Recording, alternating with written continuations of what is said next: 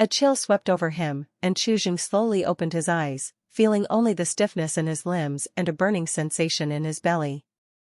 After settling his mind and looking around, his expression gradually became strange. Instead of the familiar bedroom, he found himself in a dilapidated blue brick tile house, where the windows rattled loudly. Without stepping outside, he could still feel the piercing coldness of the snow and wind. A flood of memories suddenly crashed into his mind, and after a moment, Chu Jing gradually regained his composure, his eyes flickering uncertainly. Without a doubt, he had traveled through time. His current location was in the Great Zhou Dynasty, Guangyun County, Luofeng City, at the Song residence. His predecessor was also called Chu Jing, a local from Luofeng City, orphaned, and sold into servitude at the Song residence at the age of 7. He had been there for 9 years, and because he had accidentally broken a jade cup beloved by Miss Xia the day before, he was punished with 4 days without food or water. However, to Chu Jing, these were not the key points. What surprised him most was that in this world, immortals truly existed. They were not fortune-telling charlatans but beings who consumed dew and dined on clouds, possessed longevity, and roamed from the North Sea to Guangyun in the evening, a class of powerful entities. Song Lingqing, the second young mistress of the Song family, had been chosen by an immortal a few years ago and had gone to the hidden immortal sect. Because of this, in recent years, the status of the Song family had risen significantly, standing out above the rest throughout Guangyun County. As Chu Jing pondered, a light screen suddenly appeared before his eyes. Name, Chu Jing, Cultivation, Zeroth Order, Cultivation Technique, Integrated Fist, Zeroth Order / Incomplete, Chasing Wind Sword Technique, Zeroth Order, Repair Master, Zeroth Order, 0/1000, remaining repairs for today, 5, currently reparable, Integrated Fist, 0 out of 10, the Song family, being a martial family, would teach some martial arts even to their servants, though always withholding something. Looking at the sudden emergence of the panel, a light flickered in Chu Jing's eyes.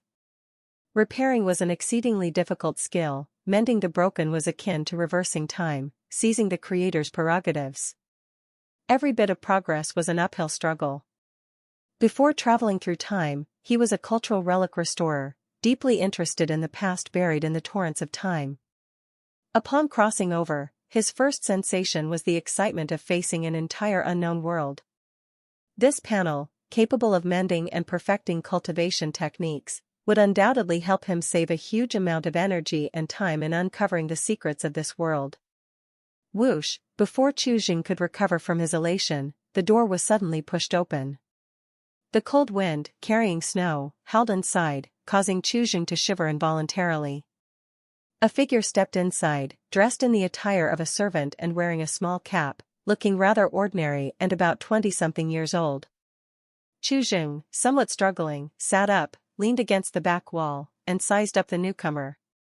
His mind quickly filled with fragmented memories.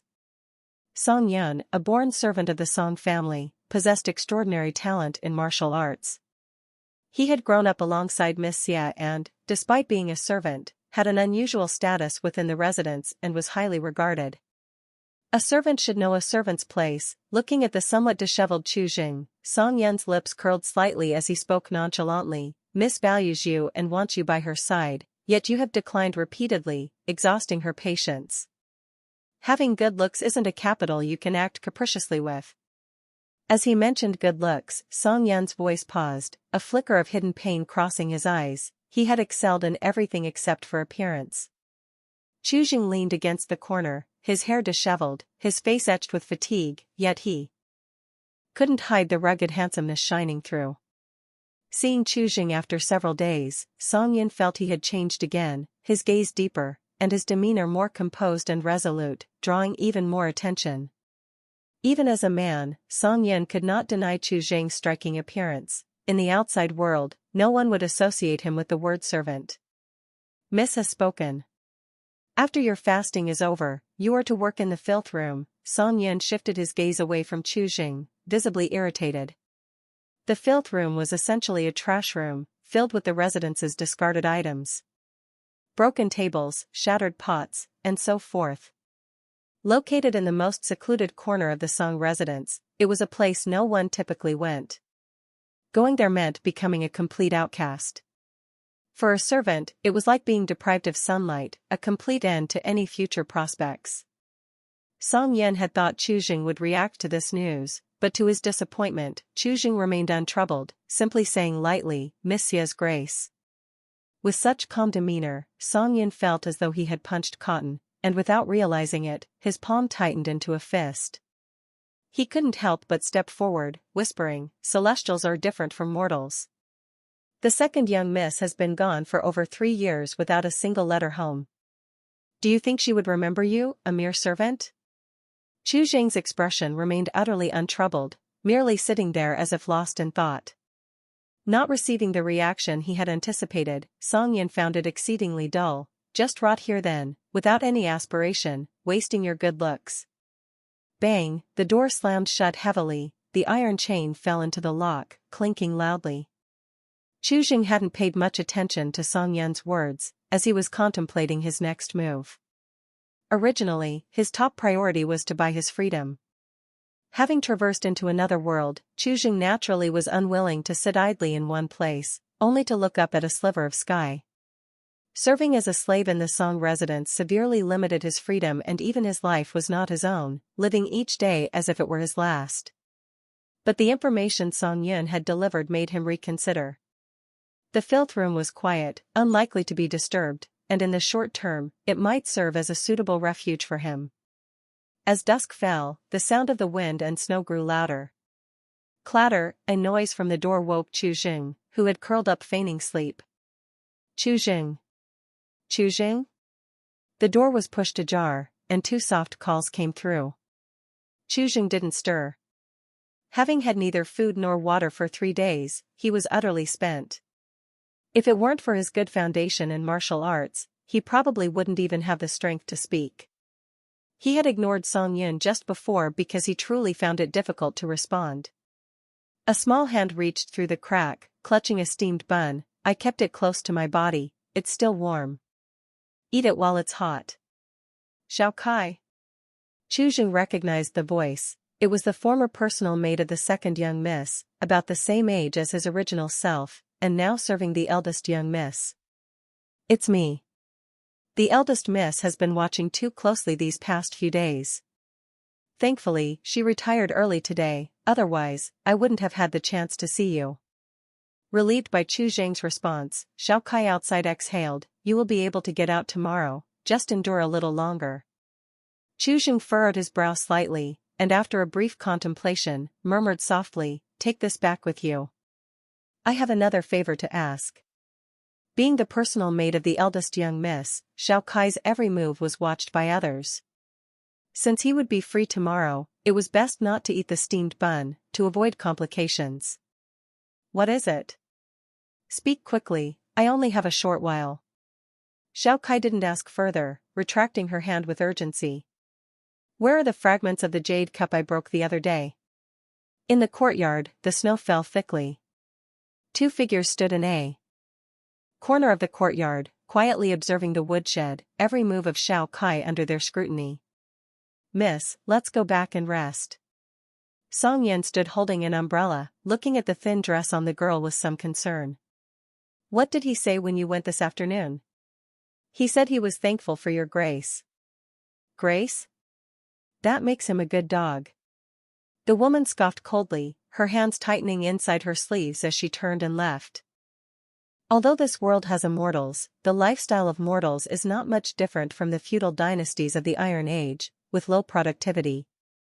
Perhaps it is because there is no communication between the celestial and mortal realms. Strong individuals do not share a common concept of development, or perhaps, immortals do not see mortals as their kind. One cannot rule out the existence of an immortal realm like Inner World, where there may be a different structural framework. In the firewood room, Chu Jing shrank his body to preserve as much body heat as possible. His mind habitually began to analyze the social background of the current era. Regrettably, limited by the original body's scarce education, the information he could obtain was extremely limited. In the blink of an eye, it was almost midnight, and the moon was high in the sky. Chu Jing didn't waste the 5 repair opportunities given by the panel, using all of them on the integrated fist. Name, Chu Jing, Cultivation, Zeroth Order, Cultivation Technique, Integrated Fist, Zeroth Order / Incomplete, Chasing Wind Sword Technique, Zeroth Order, Repair Master, Zeroth Order, 5/1000, remaining repairs for the day, 0, currently reparable, Integrated Fist, 5 out of 10, Chu Jing stared at the panel, continuing to wait for time to pass. Halfway through the midnight hour, the panel changed again, just as he expected, the count of repair opportunities reset, and he once again used them all on the integrated fist. Integrated Fist, 10/10, repaired, quality, Zeroth Order, a rather ordinary fist technique, its creator perhaps never intended it for injuring others. With long-term practice, it can strengthen the body and seems to have potential yet to be unearthed, but with your current abilities, it is temporarily unreachable. A stream of information entered Chu Jing's mind, a set of breathing techniques. This fist technique encompassed both the movements and breathing methods.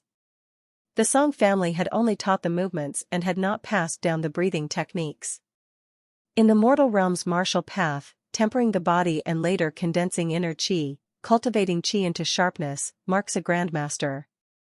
Without the breathing methods, even if practiced to the limit, it can only serve to toughen the physique, with no hope of cultivating Qi in one's lifetime. What surprised Chu Jing most was the panel's description of integrated fist. For someone who was once a cultural relic restorer, the ancient information contained in those artifacts represented their true value. This made him somewhat sigh in reflection. If he had had access to the panel in his previous life, perhaps many buried histories could have been brought to light again. After carefully considering the breathing techniques within the integrated fist, Chu Jing's perception gradually changed.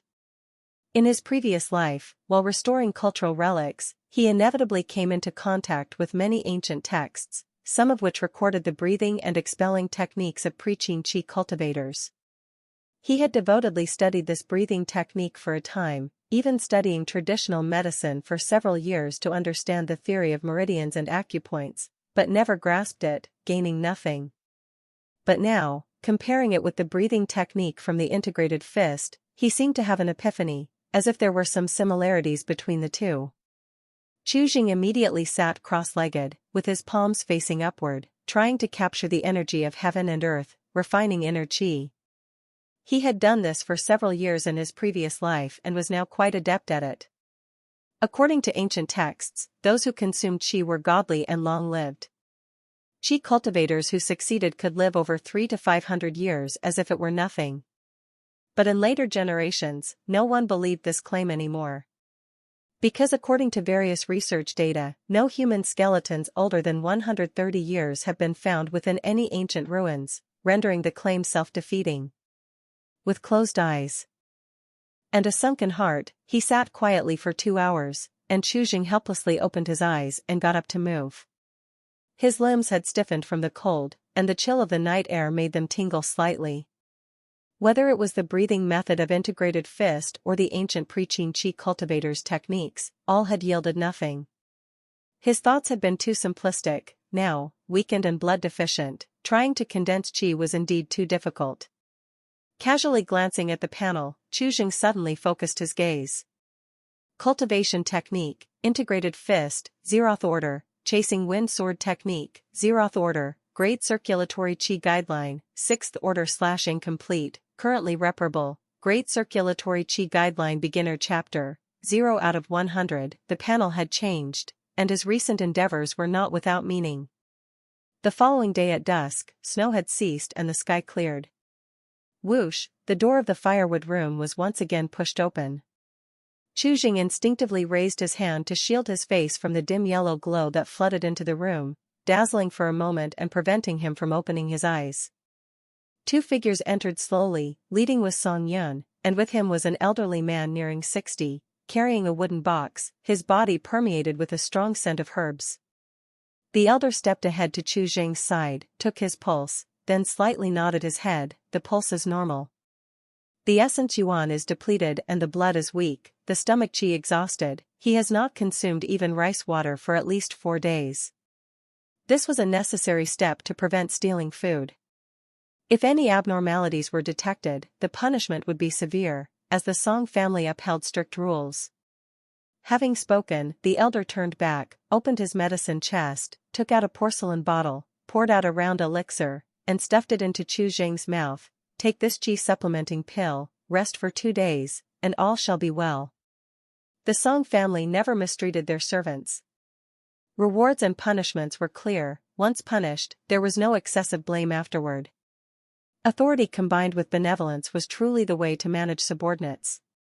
After the physician had left, Song Yin stepped forward slowly, casually dropping a porcelain bottle. Miss Ya specifically instructed this, you can go directly to the filth room. The bedding has already been sent there, stay out of the front courtyard if unnecessary, leave the residence through the side door, and remember to clean the filth room thoroughly. I will come to inspect it in a couple days. Chu Zheng opened the porcelain bottle and glanced inside, his gaze slightly sharpening. Inside the bottle were 2 elixirs the size of longan fruits, pitch black in color. Essence Yuan pill, Zeroth order composed of ginseng, astragalus, licorice and dozens of other herbs. It strengthens the qi, fortifies the blood and generates body fluids. Unfortunately, its potency was compromised during the preparation process. It is recommended to repair it before consumption. This panel was far from just simple cultivation techniques, it even encompassed the restoration of elixirs. Extend my thanks to Miss Ya. The qi supplementing pill gradually took effect, warming Chu Zheng's stomach and restoring some strength to his body.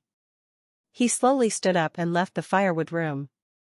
Casually grabbing a handful of melting snow from the eaves, he stuffed it into his mouth to quench his thirst, and headed straight towards the filth room from his memory. This old estate of the Song family, handed down to this day, nearly 300 years old, had undergone numerous renovations, yet it still retained traces of the years. As he walked, Chu Zheng was dazzled by all he saw. These buildings imbued with ancient charm, in his view, always filled with a soul-stirring beauty, marks left by the passage of time. The filth room was located in the northwest corner of the Song residence, occupying an area of about 5 to 6 square zhang. As he pushed open the door, dust flew up. And the interior was cluttered with lots of aged items. Sinking wood tea tray, Zeroth order / incomplete once greatly cherished, it fell into neglect after the owner's death, lacking the nourishment of tea, and showing some cracks. Aged diary, Zeroth order / incomplete a diary written by a Song surnamed martial artist, you can repair it to pass time. Tiger head shoes, Zeroth order carrying memories that gradually faded over time as they were forgotten. After circling around the filth room, Chu Zheng grew even more pleased. Its seclusion, free from disturbances, was undoubtedly a treasure trove for him. Upon departure, Chu Zheng took the tea tray and the incomplete aged diary. A house of gold lies within the book pages, was a truth Chu Zheng always believed in, reading more held no disadvantages. Before the advent of different information storage methods, books were crucial cultural ties for information heritage, and reading had become a habit ingrained in his bones. Especially something like a diary, which allowed Chu Zheng to see through time into an ancient person's life situation, truly precious. On one side of the filth room was a small side room with a bed already made, less than a zhang in length and width. It appeared somewhat cramped, but it was Chu Zheng's new quarters. Chu Zheng didn't mind. He sat directly on the bed with his legs crossed, quietly awaiting midnight. Do-do. Do-do-do. Before the night had fully settled, someone had already knocked on Chu Zheng's door. Outside the door was Xiao Kai, who looked slightly panicked and kept looking around. Seeing Chu Zheng open the door, she quickly handed over the cloth bag. All the fragments are in here. I collected them all that day, thinking about whether they could be repaired to ease Mrs. anger. Chu Zheng sighed in relief and reached out to take the bundle. Thank you, I'll repay this kindness later. Upon hearing this, Xiao Kai's expression hesitated, and she sighed. The second young miss might not come back. Miss Song actually has a good disposition. Serving by her side, there are no difficulties. You should think about your own future. After advising, Xiao Kai looked around and, not daring to stay long, quickly left. The Song residence, a centennial family, places great emphasis on reputation. Maids and servants meeting late at night, if seen, would undoubtedly lead to some criticism. Qi closed the room door, opened the cloth bag, and revealed 5 intact fragments, perfectly fitting together. Spirit Jade Lamp, Zeroth order once a finely crafted jade vessel, its special material could, with years of nurturing, perhaps achieve spiritual awakening. You smashed it by hand, but luckily the fragments are complete, making it not difficult to repair for you. Qi ignored the information flooding his mind. He had not planned to repair the jade lamp through the panel. The fragments of this jade lamp, who knows, one day Miss Song might remember, and tracing it back to him would be easy. This jade lamp was the most precious artifact he could access given his current status. He wanted to use it to verify some of his speculations. About the panel, he still had many unresolved questions and needed to conduct some experiments. In the front courtyard of the Song residence, within a courtyard. The snow that had fallen the previous night had been cleared away, and the moist green stone slabs, like a treasured mirror, reflected the starry sky. A figure in the courtyard practiced swordplay, graceful as a roaming dragon. Under the moonlight, her resolute expression seemed painted. The green-edged sword emitted 3 inches of sword qi, sharp and clear, with its piercing whistling sound incessant. The sword movements were ever-changing, sometimes like a ferocious storm, majestic, and sometimes like a lotus in water, gentle and restrained. Song Yun stood to the side, holding the sword sheath, his admiration evident in his eyes. Whiz, suddenly, the woman's long sword soared high, flying straight toward Song Yun. Zing, in the blink of an eye, the long sword sheathed itself through the air, sparking a burst of bright sparks. Mrs. Inner strength has improved again. Song Yun expressed his admiration with a full face. In no more than 5 years, you will surely step into the realm of Grandmaster. A Grandmaster in her early 20s, there are few such in all of Great Zhou. Our Song family may well have a great Grandmaster soon. A family with twin jades, an immortal seedling, a prodigy on the martial path, the Song family's fame was widely known throughout Great Zhou and even neighboring countries. What of becoming a great Grandmaster if not entering the Immortal sect? A century later, it is just a handful of dirt. Song Lingqing shook her head slightly, slowly finishing her practice, exhaling a breath of turbid qi. The warm mist that came out of her throat condensed into an arrow, flew nearly 10 feet before it slowly faded away. Threads of warm mist rose from the top of her head, and her sweat-soaked clothes were quickly dried by the surging blood qi. Xiao Kai approached with a brocade box in hand. Song Lingqing opened the box lid, took out a steaming towel from inside, and wiped her hands. She glanced at Song Yun and casually asked, "Was the essence yuan pill sent?" "It was sent." Song Yun held the sword with both hands, bowing respectfully in acknowledgement. "What did he say?" "He said, Monsieur." "Nothing else?" Seeing Song Yun nod again, Song Lingqing slightly furrowed her brows. "Did you say it was specifically instructed by me?" "I did." Song Yun lowered his head, concealing the slight dimness in his eyes. "Never mind." Song Lingqing tugged at the corner of her mouth, "But you are becoming more and more understanding of courtesies, finally gaining some memory." Song Yun remained silent, sensing that Qi had indeed changed significantly. The restlessness that once characterized him had almost entirely vanished, replaced by a calm and restrained demeanor. Even when he attempted to provoke Qi with the matter concerning the second young lady, he did not receive the reaction he had expected. The punishment had perhaps truly led to his growth. "Song Yun, you're not getting any younger. Have you thought about settling down?" Song Lingqing dropped the gradually cooling handkerchief in her hand and changed the subject, smiling as she spoke. "Xiao Kai has also grown up under my watch. I know her through and through. If neither of you opposes the idea, I will make the decision for you. I will free her from servitude, and you can leave the residence to start a family." The young lady jests. "How could a servant like me have such fortune?" Upon hearing this, Xiao Kai's cheeks turned slightly red, and she retreated to one side in a somewhat flustered manner. Song Yun's martial skills were extraordinary, and he had been well versed in poetry and literature from a young age. Among the servants of the Song residence, he was in a league of his own. Even if his appearance was ordinary, he was still 1 in 1,000 in terms of a suitable match. After all, one cannot subsist on looks alone. Just like Chu Jing, who could not grasp his own status, his eventual fate was obvious. The young lady has yet to marry, how can I precede you? Song Yan looked up with a smile, but his eyes were filled with bitterness. Having grown up together from a young age, Song Lingqing had never truly regarded him as a man. This was something Song Yan had long since realized. Where does such a rule come from?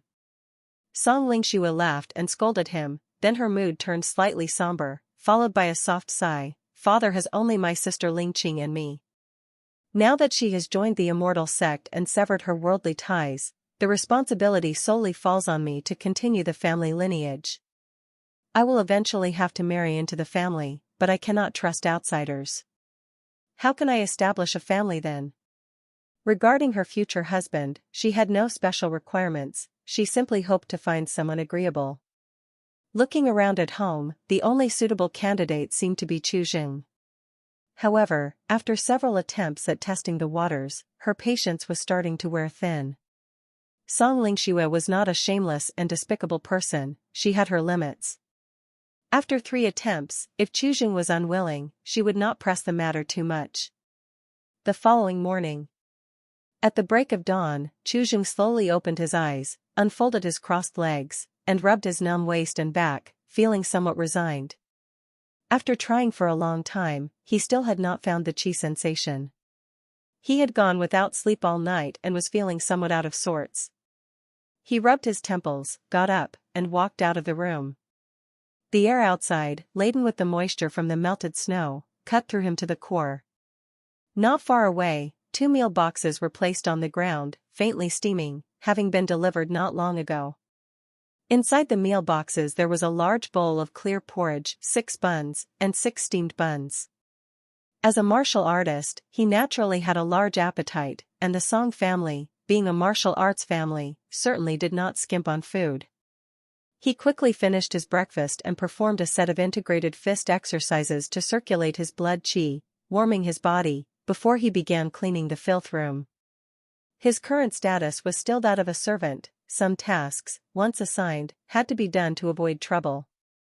By the time he had finished tidying up the filth room, it was midday. His lunch was even more lavish, 4 pounds of boiled essence yuan meat sprinkled with salt, a bowl of big bone soup garnished with green onions and covered in oil droplets, a few buns, and 2 small side dishes. Even by his pre-modern standards, the quality of the food was somewhat too generous. In this ancient dynasty with low productivity, it was extraordinary, even surpassing some middle-class standards. After devouring his lunch, Chu Jing left the residence from a side gate, intending to buy some materials needed for repairs. To Chu Jing, repairing was a serious matter. In his previous life, every artifact restoration had to be handled with utmost care. A slight oversight could bury a piece of ancient history and cause many deviations. Due to differences in the world and historical contexts, finding the right materials was not easy, and it took until the sun was low in the sky for Chu Jing to barely gather some of the materials needed to repair the jade cup. As night fell, Chu Jing returned to the Song residence. Before he reached the filth room, he heard some exhilarating news from a passing servant. The Song family's second young lady, Song Lingqing, who had not been heard from for several years, had returned to the residence. In a past life, Chu Jing had heard countless legends about the immortal gods and was naturally immensely curious about the immortals in this world. Given his current situation, Chu Jing had no means to make contact with the so-called immortals. Song Lingqing was the only possibility. Within the entirety of the Great Zhou dynasty, the hidden immortal sect was an exceptionally unique existence. Other than the occasional immortal descending to leave behind legends here and there was absolutely no information disclosed. Perhaps some people held the secrets of cultivation, but these were not secrets that Chu Jing, a mere servant, could access. Information isolation existed no matter the era. Chu Jing always believed that the most valuable thing in the world was information. What seemed trivial to some could change the fate of an ordinary person if it fell into their hands. A moment later, Chu Jing had already learned the whereabouts of Song Lingqing. He wasn't the only one interested in this second miss, she was easy to find. The normally unlit corridors were now brightly illuminated, the ancient bronze lamps burned vigorously, emitting a light smoke that was slightly irritating.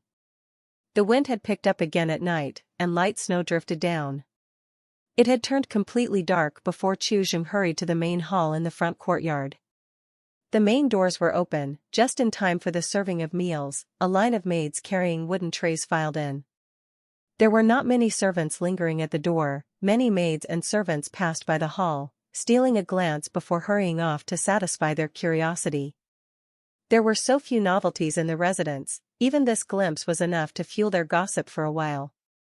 Qi stopped at a corner of the corridor, somewhat at a loss. In his excitement, he had forgotten his status. Without being summoned, he had no right to step foot inside the main hall. The consequences of barging in might be more than he could bear, but if he didn't go inside now, there was no guarantee Song Lingqing wouldn't leave by tomorrow. After weighing it for a long time, Qi decided against taking the risk and turned to head back to the filth room. Tomorrow was another day, and even if he missed this chance, he could still try other methods. He had only taken a few steps when he heard footsteps from 3 people approaching. A group turned the corner. Xiao Kai, holding a lantern, led the way, followed closely by a man and a woman, with Song Yun at the end. The woman was dressed in a light cyan long dress, her eyes hid a sharp brilliance like the morning glow. Her appearance was pretty, her hair arranged in an immortal's bun, secured with a golden belt, her waist slender and demeanor captivating. Qi was stunned for a moment. He searched his memory and recognized the woman. Song Residence's elder daughter, Song Lingqing. Today, she wore light makeup, evidently having taken great care in her appearance. Her features were softer, less sharp than the image Qi had of her in his mind, and more gentle. Qi's gaze didn't linger on Song Lingqing but quickly moved to the man walking at her side, and his heart suddenly sank. The man appeared to be just over 20, dressed in deep blue brocade with silver patterns. His build was tall, his celestial dome full, his step light, as if walking on clouds, making no sound at all. The instant he made eye contact with this man, Qi felt a chill run down his spine, his muscles trembled uncontrollably, and he involuntarily lowered his head. This was an oppression emanating from the life force itself. Qi had felt this pressure once before in his past life, when he had visited a heavenly master of the Taoist school to seek advice on repairing an incomplete magic artifact. On that occasion, he realized the inherent differences between people. The heavenly master explained that a human body was composed of the brain, blood, flesh, bones, marrow, channels, and meridians. The strength of these components determined the strength of a person's life force. This strength brought about the most tangible feelings, emotional changes. When one's life force was suppressed, it would involuntarily lead to anxiety, panic, tension, fear, and other negative emotions. Qi lowered his gaze, his fingertips trembling slightly on their own. He knew well why this was happening. His adrenaline was spiking dramatically at the moment. The heavenly master he had met in his past life lived to be 118, his mastery of Taoist teachings had reached the transformation realm, yet the man before him looked only to be about 20. Moreover, the oppressive feeling emanating from that heavenly master back then was far less intense than what was being experienced at this moment. Without a doubt, this person must be from the Immortal sect. Qi? Song Lingqing slightly furrowed her brow and glanced at the hall not far away, her frown deepening. Walking at the back, Song Yan's expression subtly changed, and he glanced at Song Lingqing, wanting to speak but then hesitating. Upon seeing Qi, he intended to scold him but felt it was not appropriate to speak out at this moment. Moreover, he was just a servant. In this situation, it wasn't his place to speak. "Miss, may peace be with you." Qi bowed deeply, stepped aside, and made way. "Enough."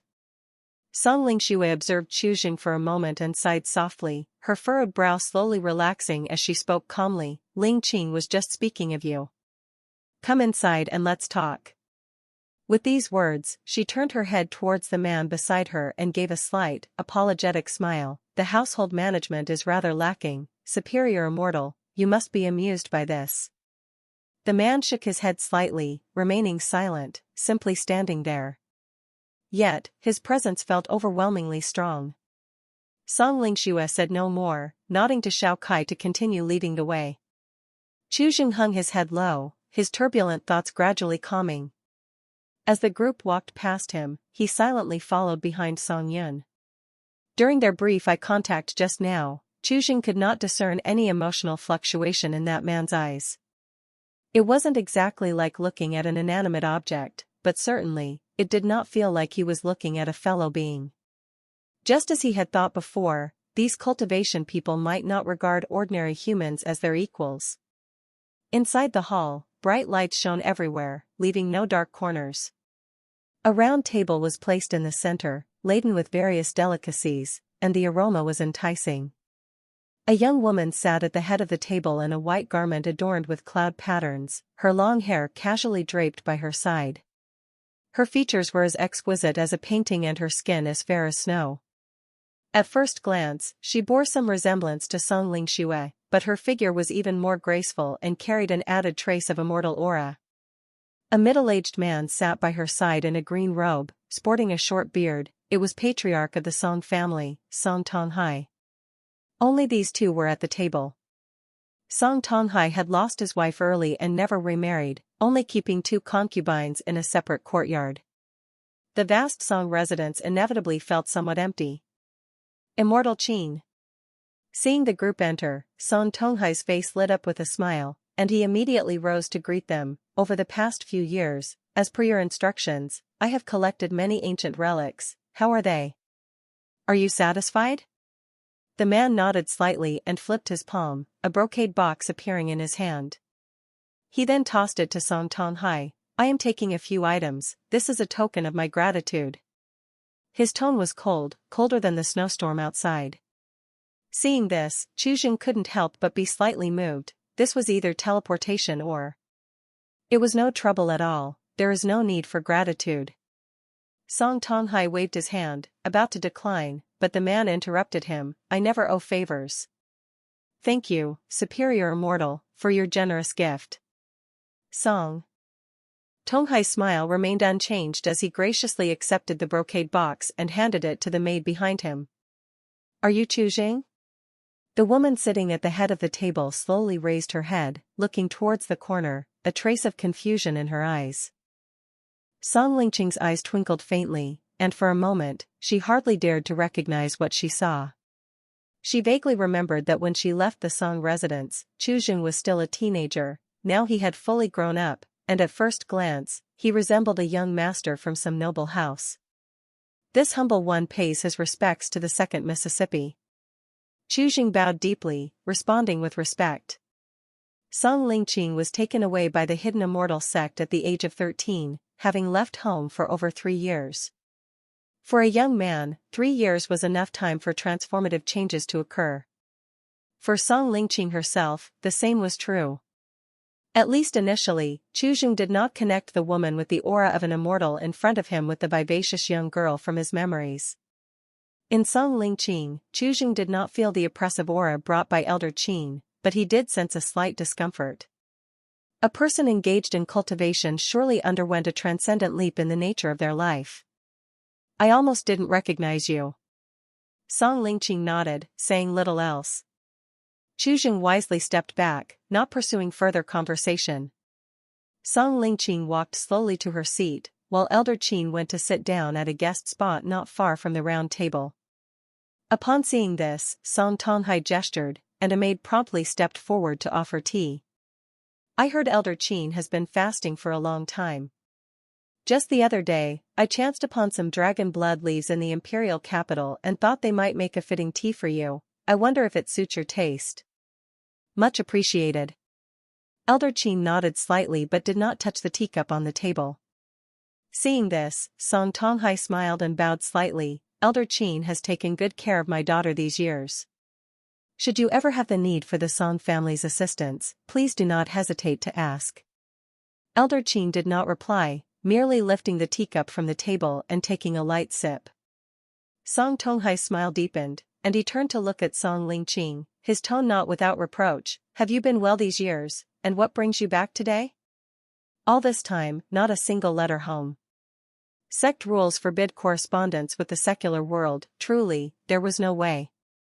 I hope father will forgive me. Song Lingqing gave a helpless smile as she explained, I must leave the Qian domain to participate in the great tournament of 10,000 sects.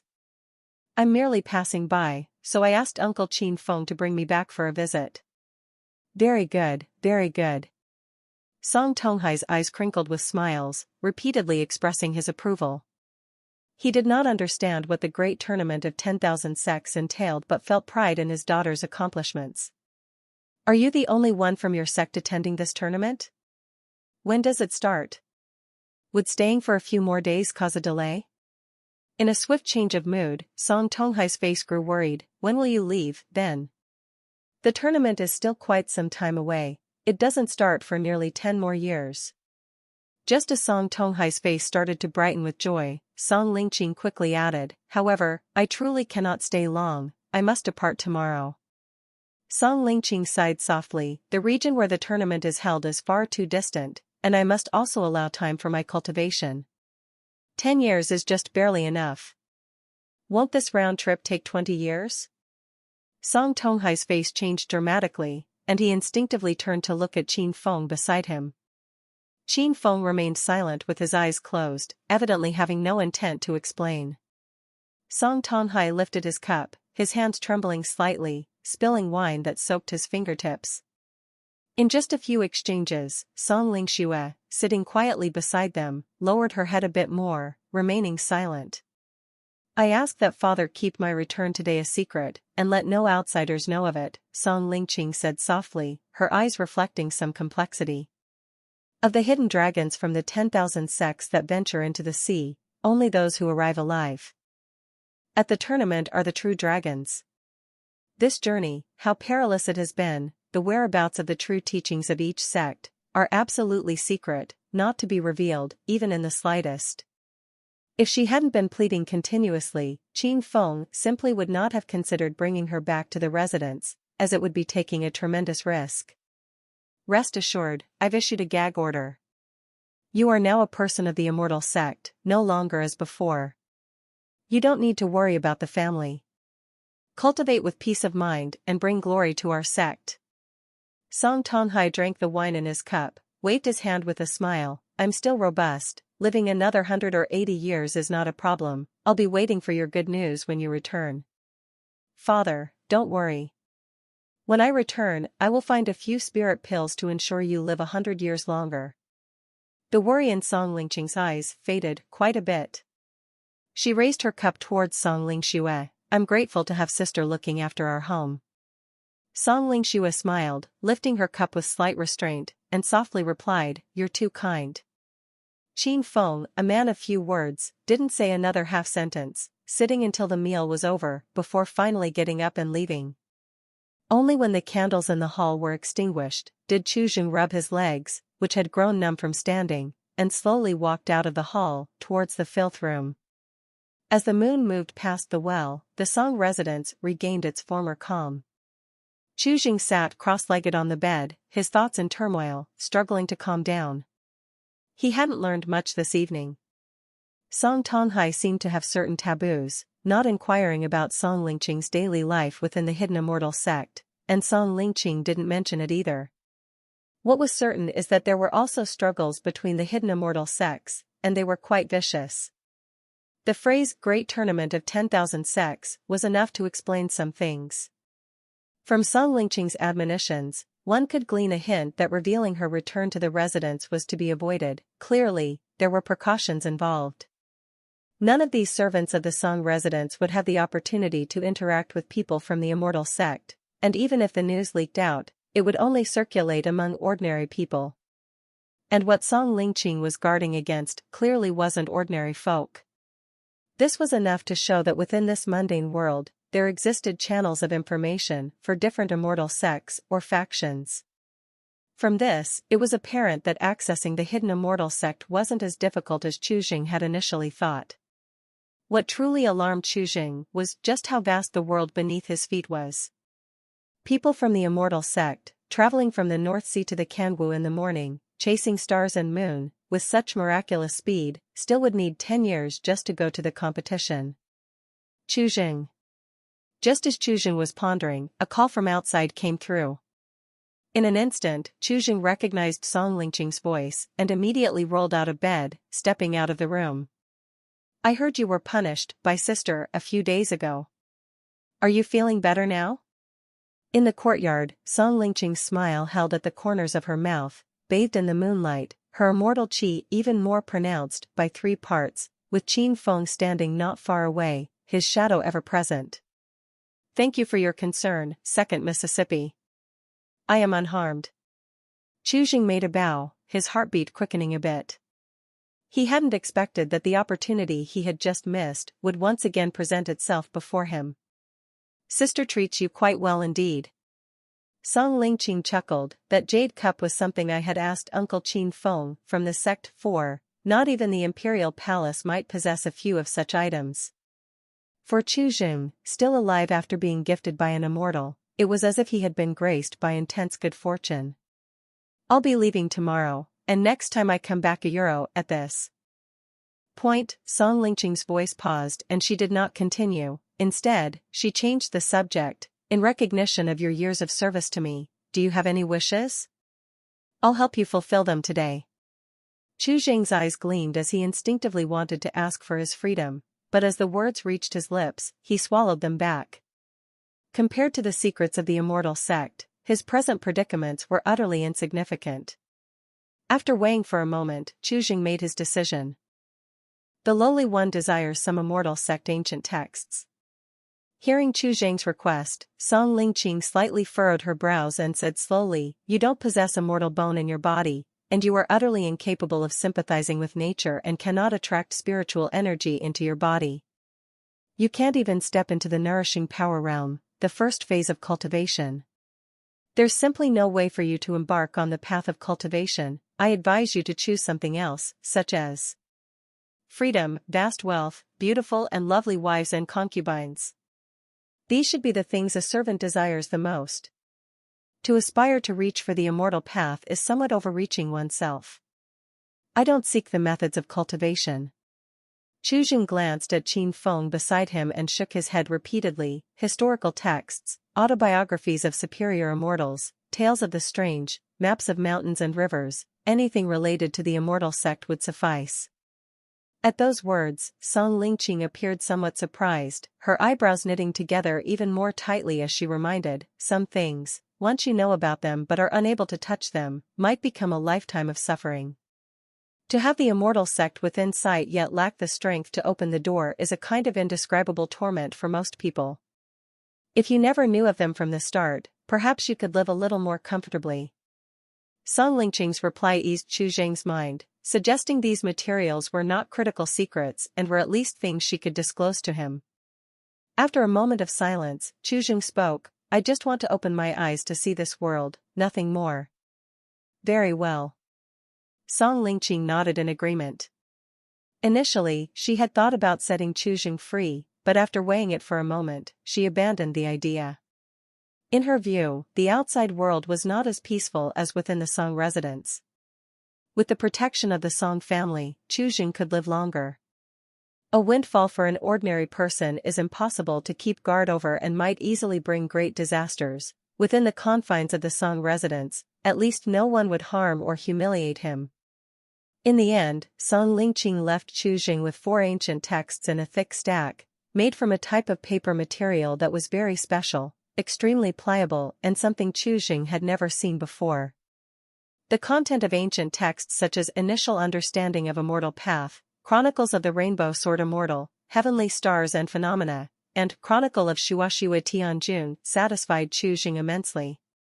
After leaving the filth room, Song Lingqing felt somewhat dejected. She had embarked on the path of immortals not long ago, and many things she had not yet experienced. This time returning home, many things had already changed. Her father's politeness, her sister's estrangement and restraint, as well as the attitudes of Xiao Kai and Qi. The changes in these people's demeanors left her at a loss as to how to comport herself. With nowhere to vent the irritation in her heart, Song Lingqing subconsciously looked back at Qin Feng. Uncle Master Qin, have you encountered such a situation before? No.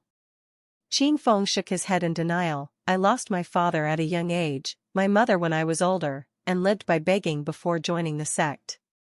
If I were not born with an extra piece of bone compared to ordinary people, my bones would have turned to dust by now. Song Lingqing's life was better than 99% of the world, and for this reason, her character still lacked tempering. Uncle Master, I took the liberty of giving those books to Qi. Will there be any trouble? Only at this moment did Song Lingqing start to consider the consequences. The worlds of celestials and mortals don't interconnect, and all information about the hidden immortal sects is sealed, not to be disclosed to mortals. This is an unspoken rule. It's fine. They are just a few miscellaneous books. The boy has a steady nature, knows when to advance or retreat, and has some aptitude in discerning words and observing expressions. Although he was talking to you, he secretly looked at me no less than 10 times, always observing my reaction. Qin Feng shook his head and said, when I was 16, my temperament was not as good as his. Even with just a lower quality immortal bone, this child could have achieved something. It's a pity. In this world, things are inherently unfair. Without an immortal bone, one is destined to have no connection with the immortal path. Uncle Master, who is nearly 300 years old, has such a firm Tao heart. Would he feel pity for a mere mortal?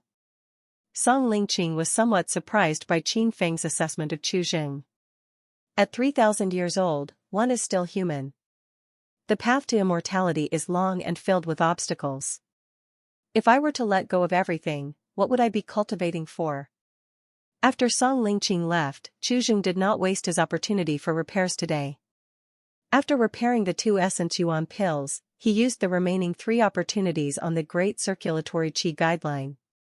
From beginning to end, he had never thought of asking Song Lingqing for the methods of cultivation but rather pinned his hopes on the preaching Qi cultivators. Since the people of the immortal sects in this world believe he cannot practice immortal laws, it must be impossible to do so, and it would be a waste of effort to research it further. The immortal sect's heritage spanned for tens of thousands of years and surely had a complete set of methods to determine whether someone had the qualifications to cultivate. Qi did not believe he was a special existence capable of breaking the chains of rules formed by a world for tens or even hundreds of thousands of years with his own power. It would be better to save his energy. Among the notes of the Qi practitioners from his former world, Qi did not see any description of immortal bone that seemed worth a try. Qi no longer spent time on the breathing techniques of integrated fist. After taking an essence yuan pill, he began to read Initial Understanding of Immortal Path on his couch to understand the true secrets of cultivation in this world. In this world, regardless of which method one practices, an immortal bone is needed as a medium, which is further divided into 4 categories: lower, middle, high, and superior quality. 100 years of hard cultivation with a lower quality immortal bone is no match for 3 months of seclusion with a superior quality immortal bone. The gap is like that between heaven and abyss. To enter the path of immortality, one must utilize an immortal bone to assimilate nature's spiritual energy, open the crown chakra at the top of the head, and nourish the body with it. This first realm is therefore called the Nourishing Power Realm. The Nourishing Power Realm has 9 levels. At the 9th level of Nourishing Power, one's every move is imbued with the strength of 10,000 pounds. Even without taking life extension elixirs, one can live past 150 years. When the body is nourished to its limit, a spring will naturally arise in the dantian, producing mana capable of controlling magic artifacts and traveling through the air. This second realm is called the Spiritual Spring, and its practitioners live past 300 years. When the mana is sufficiently powerful, one can attempt to condense their Tao foundation. This third realm is also called Entry Path. Only when dawn broke and the roosters crowed did Qi rather reluctantly put down the book in his hands, his anticipation growing even stronger. He wanted to know if the preaching Qi cultivators were the same. Less than 2 days after Song Lingqing left the Song residence, a convoy arrived bearing the Zhao royal flag. The carriages were filled with gold, silver, jewels, and countless exotic precious medicines. Zhao is the surname of the great Zhou royal family, and Wuyang County is King Guangyun's fief. These goods were generous. Gifts from King Guangyun. There's something abnormal when the unusual occurs. In the past, the Song family had no dealings with King Guangyun. Now that they had suddenly sent generous gifts, it was clear they had an ulterior motive. Following that came gift lists from various established families and many factions within Wuyang County. The news of Song Lingqing's return home had inevitably leaked out. Regarding the Song family's immortal seedling, many had previously been skeptical. Immortals were too mysterious, and very few had seen Song Lingqing being admitted into the immortal sect with their own eyes. But now the situation had changed dramatically. Song Lingqing had returned home, exuding the aura of an immortal, witnessed by many with their own eyes. Crack, the crisp sound of splitting echoed within the main hall, the teacup shattered into 4 pieces. Song Tonghai's eyes were slightly red, filled with bloodshot veins, his gaze piercing through the wide-open doors of the hall to the mountainous piles of gift boxes outside, his anger becoming increasingly uncontrollable. A visible inner strength condensed into mist, rising from the top of his head and generating an invisible gust around him, cutting like a blade, sharp to the extreme. Gathering Qi into sharpness, this was the wonder seen in those who stepped into the realm of a martial arts grandmaster. Song Lingxue stood not far away, her brows equally furrowed. With the news spreading this fast, there must be a traitor within the Song residence, and perhaps not just one. Looking at the fury on Song Tonghai's face, Song Lingxue picked up a teacup from the side and slowly stepped forward. "Father, please calm your anger." Song Tonghai took the teacup, drained it in one gulp, steadying the tumultuous breaths within him, then with a long shout, "Song Yun!" Song Yun stepped quickly into the hall, knelt, and paid respects. "Present."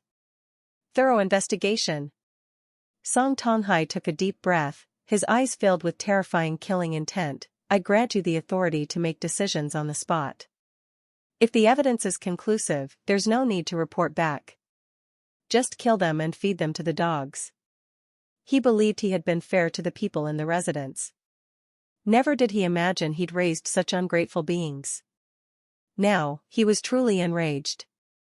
"Understood." Song Yin replied respectfully, stood up, and left. Chu Jing paid no attention to these external disturbances, his main focus was on studying those several books and repairing the jade cup. These past few days, he slept very little, but his spirit had not been greatly affected. The enhanced effects of the essence yuan pill, after the repair, were too evident. Even if Chu Jing stayed up late studying the books nightly, he would still be energetic the next day. After lunch, under the warm winter sun, Chu Jing began repairing the tea tray that he had taken out from the filth room. Even the tea tray was an old piece, long deprived of moisture and inevitably cracked.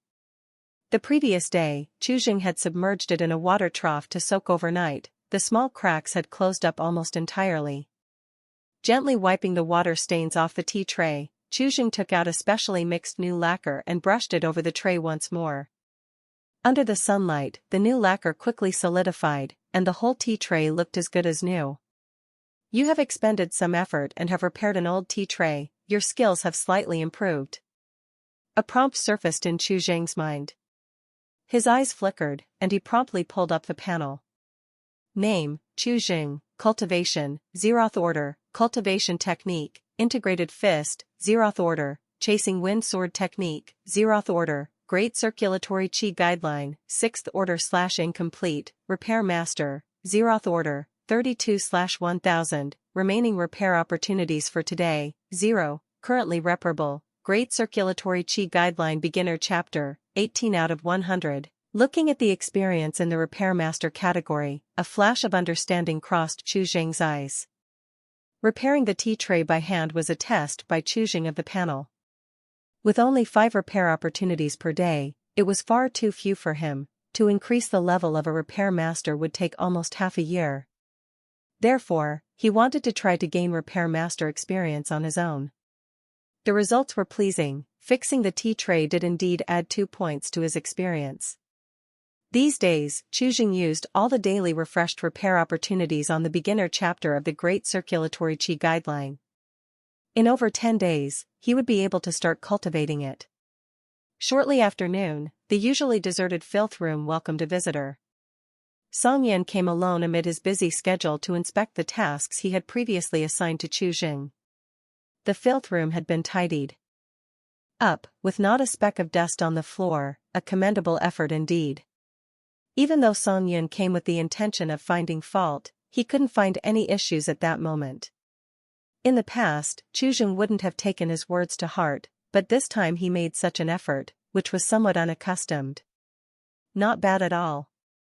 After circling around, Song Yan stepped out of the Filth room and praised it before saying, "Anything lacking in terms of food? If there is."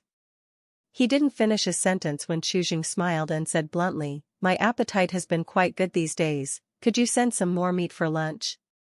Song Yan was momentarily speechless. His comment had been a subconscious courtesy. Thanks to Song Lingqi's care, Qi meals were already the best among all the servants, yet here he was asking for an increase.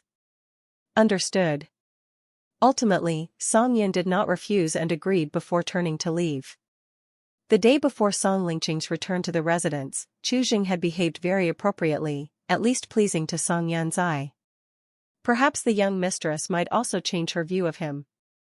Just as he left the side courtyard, Song Yan was slightly taken aback. Suddenly turning back, he looked at Qi basking in the sun far away, with an unavoidable idea sprouting in his mind.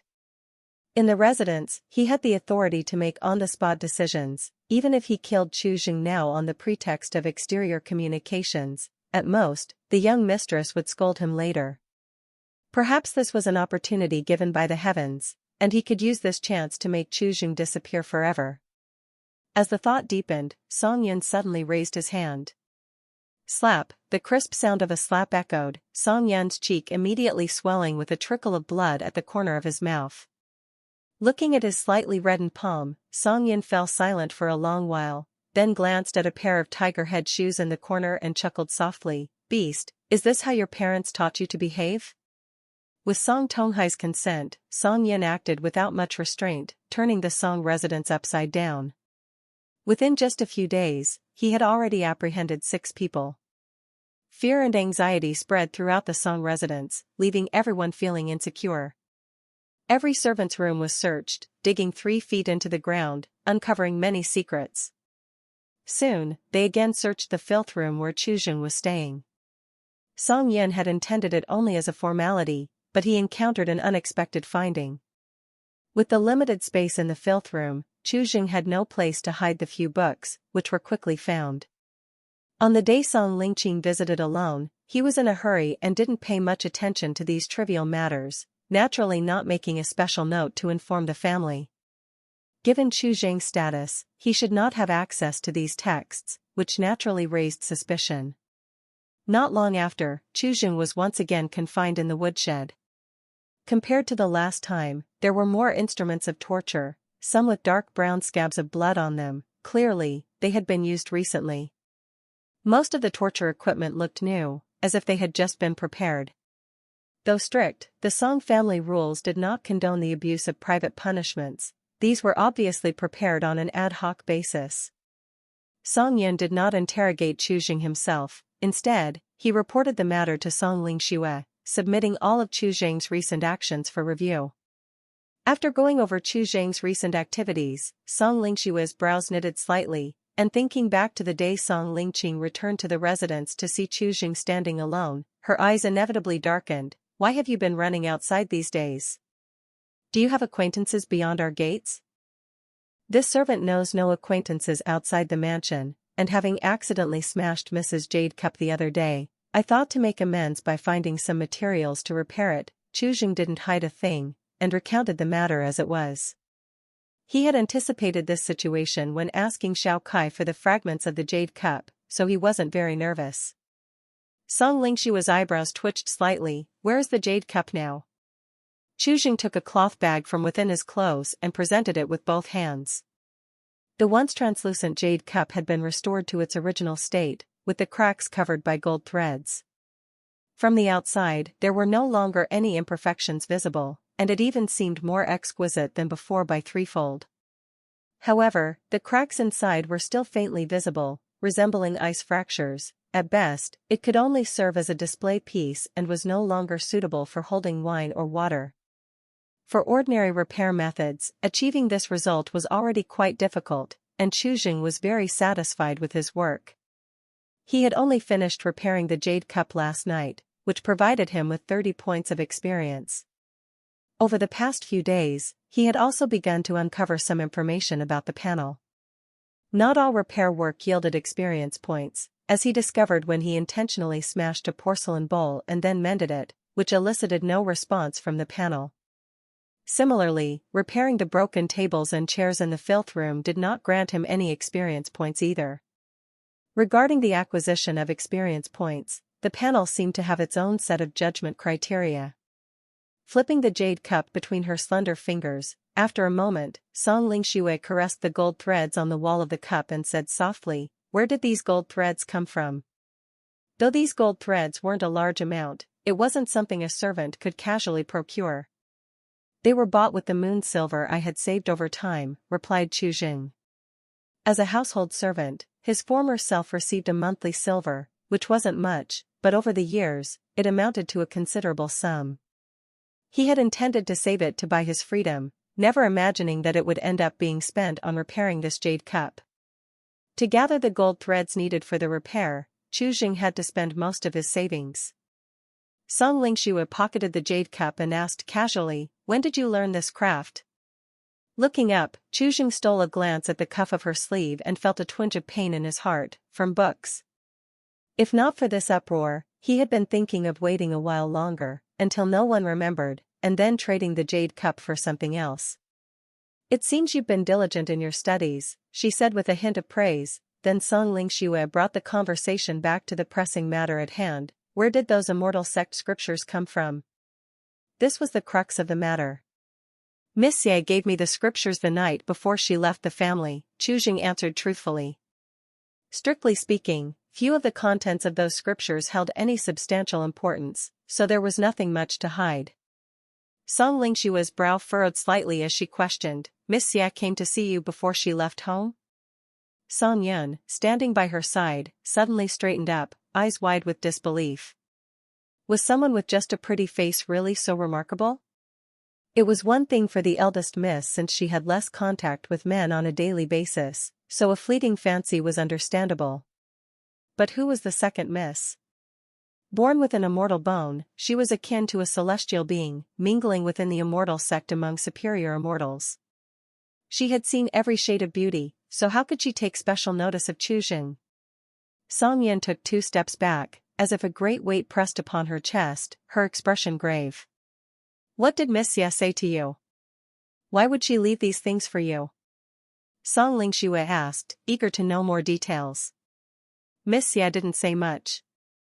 Merely inquired about my wishes and, remembering my years of service, wished to fulfill one of them for me," replied Qi meticulously, then added, "I knew I was of limited talent and couldn't achieve greatness, so I asked for a few miscellaneous books to alleviate my boredom." "You're only choosing these few books?" Lingqing's expression showed a hint of surprise as she could not help but say, "Why don't you take the opportunity to ask for a sum of silver to redeem yourself, or perhaps spirit pills to prolong life? Going out to be an idle rich man, buying land and taking a wife, would be better in any case than serving as a slave in the mansion. I have been an orphan since childhood, it was the Song family that gave me a way to live. Once out of the mansion, I wouldn't know what to do." Qi bowed his head with a light sigh, then looked up at Lingqing. "It was only after being enlightened by the second young miss that I realized the jade cup was an item of the immortal clan. I was guilty beyond redemption for breaking it by accident. Miss is kind to spare my life, I should be grateful and do my best to repay her in the future." In Qi view, his former self had been somewhat ungrateful. A man should be able to bend and stretch. How much is face worth? Playing the sympathy card, in any era, is effective, especially against a girl not yet 20 years old. At the side, Yun regained his composure and looked at the sincere-faced Qi. a sense of alarm flashing violently in his mind. Something's wrong. This is not the Chujing he knew. Within that familiar face, he vaguely discerned a hint of slyness. This is bad. Song Yan quickly turned his head to look at Song Lingqing, and as expected, although her expression did not change, her gaze had softened somewhat. For a moment, Song Yan broke out in a cold sweat. The old Chujing had been a stubborn one, never having made him feel this threatened before. Whenever Miss bestowed favors in the past, Song Yan was always anxious, fearing that one day Chujing might suddenly see the light. Now, the thing he feared most had happened. Chujing had probably really come to his senses and was about to accept the olive branch Miss had thrown out. This fasting had really taught him a lesson. Enough, since things have been made clear, there is no need for you to stay here. Song Lingqing waved her hand, since these books were a gift from Lingqing, you may keep them. Miss sees clearly. Chujing breathed a sigh of relief and turned to leave, only to be stopped by Song Lingqing calling out to him, the gold thread for repairing the jade cup, just go to the account room to fill in the form, and withdraw funds from the mansion's treasury. Claim an extra 20 taels of silver, I'll approve it, consider it a reward. Song Lingqing's eyes narrowed slightly as she spoke indifferently, I've already punished you for breaking the jade cup. I won't hold a grudge. Having repaired the jade cup counts as your merit. It was my duty, I dare not claim credit. Chujing bowed, thank you for the reward, Miss Ya. Seeing that he did not refuse the reward silver, Song Lingqing couldn't help but smile slightly at the corners of her mouth, finding Chujing a little more pleasing to the eye. She spoke again, your craftsmanship is too good to be wasted. You don't have to stay in the filth room anymore. Go to the mansion's treasury, they happen to need someone to repair some ancient artifacts. Your monthly silver will be doubled. Thank you, Miss Ya. Chujing's eyes lit up. He had been concerned that the filth room was somewhat useless and was wondering how to arrange his future. Now a pillow had come while he was dozing off. The job at the mansion's treasury was vastly different from the filth room. Anyone assigned there was sure to be a core member of the mansion, most trusted. The majority of the Song family's treasures were all stored within. It was full of unknowns and far more alluring than the completely transparent filth room. Miss, this is still just his side of the story. Song Yan took a deep breath. Before he could finish his sentence, Song Lingqing interrupted him with a shake of her head, the city is full of people, and Chujing's whereabouts can easily be checked. Go verify it and report back to me once it's clear. Yes. Song Yan bowed in response, feeling an inevitable sense of loss. The attitude of the elder miss was clearly leaning toward Chujing. While Song Lingqing naturally wouldn't completely trust Chujing's words, she also hadn't found any discrepancies, it was most likely very close to the truth. The only thing that puzzled her was why Chujing wanted only those few books. This was really beyond common sense. Unless the contents of those books were, for Chujing, far more important than wealth or freedom. What could that be? The next morning arrived. Chujing got up early, had breakfast, picked a few items of interest from the filth room, and packed them along with those books. He did not head directly to the mansion's treasury but first made his way to the account room. The account room was not far from the main gate of Song residence, comprising 2 side rooms where 2 accountants lived, one old and one young.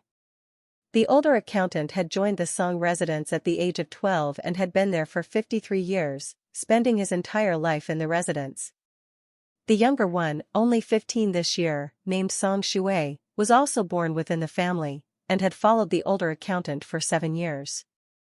The elder had lost his wife in his middle years and had no children, so he treated Song Shui as his own. In the past few days, countless gift orders had been sent, keeping the account room exceedingly busy, constantly sorting incoming and outgoing items each day.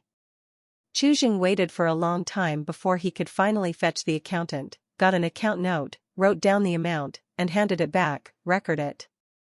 Upon seeing the amount on the account note, the old accountant couldn't help but express surprise. Wow, Chujing, did you strike it rich?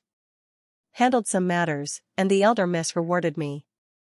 Chujing didn't say much, casually threw out a comment, and left. As he passed the main gate, suddenly thunderous noises filled his ears, the sound of horse hooves like thunder, and even the tall courtyard wall couldn't conceal the dust rising from outside. After a moment's reflection, Chuzheng quickened his pace toward the mansion's treasury. His curiosity was quite intense, but sometimes it needed to be reserved. Unnecessary curiosity would only invite trouble. It was wiser to ask fewer questions in such situations. The treasury was deeply located in the back courtyard, and it took a while before Chuzheng finally arrived at its main gate. The treasury was heavily guarded, day and night, by martial artists who had cultivated inner Qi. At this moment, the door was wide open, and an inventory was being carried out. The variety of gifts from various families was diverse and would require a long time to sort and organize. Song Lingqing must have given prior notice, for as soon as Chuzheng arrived, someone led him to start working, helping the treasury with categorization. Silver bear paw. Zeroth order derived from a silver bear that lived for over 20 years. It is an excellent supplement, but the skill of extracting the bear paw was lacking, causing many essences to be lost, advised to be repaired before consumption. Bone strengthening pill. Zeroth order made from a large quantity of herbs mixed with beast bone powder, strengthens muscles and bones when consumed. However, due to prolonged exposure, 3/10 of its medicinal strength has dissipated, recommended to be repaired before consumption. Green feather bough. Zeroth order created from 100-year-old ironwood and 30-year-old cow tendon, soaked in tung oil. The bough is heavy and powerful, capable of piercing armor from 100 steps. It has been some time since anyone has drawn it, showing its strong tension. Listening to the continuous prompts in his mind, the gleam in Chuzheng's eyes grew increasingly bright. Indeed, the treasury was the place he truly needed to be. Having been busy for a long while, an unexpected piece of news suddenly came from the front courtyard.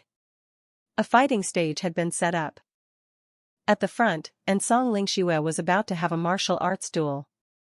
An hour earlier, while Chuzheng was getting acquainted with the mansion's treasury, a commotion arose at the front gate of the Song residence. Whoosh, over 100 ironclad riders stood silently in front of the gate, the unsettled dust irritating the war horses, their snorting sound ceaseless. A Zhao royal flag fluttered in the wind, rustling loudly. Leading them, 2 men, neither in armor. One about 40, with a short beard and an air of nobility, wearing jade and gold, clad in a purple robe adorned with python patterns, his demeanor naturally commanding. The other, slightly younger, around 20, handsome, with a jade pin in his hair and wearing a green robe, embroidered with the auspicious green fox, radiating an elegance beyond ordinary people. In Great Zhou, purple python robes are reserved for princes. In Wuyang County, such attire could belong to no other than King of Guangyun, Zhao Yunheng. Song Tonghai stood at the gate waiting, his eyes briefly passing over the Zhao royal flag, his expression revealing neither joy nor anger. Behind King of Guangyun stood the great Zhou dynasty, with its vast realms and myriad martial experts, even blessed with the service of the Immortal clan. Throughout history, the royal family has produced several immortal seedlings. The reason the realm of Great Zhou belonged to the Zhao family was not unconnected to this fact.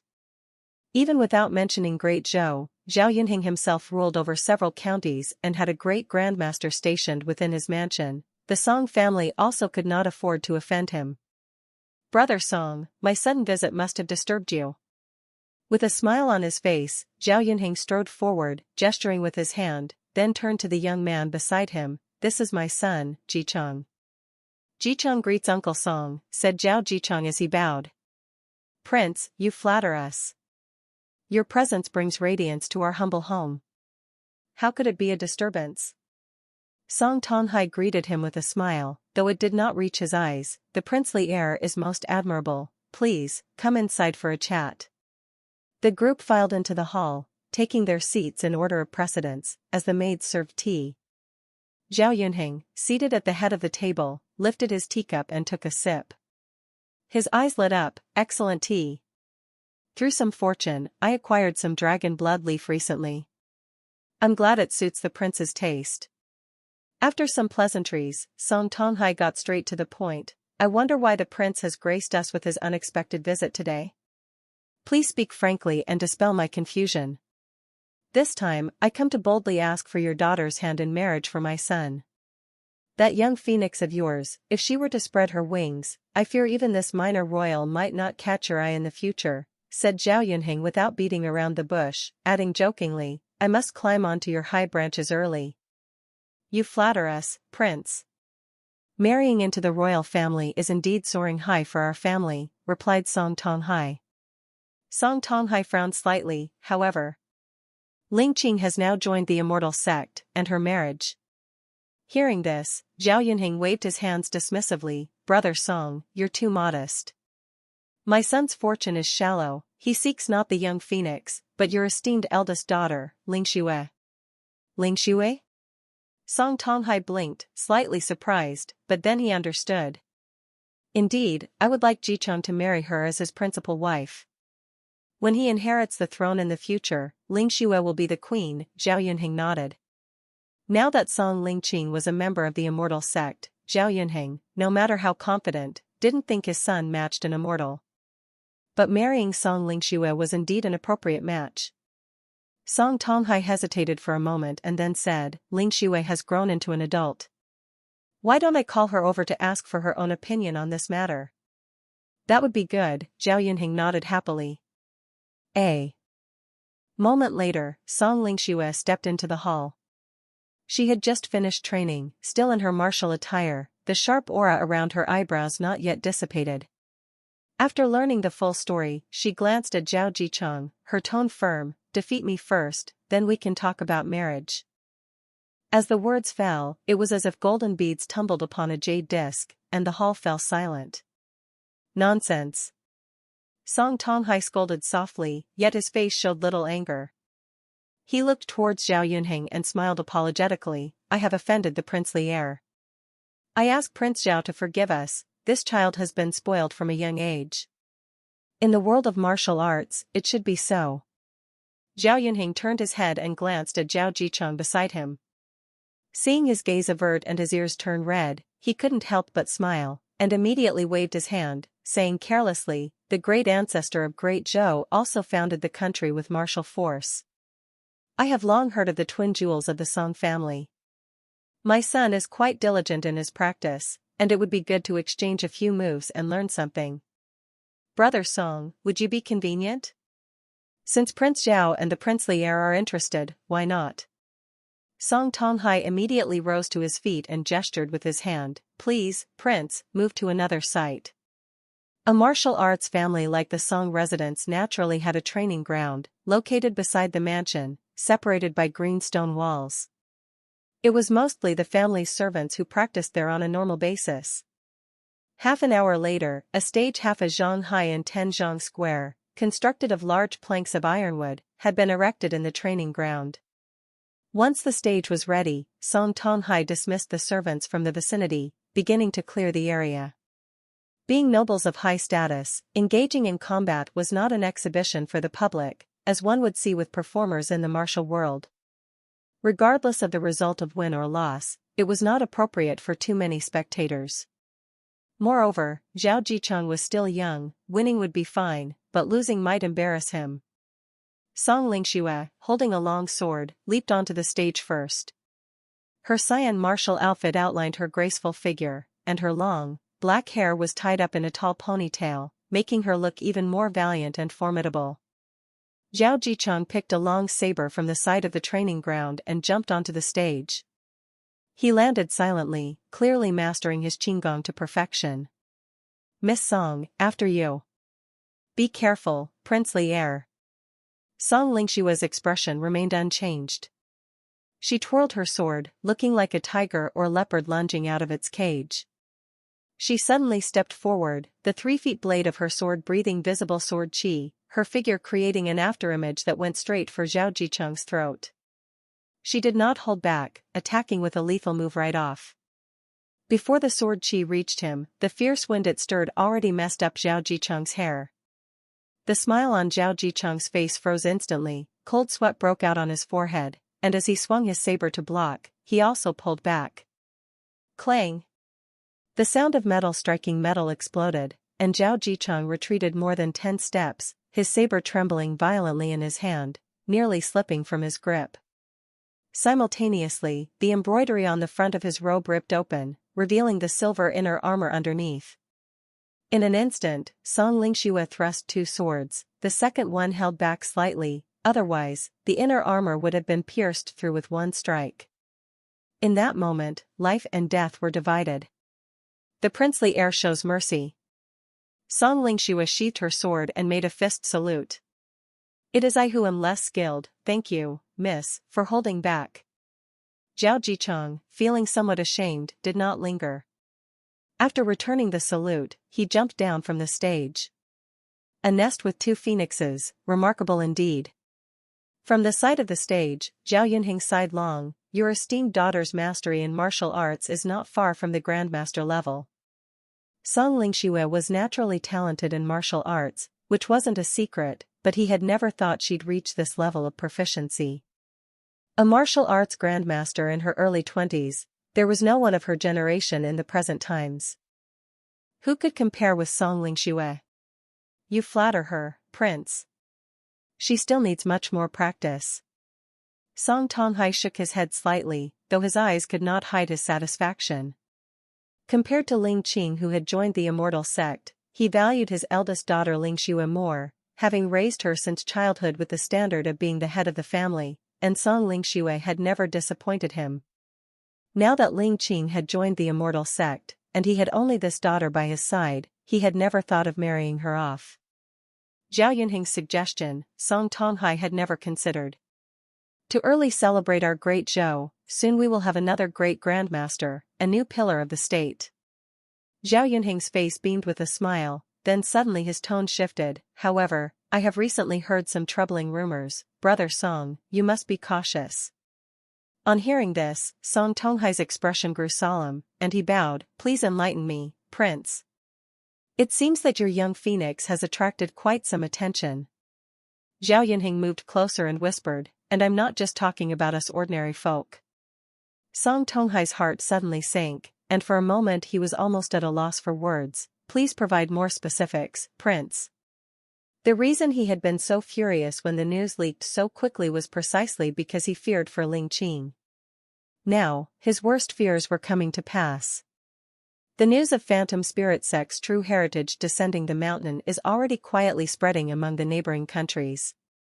That's all I can say, Prince, and I'm unclear about more detailed information, Zhao Yunheng murmured softly. While the young phoenix has protectors around her, the Song residence lacks an immortal clan anchor. This?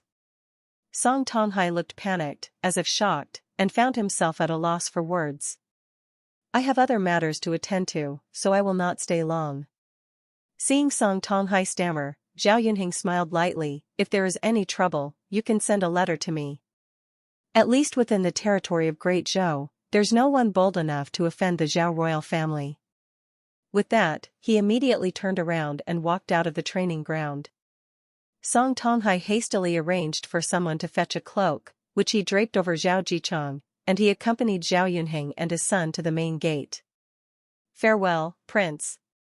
As the sound of horse hooves thundered like rumbles, they soon faded into the distance.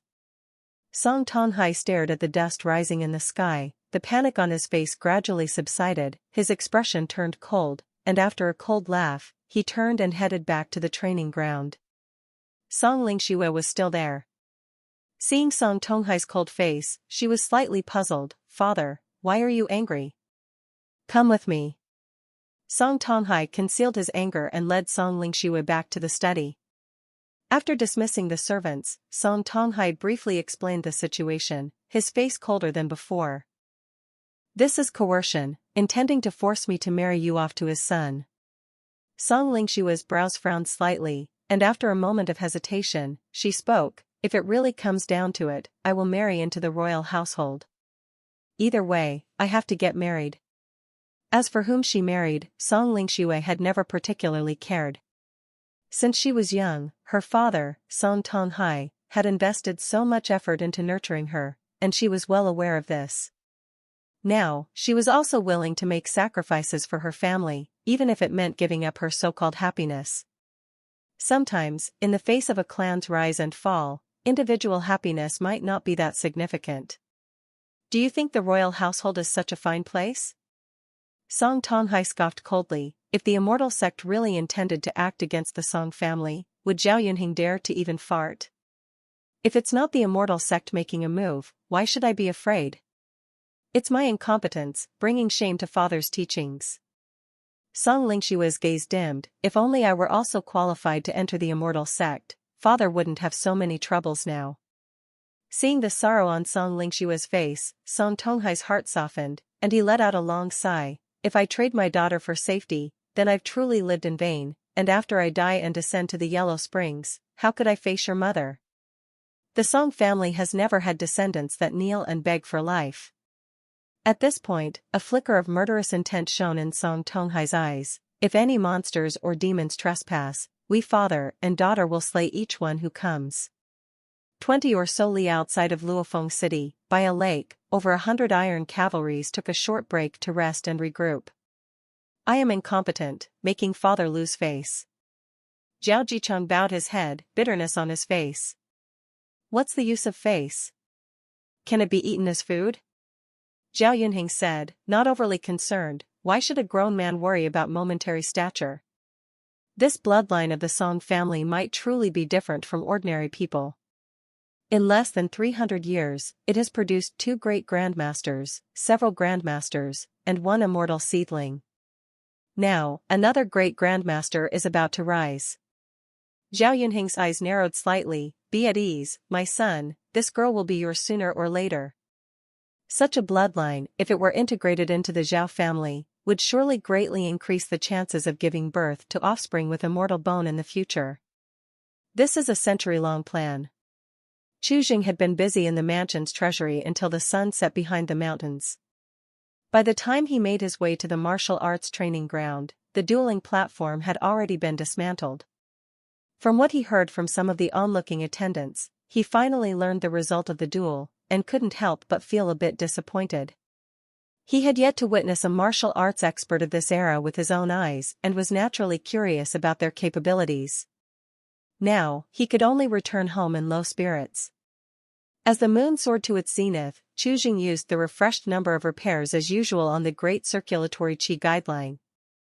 Name, Chu Jing, Cultivation, Zeroth Order, Cultivation Techniques, Integrated Fist, Zeroth Order, Chasing Wind Sword Technique, Zeroth Order, Great Circulatory Qi Guideline, 6th Order/Incomplete, Repair Master, Zeroth Order, 76/1000, Remaining repairs for today, 0, Currently reparable, Great Circulatory Qi Guideline Beginner Chapter, 38 out of 100. Seeing the completion of the repair getting closer, Chu Jing couldn't help looking forward to it even more. It wasn't until today that he had finally finished reading Initial Understanding of Immortal Path. The path of cultivation is indeed miraculous. Plucking stars and embracing the moon is not an empty phrase, and changing the weather is just a matter of thought. To attain such wondrous power, for now, Chu Jing could only place his hopes on Qi refining technique. On the outskirts of Great Zhou, the scorching sun dangled high in the sky, between the dunes and the vast, empty desert, not a hint of greenness or any sign of life in sight, with only rolling sand billowing and waves of heat rising. Song Lingqing sat cross-legged in the middle of the desert, the surrounding sandstorm unable to approach within half a zhang of her, blocked by an invisible barrier. Streams of light yellow qi circulated in and out of her mouth and nose, radiating an indescribable fluctuation. Qin Feng sat not far away, his eyelids drooping as if he were dozing off. Suddenly, his eyelids twitched, and he flipped his hand to take out a jade book, slowly opening it. Under his gaze, the originally blank jade pages began to reveal 2 lines of text in a deep red hue. Purple Blood Valley, Night Light Pavilion, the true teachings of Earth Dragon sect have all descended the mountain. A protector has been probing your whereabouts. Song residence is in danger. Someone intends to use this to coerce Song Lingqing to return. Qin Feng's eyes showed not the slightest ripple. The text that had appeared gradually vanished, leaving the jade page blank once more. He then took out a jade pen and slowly wrote a line of text. Current whereabouts still concealed, proceed as usual to the great tournament. Song Lingqing has entered the spiritual spring. The written text lingered only for a moment before slowly dissipating and the page reverted to its original state. Qin Feng watched the fading text on the jade book, put it away, and gently closed his eyelids again. The great tournament of 10,000 sects was of paramount importance. He would not reveal this news to Song Lingqing at this critical juncture. Before returning to the Song residence, he had already warned Song Lingqing that such actions could bring danger to herself and her family, yet she still wanted to return. The outcome was entirely within his expectations, which was why he had felt it was a pity at that time. In the final analysis, Song Lingqing had no significant backing. She was not the only true disciple of the Phantom Spirit sect. With limited power and alone, the sect naturally could not consider too much for her. Worldly kinship is actually an obstacle to the immortal path. At the same time, blood feuds are also a sort of motivation for a cultivator. Those who cultivate the immortal path do not need so many worldly entanglements. Helping Song Lingqing cut away her burdens with external forces is killing several birds with one stone for the sect. Such is the way of the world. To gain something, one must lose something else. This was the path Song Lingqing chose for herself. When Song Lingqing returns to Great Zhou, it would be more than 20 years later. By then, what Great Zhou will be like is anyone's guess. In the blink of an eye, more than 10 days had passed. In these days, the Song residence carried on as usual, but Chu Jing, who was in the mansion's treasury, began to sense something unusual. During this time, carriages loaded with wooden boxes moved from the treasury and quietly left the Song residence through the back door, their destinations unknown. In just over 10 days, almost half of the mansion's treasury had been emptied. €1, a significant amount given it represented the accumulation of 300 years for the Song family. Yet, the martial artists guarding the treasury seemed not to notice anything amiss, just as usual. Song Tonghai and Song Lingxue showed no signs of abnormality either. Although Chu Jing found it strange, he did not dwell on it, as his mind was wholly focused on the Great Circulatory Qi Guideline upper volume. After more than 10 days of waiting, the Great Circulatory Qi Guideline beginner chapter was finally repaired. The moment it was repaired, a vast amount of information poured into Chu Jing's mind in an instant. Great Circulatory Qi Guideline beginner chapter, a very essential method of qi refining to solidify the foundation. It could not be better. The subsequent parts are largely missing and still require some time to repair. At the same time, the information on the interface changed. Current repair capabilities, Great Circulatory Qi Guideline upper volume, 0 out of 1000. Chu Jing could not bother to look at the number of repairs needed as his entire consciousness was immersed in the information in his mind. The way cannot be transmitted lightly. In the Qi Refinement beginner chapter, many rules are written. Those with an incomplete mind, ill motives, perverse and violent dispositions, deep blood feuds, subjected to humiliation, repeatedly oppressed, should not be taught. The reasons why these individuals cannot be taught are also noted. Should such individuals prevail, they may create too much carnage, unable to control themselves, struggling to pass the threshold of life and death. Those who cultivate the method of qi refining with the aforementioned traits will not have longevity. They will be bound by inner demons and perish amid their great calamities. If the technique is transmitted to them, the karmic burden will be too heavy, severely harming the Qi cultivator's own merit and virtue. To begin Qi refinement, one must absorb the essence of the sun and drink the moonlight for 9 major circuits of Qi, practicing the circuit of Qi 18 times daily, then within 100 days, spirit transformation will occur. Spirit transformation is the first realm of Qi refining, also the entrance level.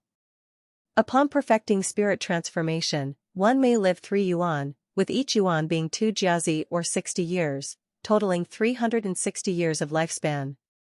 Just as Chu Jing had speculated, the Great Circulatory Qi Guideline does not have the shackles of the immortal bone, allowing anyone to practice it. Even so, the speed of cultivation is indeed related to the elusive comprehension. As he digested the memories in his mind, Chu Jing's gaze couldn't help but grow brighter.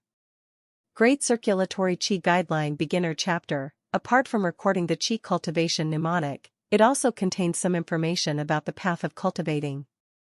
No matter which method of cultivation one used, there were inevitable differences between individuals. There was no specific standard to measure insight, but the gap was often much more exaggerated than the immortal bone. Sometimes insight just happened, sometimes it was even impossible to explain in words. Some Qi cultivators might be stuck at a barrier for their entire lives, unable to advance even an inch. For those with extraordinary insight, this barrier may not exist at all, making cultivation a smooth journey. There are various methods in Qi refining, not lacking those of quick success and deviant paths. The method outlined in the Great Circulatory Qi Guideline adheres to the orthodox Qi refining path. Its combat power isn't considered high, perhaps even mediocre, but its stability and methodical approach prevent many setbacks, and it's sufficient to cultivate to the pinnacle of humanity, where becoming an immortal is within reach. Qi is fundamentally what composes everything in the universe: the sun, the moon, the stars, birds, animals, mountains, stones, and plants are all composed of Qi. For the environmental conditions of heaven and earth, Qi cultivators don't depend much, focusing instead on balancing yin and yang and absorbing the essence of the sun and the moon. In the life of a Qi cultivator, the pursuit is the innate realm. Under this state, one's cultivation speed can reach its true peak, with becoming an immortal in sight. A person's life, from birth, can generally be divided into 4 stages: childhood, youth, middle age, and old age. As time away from the mother's body lengthens, growth becomes progressively slower, yin and yang become unbalanced, and the body's functions gradually start to decline. While in the mother's womb, from a strand of essence Qi to form a complete human it only takes about 200 days, this kind of growth rate can only happen inside the womb. In childhood, the yin and yang Qi inside the body is still balanced, but by the youth, the balance of yin and yang begins to be lost, naturally leading to a longing for the opposite sex, stemming from the body's craving for Qi. Deficient in yin and abundant in yang, or abundant in yin and deficient in yang, that is all there is to it. By middle age, yin and yang completely lose balance, leading to many changes. When yin is at its extreme, yang arises, and when yang is at its extreme, yin arises, most visibly seen in emotional changes. Women turn from softness to rigidity, gradually becoming more volatile, while men turn from rigidity to softness, their temperaments gradually becoming more reserved. From then on, the body begins its decline. The first step in Qi cultivation is to adjust the yin-yang dual Qi within the body, a process that must continue for a full 100 days. Even with terrific insight, one cannot skip this step. This is the Tao foundation. Having thoroughly digested the content of the beginner chapter, Chuzheng lifted his head and glanced at the sky, which was deep in the night with the moon brightly shining. Suddenly he rose, walked into the courtyard, and sat cross-legged directly on the green stone, facing the sky with his heart, gradually altering his breathing rhythm, and began to try absorbing the moonlight. This time, his body quickly reacted, and within the time it takes to drink 1 cup of tea, Chuzheng felt a cool and soft breeze entering his body from the crown of his head and slowly flowing towards his limbs and bones. An indescribable sensation of comfort rose from his tailbone, causing his body to tremble uncontrollably. The first time circulating the Qi through the circuit, Chuzheng was still unfamiliar, and it took nearly half an hour to complete one great circulation. As his breathing rhythm continued, a misty turbid Qi was exhaled from his nostrils and mouth, disappearing instantly. The second round took much less time, only 3/4 of an hour. By the 9th round, it took less than 15 minutes for Chuzheng to complete the great circulatory Qi. When Chuzheng opened his eyes again, the moon had set behind the mountains and the sky was turning white at the horizon. He suddenly stood up with a spring, and instantly his muscles and bones emitted a series of crackling explosive sounds, his figure stretching out in an instant. This time, Chuzheng had sat for quite a while, yet his limbs no longer felt stiff or numb. He felt extremely vigorous, with saliva under his tongue and a great appetite, filled with inexhaustible strength all over his body. According to the beginner chapter, on the first attempt at cultivation, to completely circulate the 9 major circuits of Qi meant one's aptitude was passable. Completing it within 3 hours indicated a gifted talent. And Chuzheng, he only took 2.5 hours. Luckily, he was still a 16-year-old youth, right at the age for proper cultivation. The pure early morning yang qi was most suitable for cultivation. Feeling the changes in his body, Qi couldn't wait to sit down again and begin qi circulation, assimilating the yang qi into his body. 2 hours later, near noon, the remaining 9 major circuits of qi were finally circulated completely. After completing the 18 great circulations, Qi body underwent a tremendous transformation, his strength more than doubled, and a clearly discernible true qi flowed through the meridians in his body, ready to erupt with astonishing power at any moment.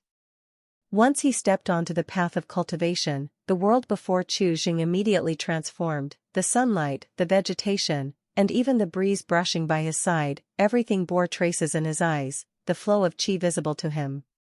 This was the true essence of the world. This was only the preliminary qi refining, only after 100 days would he become a true qi cultivator.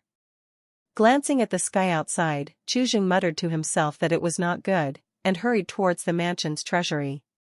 The mansion's treasury was still busy, and although Qi had inexplicably missed half a day's work, no one spoke up to criticize his fault. The Song residence was so large, news spread extremely fast, everyone knew Qi was now backed by Song Lingqing, so naturally, no one dared to make things difficult for him. The sunset was like blood, and the remaining sunlight from the sun reflected off the courtyard walls, casting silhouettes that gradually disappeared. Behind the Song residence, a carriage slowly departed. Song Lingqing watched the carriage disappear at the corner of the street and finally could not help but ask softly to Song Tonghai by her side, "Dad, you've emptied more than half of the mansion's treasury. Where have those things gone?" "This is a way out that Dad is leaving for you," Song Tonghai replied with a light smile. "A way out?" Song Lingqing did not understand for a moment. "The supplies in the mansion's treasury have all been sent to your uncle Song Tongshuan's hands."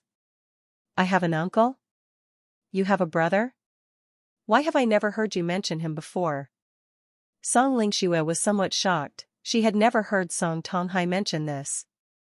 In her memory, her father was an only child in the family. "You not knowing is normal, your uncle left home when I was just 2 years old. This is a family secret, known only to the family head." A trace of reminiscence flickered in Song Tonghai's eyes. Dividing the family has always been the rule from ancient times. With dynasties changing and immortal sects prevailing, the heritage of mortal families was far from simple. The world was too dangerous, and it was easy to invite the calamity of family extinction by being careless. Heritage is crucially important, even in the event of a family being wiped out, they should not involve each other. Now your father has already broken the rule. Song Tonghai sighed softly. For himself alone, it naturally did not matter, but Lingqing was not yet 20 years old, with plenty of time ahead of her. "Where is my uncle now?" Song Lingqing fell silent for a moment, a worried frown appearing between her brows. "Am I going to be a burden to my uncle?" The worst-case scenario had once been the death of only her own family, but if that implicated her uncle's family as well, she truly would die with lingering regrets. "There's no need to worry too much. Seeking refuge with your uncle is the last resort." Song Tonghai shook his head. "Your uncle isn't in Great Zhou, not even within the 4 surrounding countries, people here cannot reach that far. If you travel 30,000 miles to the southeast from the border of Great Zhou, there is a country called Giant Marsh, which is composed mostly of islands and is in a state of chaotic turmoil, an age of strife. Every 3 years, your uncle and I exchange messages.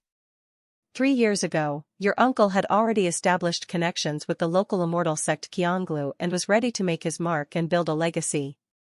It seems they are in need of people. It's a really long journey from Great Zhou to Giant Marsh. The letter I wrote to him 2 months ago is probably still en route." The more he spoke, the more forlorn Song Tonghai's expression became. This would be a long migration. Just making it to Giant Marsh country could take several years, essentially meaning a complete abandonment of what the Song family currently possesses. And on this journey, who knows what kind of turmoil they might encounter. Song Lingqing listened in silence. Great Zhou itself covered 100,000 miles, a vast expanse without borders, and beyond its borders, yet another 30,000 miles would have to be traveled to reach Giant Marsh. no matter how she heard it, it sounded like a fable. Whether they could even survive the journey, there was an absolute uncertainty. If it truly comes to an unavoidable situation, take Songyun with you for company. As for that Chuzheng. Mentioning Chuzheng, Song Tonghai paused slightly, then shook his head. If you like him, you can take him with you, and I will also find several experienced martial masters to accompany you, to handle miscellaneous matters. On the road, you should try to stay out of sight as much as possible. Immortal sects are not all reclusive hermits, many evils lurk among them, and even within the territory of Great Zhou, there live cultivators of demonic paths. When outside home, even grandmasters need to be constantly cautious. Song Lingxue, being young and possessing a certain level of strength, can easily become a target if too conspicuous. Listening to Song Tonghai speak as if he were handing down his final arrangements, Song Lingxue's lips tightened slightly, understanding some things didn't need to be stated too explicitly. If the moment to abandon her home really came, naturally, someone would need to draw attention to allow her a chance to escape. She didn't utter naive phrases like dying together. Staying at home with her current level of strength would be like throwing a pebble against a rock, a foolish act. There's a long future ahead, and as long as she survives, there's a chance to discuss revenge later. If she were to die alongside the others, when Lingqing returned, there would be no enemies to find. Thinking of Lingqing, her eyes suddenly brightened. Father, can we ask Phantom Spirit Sect for help? Do you even know where Phantom Spirit Sect is? Do you think the people of Phantom Spirit Sect are unaware of our situation? Song Tonghai shook his head, bitterness swimming in his eyes. In the eyes of those superior immortals, our lives aren't worth a dime. The only value might be to use us as leverage against Lingqing. If Phantom Spirit Sect intervenes now, what about the next time? If I were a member of Phantom Spirit Sect, I would rather the Song family simply vanish now, once and for all, to spare Lingqing some trouble. Immortal Bone Heavenly Grant, the immortal path is merciless. The mansion's treasury had been cleaned up, and Chuzheng returned to his rightful place. In a small room. To the side of the treasury, originally filled with some cabinets and stools, space had been cleared after Song Lingqing was selected to join the Immortal sect to collect various ancient artifacts. These relics from ancient times were only favored by some high officials and nobles for their amusement and, aside from their expensive prices, they weren't of much practical use. Over the years, the Song family had spent a significant amount of silver collecting these items. Chuzheng found the items stored here extremely fascinating and would have liked to live inside the treasury if it weren't against the rules, just to accumulate repair experience faster. To fix the Great Circulatory Qi Guideline upper volume 1,000 times, according to the current panel, it would take 200 days, which was indeed a long time. Clearly, waiting idly the entire time was not an option. The introductory volume alone was enough for Chuzheng to practice cultivation for a long time. He wasn't in a rush to repair the subsequent cultivation techniques. Instead, he wanted to advance his repair master rank first, to see if the panel would present some new changes. The setting sun was gradually swallowed by the mountains, and as the last streak of twilight vanished, Chuzheng stepped into the moonlight, returning to his dwelling. It wasn't even midnight yet, so it was still too early to circulate qi through the grand circulation. For a moment, Chuzheng found himself rather bored. In the past dozen days or so, he had nearly finished studying the several books left behind by Song Lingqing. Not to mention the initial understanding of Immortal Path, within the Chronicles of the Rainbow Sword Immortal, there were some peculiar tales.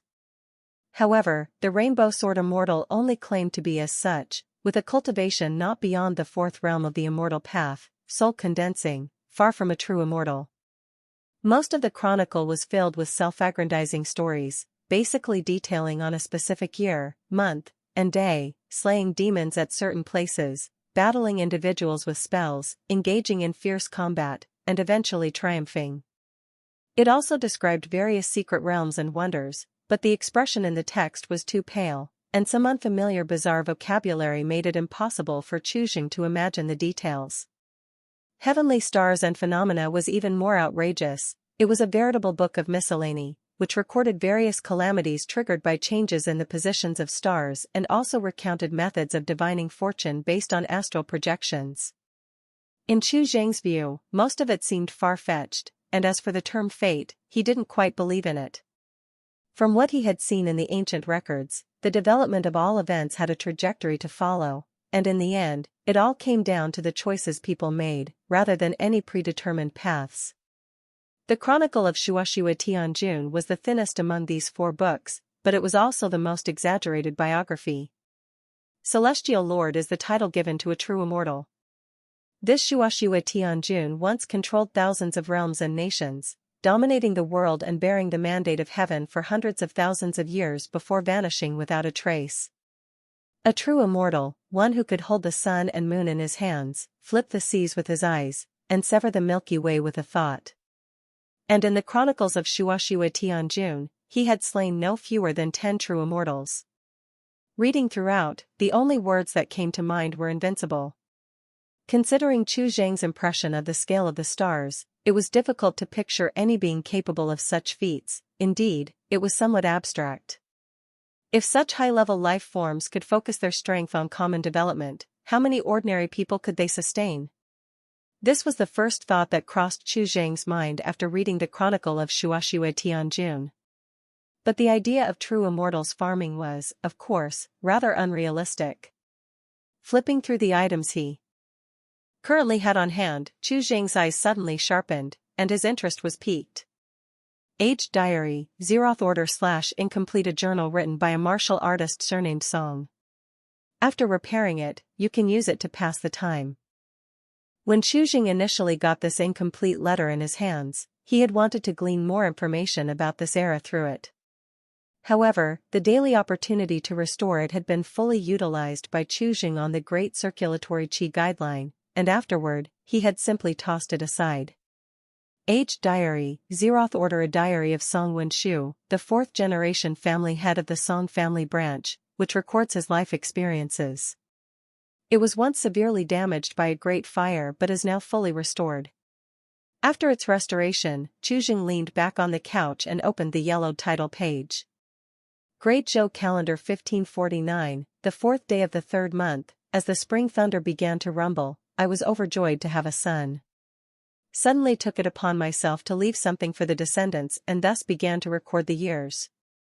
Great Zhou Calendar 1550, the 10th day of the 5th month, after a long absence of news, my younger brother sent joyous tidings, saying there is an immortal seedling with outstanding potential in the family, likely to protect our clan's prosperity for 1,000 years, feeling somewhat envious. Great Zhou Calendar 1551, the 4th day of the 6th month, my wife gave birth to another son.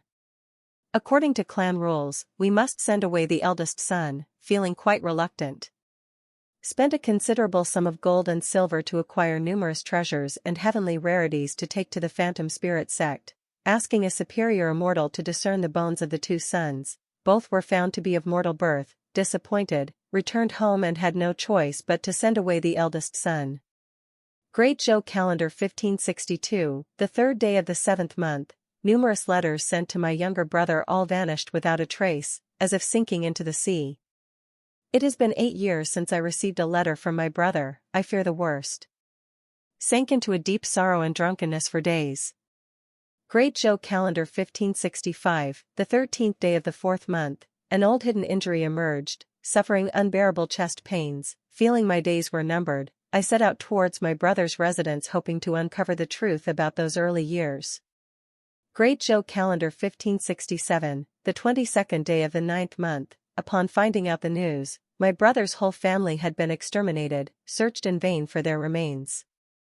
That immortal seedling, its whereabouts unknown, my ailing body can't hold on much longer. After much consideration, I left people behind to continue the search and went back to my hometown first.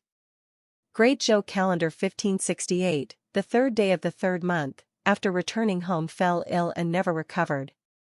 My youngest son got married earlier this year, and my daughter-in-law is now pregnant. Great Zhou Calendar 1569, the 2nd day of the 1st month, suddenly received a pigeon-delivered letter. My brother's remains had been collected and buried by that immortal seedling. Later the seedling, failing to take revenge, was ambushed and killed, the assailant unknown. The record stopped abruptly at this point, and no more could be found after this. On this page, there was a strikingly conspicuous dark brown bloodstain. One could imagine the feelings of the owner of this diary at the time of writing this. Qi closed the diary, his brows tightly knit, vaguely speculating something, yet unable to grasp the crux of the matter. It is now Great Zhou Calendar 1702, this diary from over 120 years ago. Within the Immortal sects, feuds and killings were to be expected, and he had anticipated this. But within the diary, after the emergence of the Immortal seedling in that younger brother's family, catastrophe struck, and later the seedling itself was ambushed and killed. To say this was mere coincidence seems far-fetched. Or perhaps, the original target was that very seedling of the Immortal which had suddenly appeared. Power struggles within the Immortal sects often entangle mortal families, too mundane a matter. Even a glance thrown casually could cause a noble house, with 100 years of heritage, to shatter to pieces. The news of Song Lingqing's return to the Song residence had already leaked. If there were people from other Immortal sects who wanted to harm Song Lingqing, then the Song family would be the best breakthrough point, an ideal bargaining chip. Thinking of the recent anomalies in the Song residence, Qi became somewhat more alert, fearing that Song Tonghai and his daughter might have noticed something. Perhaps he needed to prepare early. As he rubbed the aged diary in his hands, a thought suddenly surfaced in Qi mind. Reborn in this life, should he leave behind some traces to prove his existence? In such a perilous world, he could not predict the day he might perish in turmoil, all to become void. Yet, if he could leave behind some traces, in the distant future, there might be those who would follow his footsteps and see his story. No matter the length of that story, whether filled with climaxes or utterly mundane, there will always be someone who sees it. Just like him in his previous life, he had spent his entire life delving into the silhouettes of the ancients. Now, he himself had become an ancient. After a brief contemplation, Qi got up, draped in moonlight, and took out a blank booklet before grinding some ink and setting pen to paper. New calendar, January 16th, embarked on the path of cultivation for the first time, many feelings stirred within, the gap between celestials and mortals as vast as the abyss before my eyes, treading in this world is like walking on thin ice. Qi did not use the Great Zhou calendar, but instead marked the day he first arrived as the beginning of his diary. Watching the ink slowly dry, a flicker of satisfaction appeared in Qi eyes. He had studied calligraphy for many years and, although not a master, it was still passable. Perhaps a person from the future would by chance acquire the diary currently in his hands and read about the life he was about to live. Feeling a moment of self-moved, Qi put the book away with satisfaction, looked up at the sky, and noted the moon had crossed the well, indicating that the next day had arrived. Carefully hiding the diary, Qi proceeded to the courtyard and once again started the great circulatory Qi guideline, drawing in the moonlight into his body. After 9 major circuits of Qi, the sky had already started to brighten. The mansion's treasury was busy enough without needing Qi help, leaving him with a lot of free time. Therefore, he did not cease his cultivation practice but continued the circuit of Qi, absorbing the first ray of dawn's Qi. With each breath, Qi could feel his body becoming lighter and his sinews growing stronger, the power in his flesh consistently increasing. This gradual increase in strength gave Qi an unprecedented sense of exhilaration. With the experience from the day before, his circulation of Qi this time was even faster, and by the time he finished the 18 great circulations, it was still early before noon. The vast energy inside him spurred Qi to perform several sets of integrated fist, sweating profusely until his breathing became much smoother. After catching his breath for a moment, Qi suddenly realized someone was standing not far away. Dressed in a long green gown embroidered with richly blooming flowers and a jade belt around her waist, below which were a pair of long, straight legs that exuded an indescribable power. "I greet the young miss," said Qi, barely perceptibly furrowing his brow as he bowed in greeting. Song Lingqing stood not far away, her black and white eyes filled with clear surprise. Regaining her composure, Song Lingqing lightly tossed her hair and lowered her gaze, covering her embarrassment, your integrated fist has indeed been practiced to a high degree of proficiency. Having not seen Qi for a long time, Song Lingxue felt somewhat dazed on seeing him again. The last time they met, the impression Qi left on her had already significantly changed. This time, the change was even greater. In her perception, Qi seemed to possess a kind and warm aura, very pure, akin to the rising sun, vibrant and full of life, which made one unconsciously want to get close. If Qi knew of Song Lingxue's thoughts, he wouldn't have found them strange. A Qi cultivator refines the body with the yin-yang dual Qi, naturally purifying the aura, and the Qi within the body is the same. Those with profound cultivation need not make a move, as their aura alone can tame auspicious beasts and attract spirits of grass and trees. According to the Great Circulatory Qi Guideline, ancient Qi refining masters, those who cultivated the Tao, always had an auspicious beast accompany them during their journeys, and the clean Qi they exhaled could help plants and trees achieve spiritual awakening and transform into demons. To say that their methods reached the heavens and penetrated the earth would not be an exaggeration. After Song Lingxue made a remark, she kept silent. Qi, testing the waters, finally opened his mouth. "Miss, may I ask what brings you here?" Song Lingxue suddenly came back to her senses. Somewhat flustered, she raised her hand again, and while pretending to tidy her hair at the temples, she subtly pinched her earlobe, then said seriously, "It has been several days since we last met. I came to see how you are doing. Are you accustomed to the mansion's treasury yet?" Upon hearing this, Qi felt a bit strange but still answered truthfully, "I was busy a few days earlier, but now it's a lot better." As the mansion's treasury was mentioned, Qi observed Song Lingxue's expression carefully but could not discern any clues. She was as expressionless as ever. Song Lingxue opened her mouth, unsure of what to say for a moment. After struggling for quite some time, she nodded her head and said, "I noticed your form earlier. Your integrated fist has already been greatly successful, and you have cultivated some inner Qi. It shouldn't be long before you reach condensation." Before she finished speaking, she pulled out two ancient-looking books from her sleeves and handed them to Qi. "These are two cultivation techniques, one for cultivating inner strength and the other for external skills. You can cultivate both, each capable of condensing inner strength. You might practice them in your free time." The ancient books had no titles on their covers, just a blank space. Qi subconsciously took them, and suddenly a message blared in his mind. Heavenly Origin Heart Method, First Order, a secret cultivation technique passed down by the Song family, cultivable up to the peak of the First Order, of little use to you. Dragon Tiger Body, Fourth Order / incomplete and incomplete body refinement technique, with only the introductory chapter remaining. After restoration, some of its content may be of reference value to you. The secret cultivation techniques of the Song family could be cultivated up to the realm of a great Grandmaster, which, it seemed, corresponded to the First Order. Only at this moment did Qi begin to gain a relatively clear understanding of the martial path in this world. After digesting the information in his mind, Qi was momentarily astonished. It was not unusual for the Song family, a martial arts family, to have a first-order technique, but a fourth-order technique, even if incomplete, held a completely different significance. If divided according to the strength levels of the immortal path, the fourth realm was already soul-condensing, the same level as the author of the Chronicles of the Rainbow Sword Immortal, which he had read before. For a mere mortal family, this was incredibly unbelievable.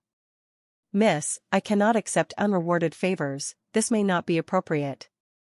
Doubt surfaced in Qi mind. Previously, the breathing techniques of the integrated fist were kept secretive, but now suddenly their secret cultivation techniques were laid bare, inevitably raising concerns. "If you don't understand something, you can always ask me, and I can teach you a bit." Song Lingxue, however, did not consider Qi concerns and waved her hand dismissively before hurriedly departing on her own. Qi was bewildered. He looked around and noticed something else amiss. Usually inseparable and following closely behind Song Lingxue, Song Yan appeared to be absent today. Not just today, but for the last few days, he seemed to have vanished entirely. Song Lingxue vanished in an instant, and Chu Jing, feeling helpless, took the two unnamed cultivation techniques and headed towards the mansion's treasury. He naturally did not plan to practice the techniques, but as for the dragon tiger body, Chu Jing planned to restore and verify it. Since the panel mentioned it was of reference value, there should be some benefits. Upon entering the mansion's treasury, Chu Jing went directly to the area where the books were stored. After having seen that journal, he could hardly restrain himself and wanted to explore the history of Great Zhou to see if he could discern any clues. At least, he wanted to try and find some information about the hidden Immortal sect within the Great Zhou territory from some ancient books. Fortunately, most of the books had not been touched previously when objects such as gold, silver, and various materials needed for cultivation were moved out of the treasury. The books weren't abundant, and records of the history of Great Zhou were easy to find. After a short while, Chu Jing began to peruse the historical documents since the establishment of the dynasty. Once he started, he read until sunset. Only when the twilight sky bled like blood did Chu Jing finally leave the mansion's treasury, his brow furrowed deeper with concerns. Having read a vast amount of historical records, he indeed made quite a few discoveries. The great ancestor of Great Zhou didn't raise his army on a whim, it was the result of years of preparation. The fall of the previous dynasty was peculiar, it was at its peak and then collapsed within just over a decade. Earthquakes, fires from thunder, floods, and severe droughts were relentless. It was during these calamities that the great ancestor seized the opportunity to raise an army. Within just 3 years, he had conquered the lands and established his rule. One could almost guess, without a doubt, that an immortal sect was behind it.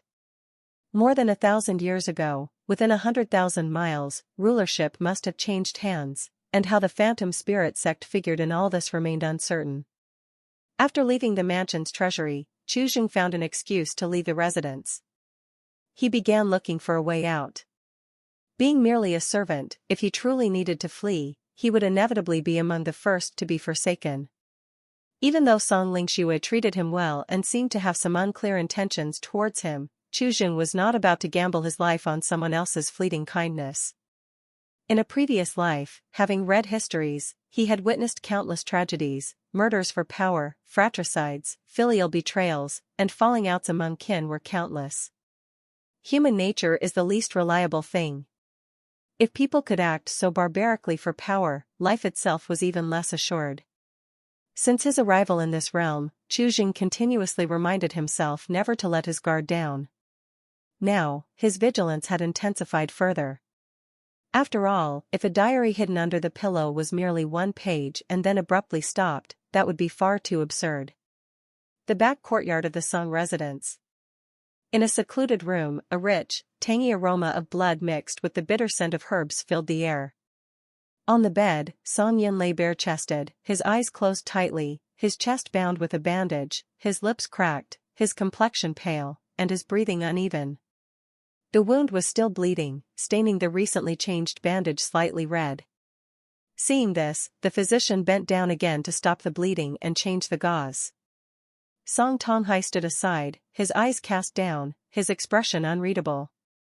"Father, what on earth happened?" Song Lingxue pushed open the door and entered, looking at Song Yin on the bed, her face grim. Where did Song Yin get wounded? At the city gate, struck by a hidden arrow, Song Tonghai rubbed his fingers, his voice grave. The arrow came from 100 paces away, piercing through the inner armor and passing through the chest, yet still embedding 3 inches into stone. Only a Grandmaster could wield such a strong bow. Hearing this, a hint of chill flashed in Song Lingxue's eyes. This is a warning. The physician, over 60 years old, slowly raised his head, wiping the sweat from his forehead. With a light sigh, the arrowhead was poisoned. Blood continues to flow, he's barely clinging to life. He must absolutely avoid any martial exertion for a while. Before the words faded, Song Yin groaned on the bed, slowly opening his eyes. Family head. No need to get up. Song Tonghai stepped forward, pressing down on Song Yin, who was trying to rise, and spoke in a deep voice. How do you feel? My life is not in danger. Song Yan's expression was dim. I couldn't see clearly who attacked me. That's not important, you just focus on recuperating. Song Tonghai consoled him, then gave Song Lingxue a look, and the two of them turned to leave the room. Father, I fear that Luofeng City might have already undergone changes. Should we immediately call back the managers from around the city to prevent?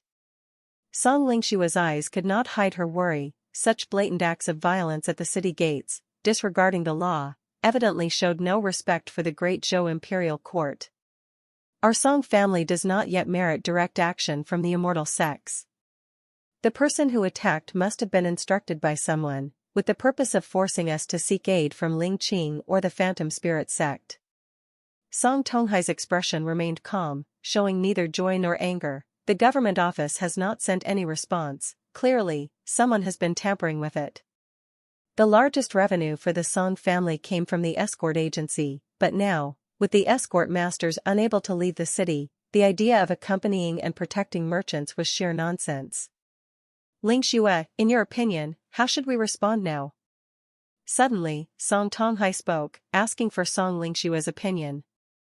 Song Yan's injury is just the first step, there will surely be more oversteps to come.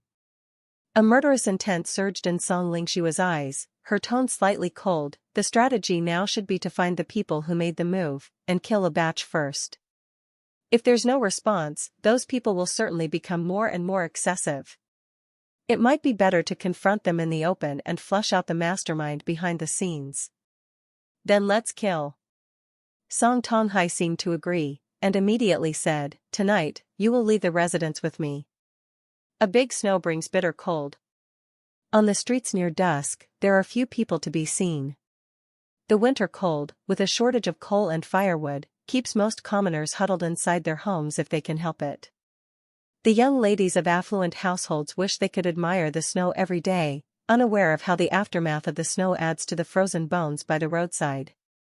Chuzheng did not linger on the street, but visited several grain, oil, and rice shops to stock up on dry goods, preparing for emergencies and to facilitate travel. He was still far from the grain avoidance realm. Only when he reached the spirit transformation realm, and the yin and yang energy formed a cycle within his body, could he abandon the faults of cereals. The grain has been sold out. I'm really sorry, but these have already been reserved by other customers. We are not doing business today. After trying several shops in vain, Chuzheng came away empty-handed. Even with silver in hand, he couldn't buy any grain. The excuses were plentiful, but they simply wouldn't sell. Chuzheng quickly sensed something was wrong. The problem wasn't with him, but with his attire as a servant of the Song residence. Clearly, someone had started to target the Song family. Chuzheng rubbed his brow, a habit he fell into when encountering trouble. It helped clear his mind. The Song family had been a significant force in Luofeng City for over 300 years, deeply entrenched and powerful. It was possible that informants had already tipped off the Song family to the incursion of external forces. So many shops receiving the same warning at Euro, it was likely connected to the influence of the government office. In Luofeng City, the only power bigger than the Song family was the imperial court. Great Zhou was at the height of its power, with the authority of the imperial court surpassing all else. If the government office spoke, naturally, no one would dare disobey. After a moment of contemplation, Chuzheng turned into an alley, removed his servant's cloak, and then entered a tailor's shop to buy a ready-made overcoat and a thick headscarf, completely altering his appearance. He turned back, and this time he did not encounter any difficulties, successfully purchasing dried meat and flatbread. Why won't you sell when you clearly have so much here? Tearing off the suffocating headscarf and getting ready to return to the residence, Chu Zhang's ears caught a familiar voice. Following the voice, he saw Xiao Kai a short distance away on the street, hands on hips, her face full of anger. Others can sell, so why can't I? It's not like I've shortchanged you of silver. What kind of business practice is this? Chu Zhang looked up and saw a small charcoal shop, with a visibly large stack of dried firewood and charcoal within. The shopkeeper appeared to be over 50, his hair graying, currently wearing an expression of distress. A glance was all Chu Zhang needed to guess the entire situation. After a moment's thought, he strode over and directly pulled Xiao Kai to the side. he still owed Xiao Kai a favor and couldn't just ignore what was happening. Chu Jing? What are you doing here? Surprised to see Chu Jing, Xiao Kai's face quickly became angry again. You've come at just the right time. She had not finished speaking when Chu Jing interrupted her. What have you come here to buy? Miss Lingshua's room ran out of smokeless coal. I thought to buy some to replenish it, but after visiting several shops and seeing plenty of coal on their shelves, they still wouldn't sell any to me. The more she spoke, the angrier she got, and Xiao Kai couldn't help but curse softly. These damn dogs, truly despicable. Don't be in a hurry, you go back first, and I'll think of a way to get the coal. After calming Xiao Kai for a while, Chu Jing gestured for her to return to the Song residence first. After Xiao Kai left, Chu Jing went back to the shopkeeper. Shopkeeper, let's have 20 caddies of smokeless coal. Are you from the Song residence? Looking at Xiao Kai leaving, the charcoal seller suddenly asked Chu Jing a question.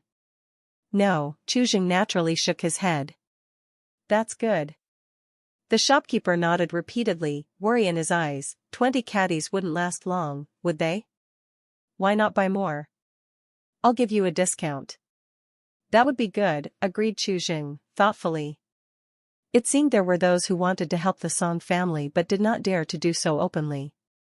After returning to the Song residence with the charcoal, Chu Jing went back to his own place and used all of today's restoration attempts on Dragon Tiger body.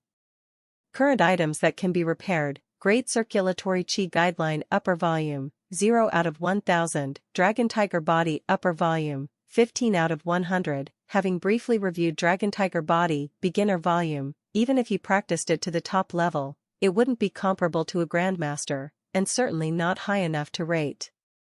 But the subsequent upper volume, which required the same number of repair attempts as the Great Circulatory Qi Guideline Beginner Chapter, seemed likely to have some differences. These 5 repair attempts were but a drop in the bucket for Chu Jing. But all he could do now was repair as much as he could to raise his repair master level, hoping something might change. Dinner was, as usual, very simple, only 3 steamed buns with a small dish of vegetables. Chu Jing had to eat some of the dried meat he brought back to feel somewhat full. This was enough to indicate that the Song family's situation was rapidly worsening. The next morning, after completing the 18 great circulations, Chu Jing went to the mansion's treasury as usual. Not long after arriving at the treasury, he heard some rather startling news. Overnight, the city walls of Luofeng City were adorned with human heads on every flagpole, numbering dozens. Crucially, one of them belonged to a Grandmaster, a figure well known in the martial world. Within the Great Zhou territory, a Grandmaster was a notable figure, dominion over a city, his fame spread across several estates. In the martial world, it was even more so. The death of a Grandmaster, even in natural old age, was a significant event that would alarm many. Such an unclear and mysterious death within the martial circles can indeed stir up 1,000 layers of waves with a single stone. The first to be suspected was Song Tonghai. A Grandmaster had died in Luofeng City, and Song Tonghai, as the undisputed local powerhouse, was naturally the prime suspect. But no one dared to speak out, even the government office maintained its silence. Upon hearing this news, Chu Jing's first reaction was that Song Tonghai was killing the chicken to scare the monkeys. Only, this chicken was somewhat larger. For a moment, Chu Jing inevitably harbored doubts. Killing the chicken to scare the monkeys wasn't a problem, but he feared that behind this chicken, there wasn't a monkey, but a dragon whale. With a mere movement, the Song family could be submerged under a devastating torrent. The impact of those dozens of heads, Chu Jing soon felt it. His lunch returned to normal, and was even more lavish than usual, with an addition of 5 pounds of lamb ribs and 2 pounds of beef. With Chu Jing's current appetite, it was somewhat overwhelming, and it took several sets of boxing to digest a good amount of it. After each circulation of the circuit of Qi, Chu Jing could feel his Qi strength expanding significantly. He had visited the martial arts training grounds secretly and tested it euro now. He could lift a 400-pound stone lock with one hand. Without innate divine strength and before condensing inner strength, this feat would have been impossible. Even with the condensation of inner strength, it usually required several years of refinement to reach this stage.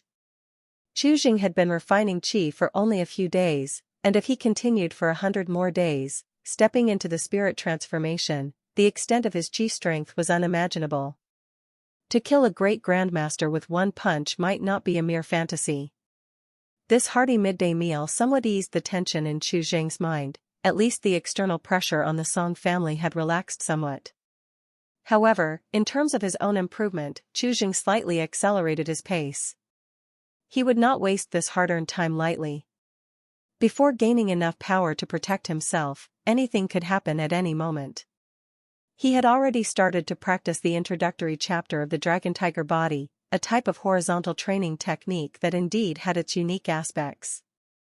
Even the introductory chapter could greatly strengthen one's muscles and bones. To say the muscles were like those of a flood dragon may be a stretch, but to say the bones were like those of a fierce tiger is no exaggeration, more than enough to tear apart tigers and leopards. However, practicing such horizontal training methods inevitably required nourishing herbs, just like growing flowers. Without nutrients, even the most beautiful flowers cannot grow. Approaching dinner time, Lingqing returned to the mansion's treasury again. Like the last time, she did not come empty-handed but brought a bottle of essence yuan pill and 2 doses of bone-strengthening medicinal soup. This made Chu Jing feel somewhat embarrassed. Every time he met with Lingqing, he received many benefits. Compared to his role in the Song family, he felt undeserving of such favor. According to the current market in the Great Zhou, the items Lingqing provided could buy Chu Jing's life 10 times over. Debts of gratitude were hard to repay, and Chu Jing would rather Lingqing treated him poorly so that, when the time came to flee, he wouldn't be burdened with more emotional debt. How was it? Was your lunch satisfactory? Compared to before, Lingqing's complexion was somewhat pale, her face full of smiles, but the fatigue between her brows could not be concealed. I specifically instructed the kitchen, you are on the verge of condensing inner qi, and it is the exact time you need nourishment. Thank you, miss, for your kindness. After the method of qi absorption, Chu Jing's senses were far superior to before, and he could easily detect the faint scent of blood on Lingqing, along with the strong smell of medicinal herbs. Lingqing was injured, and the fact that so many had died the night before, just as she had gotten injured. No one would believe there was no relation between the two. The heads hanging on the city wall likely had a lot to do with her. For a moment, Chu Jing couldn't help but admire the decisiveness of Song Tonghai and his daughter. Without any rustling of leaves, they struck like thunder. After delivering the items, Song Lingqing did not leave right away.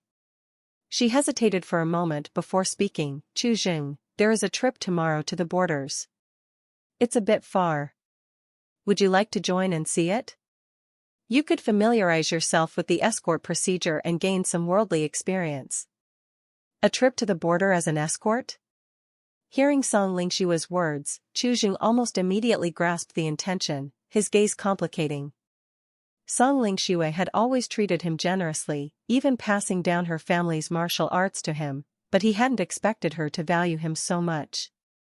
With those dozens of heads serving as a deterrent, this was almost the perfect moment to leave Luofeng City. Song Lingqing was trying to save his life. Now, the choice lay before Chu Jing, to go or to stay. Chu Jing rubbed his temple, sinking into thought. After a long while, he bowed deeply. Miss has cared for me greatly. Chu Jing is not an ungrateful person, I am profoundly thankful, but I cannot take on the escort duty just yet. I'd like to wait until after I've achieved qi condensation. Ultimately, Chu Jing chose to stay. Firstly, he was unsure of the situation outside the city. There could be ambushes, likely leading to danger. Secondly, he did not wish to simply disappear. He believed in reciprocating kindness. Given these factors, he preferred to stay. At least now with Song Tonghai around, he could enjoy a few more days of peace. After refining his qi for 100 days and reaching spirit transformation, he would take things as they came.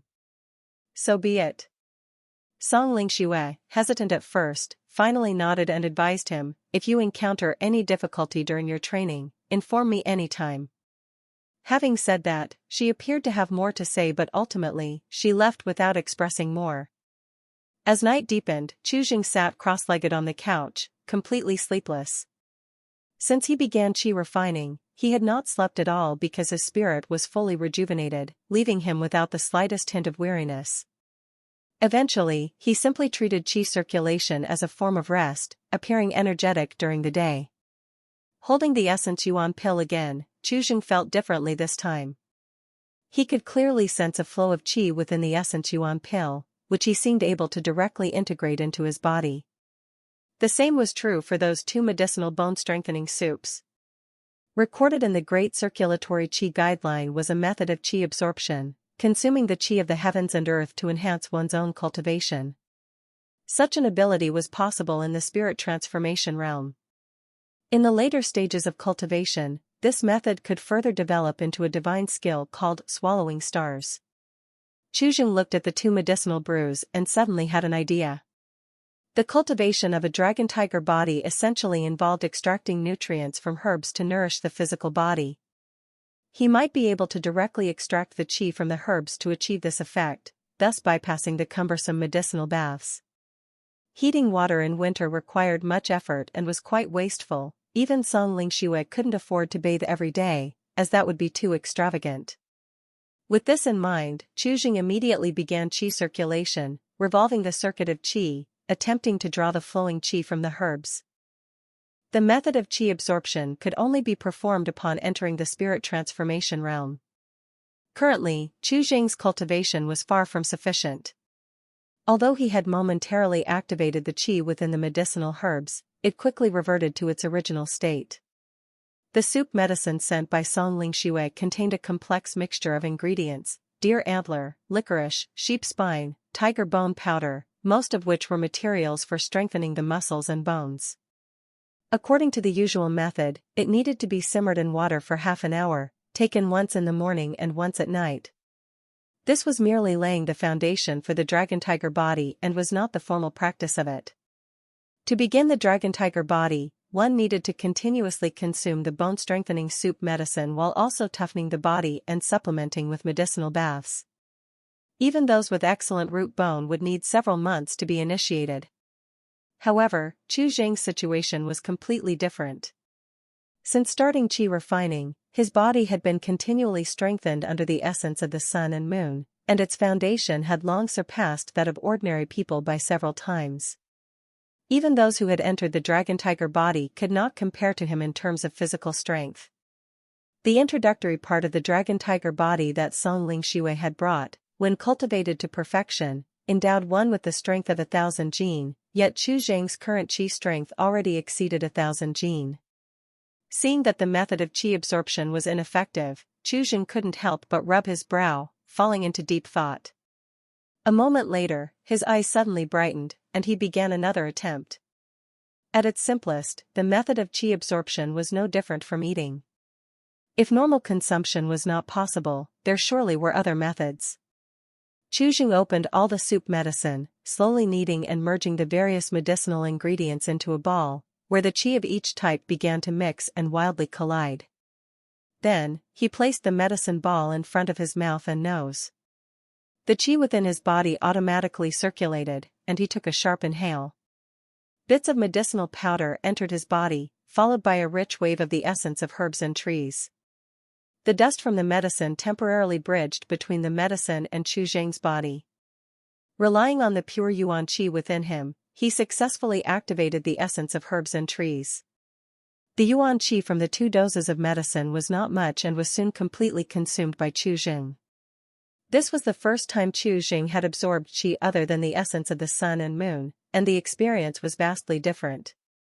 The essence of herbs and trees carried a uniquely moist and warm breath, much gentler than the essence of the sun and moon. After savoring it for a moment, Qi suddenly realized something was amiss. The Yuan Qi from these herbs was of a young nature and extremely domineering. If it had been made into soup medicine, the milder properties of the water would have served as a buffer, ensuring safety. Such direct absorption of essence Qi was too intense. Being a young man already vigorous with blood Qi, and with the rising yang Qi within, his blood surged inversely. Qi immediately flushed red, his vitality sinking, mighty as a pillar. After a while, the violently rising yang qi finally began to stabilize and circulated through his limbs and bones, stimulating his flesh. An hour later, Qi slowly opened his eyes, the medicine ball in his hand now a pile of black dust. His clothes felt slightly tight. Qi subconsciously rubbed them and then got off the bed and stepped out of the room. Now dressed only in light clothing, he felt no chill from the winter night. Instead, he felt as though there were hot springs bubbling inside him. He couldn't help but stretch his muscles and practice some boxing moves. Whoosh! Between the roaring of the punches, Qi felt his breath grow smoother, wisps of hot mist rising from his head, the sound of blood rushing through his body clearly audible. After a while, just past midnight, Qi finally lowered his hands, his eyes sharp and fierce like a tiger's. Such a method of consuming the soup medicine, the effect of 2 doses, was stronger than that of 10. With 2 more doses, his dragon tiger body would be ready to begin. When combined, his qi strength would grow even further, and with every increase in strength, Qi sense of security grew as well. Clenching his fist, Qi eyes suddenly flickered. Although his muscles were strong like a tiger's, it was unwise to meet swords and spears barehanded. With unclear circumstances, there was no telling when the Song residence might be attacked. Before engaging with others, he needed to find a suitable weapon for self-defense to remain adaptable in any situation. With a plan in mind, Qi looked up at the sky, then sat down on the spot and began circulating the grand circulation, absorbing moonlight. The next day at noon, after a hearty lunch, Qi headed to the mansion's treasury. As a martial arts family, besides strong crossbows and heavy armor, the Song family's armory had all kinds of weapons available. Stepping into the armory, a dazzling array of weapons greeted his eyes. On the wooden racks, there were swords, spears, axes, maces, heavy hammers, long staffs, no fewer than 100 pieces at a glance. To find a suitable weapon, this place was more than perfect. Having studied ancient weaponry extensively, if the distance was great, the natural choice would be a bow or crossbow, no alternatives. But now, he had to consider close combat. Moreover, the proficiency with a bow couldn't be attained in just a day or 2. In this world, unlike the feudal dynasties of his previous life, there existed true martial arts experts, and even those on the immortal path. Their power was incomparable to ordinary people, necessitating extra caution in the selection of weapons. Swords were too fragile, and long weapons like spears and halberds also required years of practice to be effective. Qi browsed the treasury for a long while before finally picking out a weapon that was barely suitable.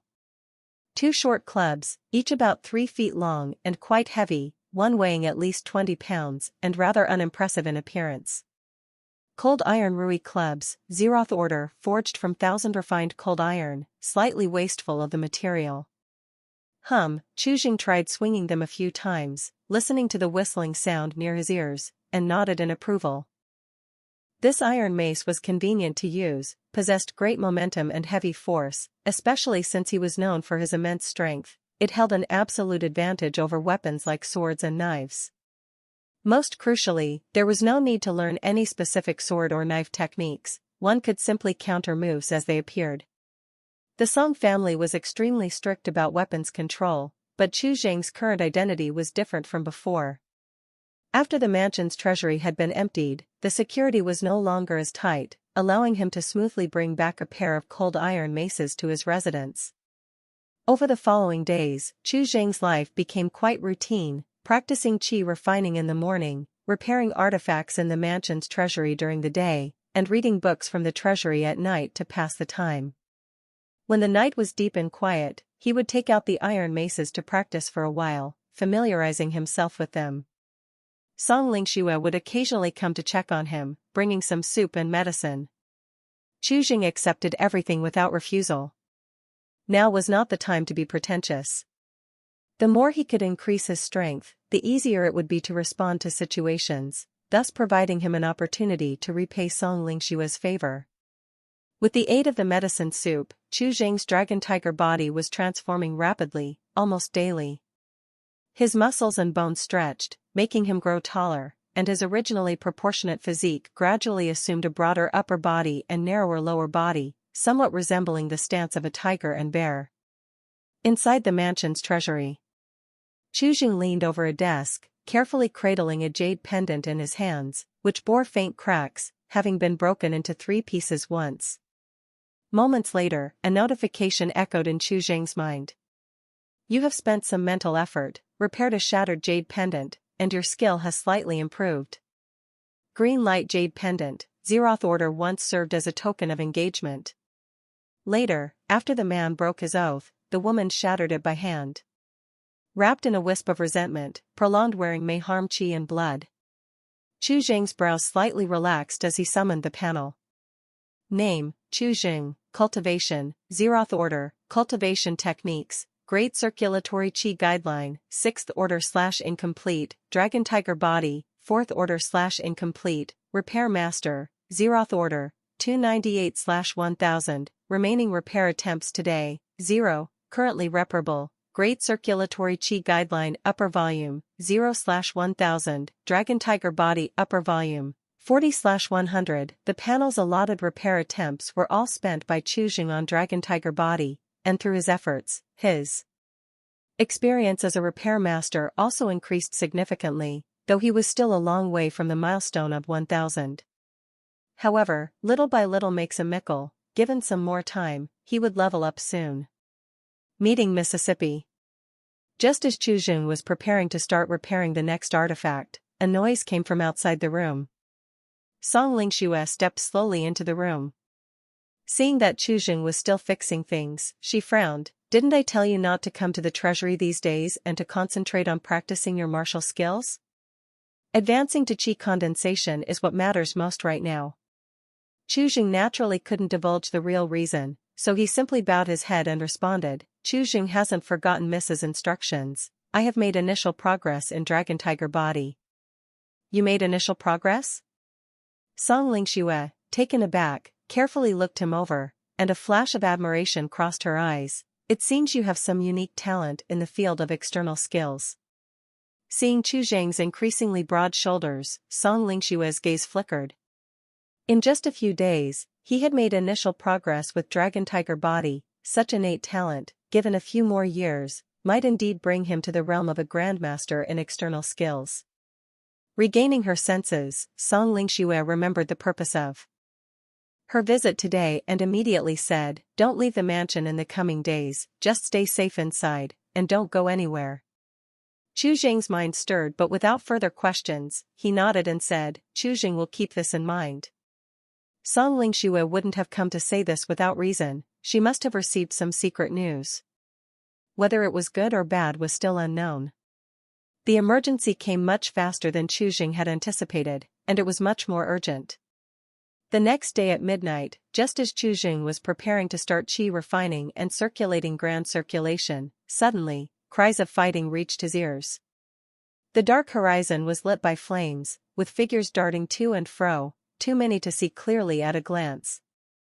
Qi immediately turned around and went back to his room, drew out 2 iron maces, and grasped them tightly, considering his next steps. In the back courtyard of the Song residence. Inside a secluded room, Yin abruptly opened his eyes, listening to the sounds of battle near his ears. His face turned pale, and he forcefully circulated his Qi, leaping up from his bed. Squeak, the door was pushed open, and Xiaokai entered in a fluster. Seeing Yin standing barefoot on the ground, her face changed. You shouldn't be moving around yet, go back to bed. These past few days, she had been taking care of Yin's daily needs, and no one knew better than her how severe his injuries were. One careless move could sever his heart vessels, a potentially fatal issue. What is the situation now? Yin's expression remained calm, showing no signs of panic. The central courtyard has been blocked by several escort masters with their men. There is no danger here for now, you can rest easy. After speaking, Xiaokai quickly stepped forward, intending to help Yin back to the bed. Where is the young lady? Yin pushed Xiaokai away and began to dress. The young lady is also in the central courtyard. Xiaokai, unable to persuade him to do otherwise, withdrew her hand. The family head is by the young lady's side, and her martial arts skills are even stronger than yours. You needn't worry too much. Song Yin pondered for a while, his gaze suddenly intensifying. Has anyone gone to the mansion's treasury? The treasury has already been emptied, losing it means nothing now, naturally no one will die defending it. Hearing Xiao Kai's words, Song Yin thought of Chu Jing. His expression suddenly changed, and he pushed open the room door, taking his sword and striding away. Chu Jing leaned against the courtyard wall, staring at the not-too-distant door of the mansion's treasury, somewhat conflicted. Bang! A muffled sound came from behind. Chu Jing turned his head to look, meeting Song Yin's gaze. Follow me, I'll protect you out. Song Yin spoke in a deep voice, turning towards the mansion's treasury door. You came to rescue me? Chu Jing was puzzled.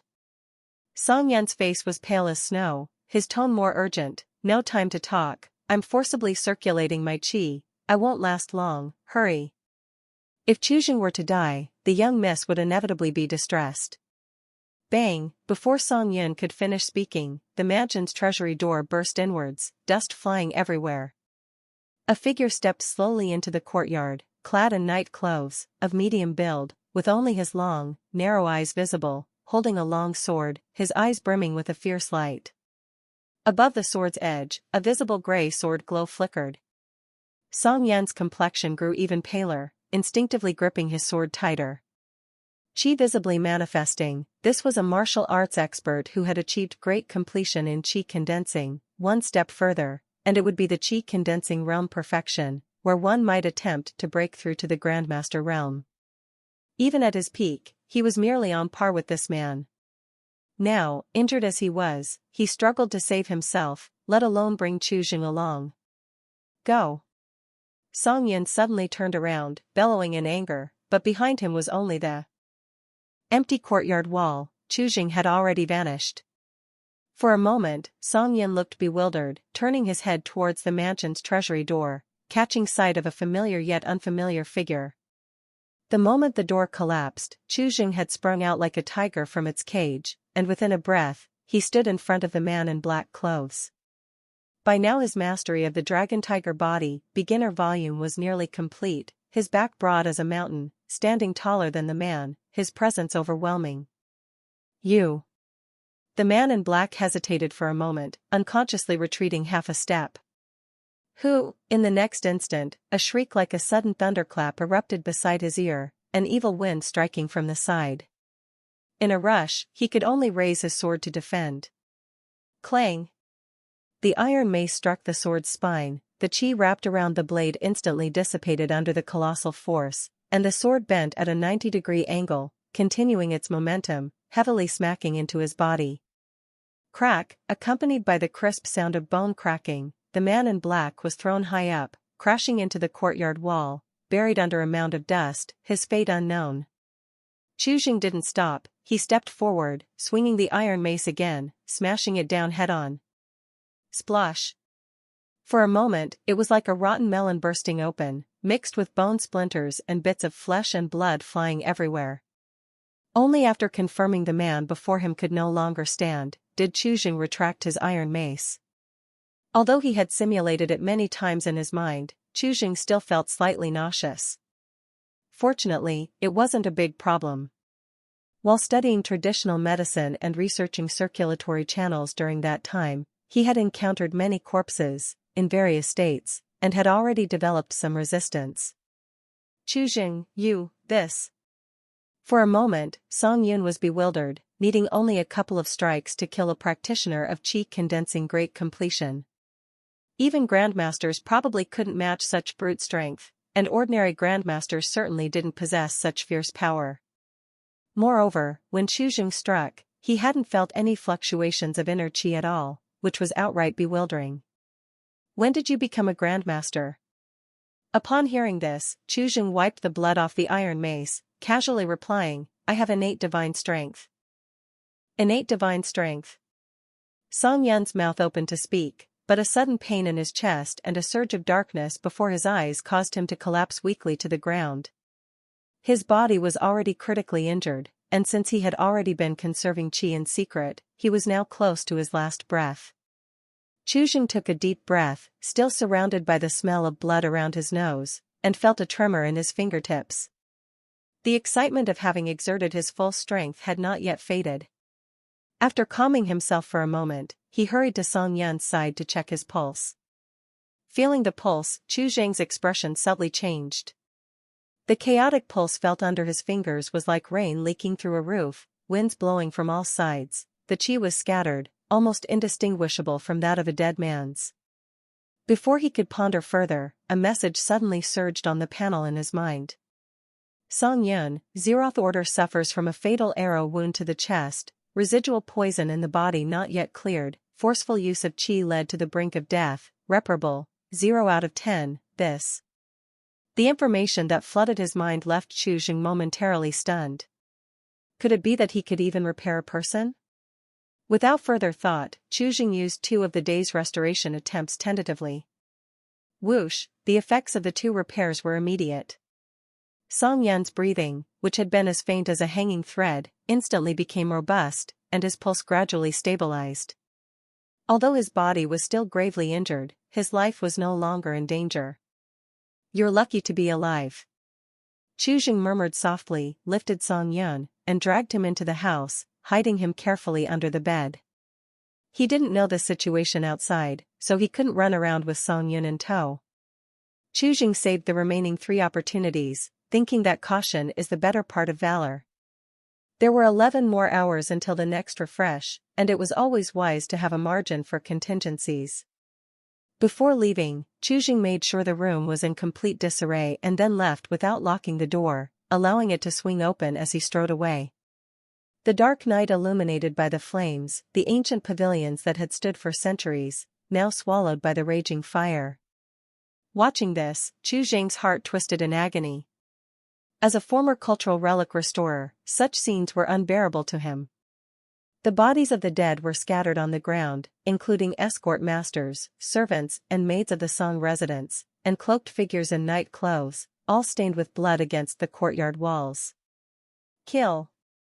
After crossing 2 courtyards, Chuzheng heard a burst of shouting and the faint sound of clashing weapons growing louder. Clutching the iron mace firmly in his hand, Chuzheng strode towards the noise. As he turned the corner, he came face to face with 2 men in black. Both parties were startled. Chuzheng, tall and wielding an iron mace, looked intimidating even at a glance. His blood-stained robe added a terrifying aura under the moonlight. The 2 men in black, both burly, were each holding a long knife, their hands calloused and their eyes fierce. Clearly, they were not ones to be taken lightly. After sizing each other up for a few breaths, they relaxed somewhat. Although Chuzheng could not yet distinguish the strength of these practitioners of the martial path clearly, he was already on the threshold of qi refining and could perceive the qi. The qi density within these 2 men was even less than that of the martial master Chuzheng had just killed by bursting his head. The 2 men in black raised their long knives in unison, a vicious glint in their eyes. To them, Chuzheng seemed heavy-footed and loud, clearly lacking in martial skill, just a brat who hasn't even begun qi condensation. "Once we chop off his head, we'll hang it on the city wall tomorrow." "Humph, looks decent enough. After I cut off your face, and make it into a mask, at least your face won't be wasted." Chuzheng said nothing, but the adrenaline surging through his body forced him to react first.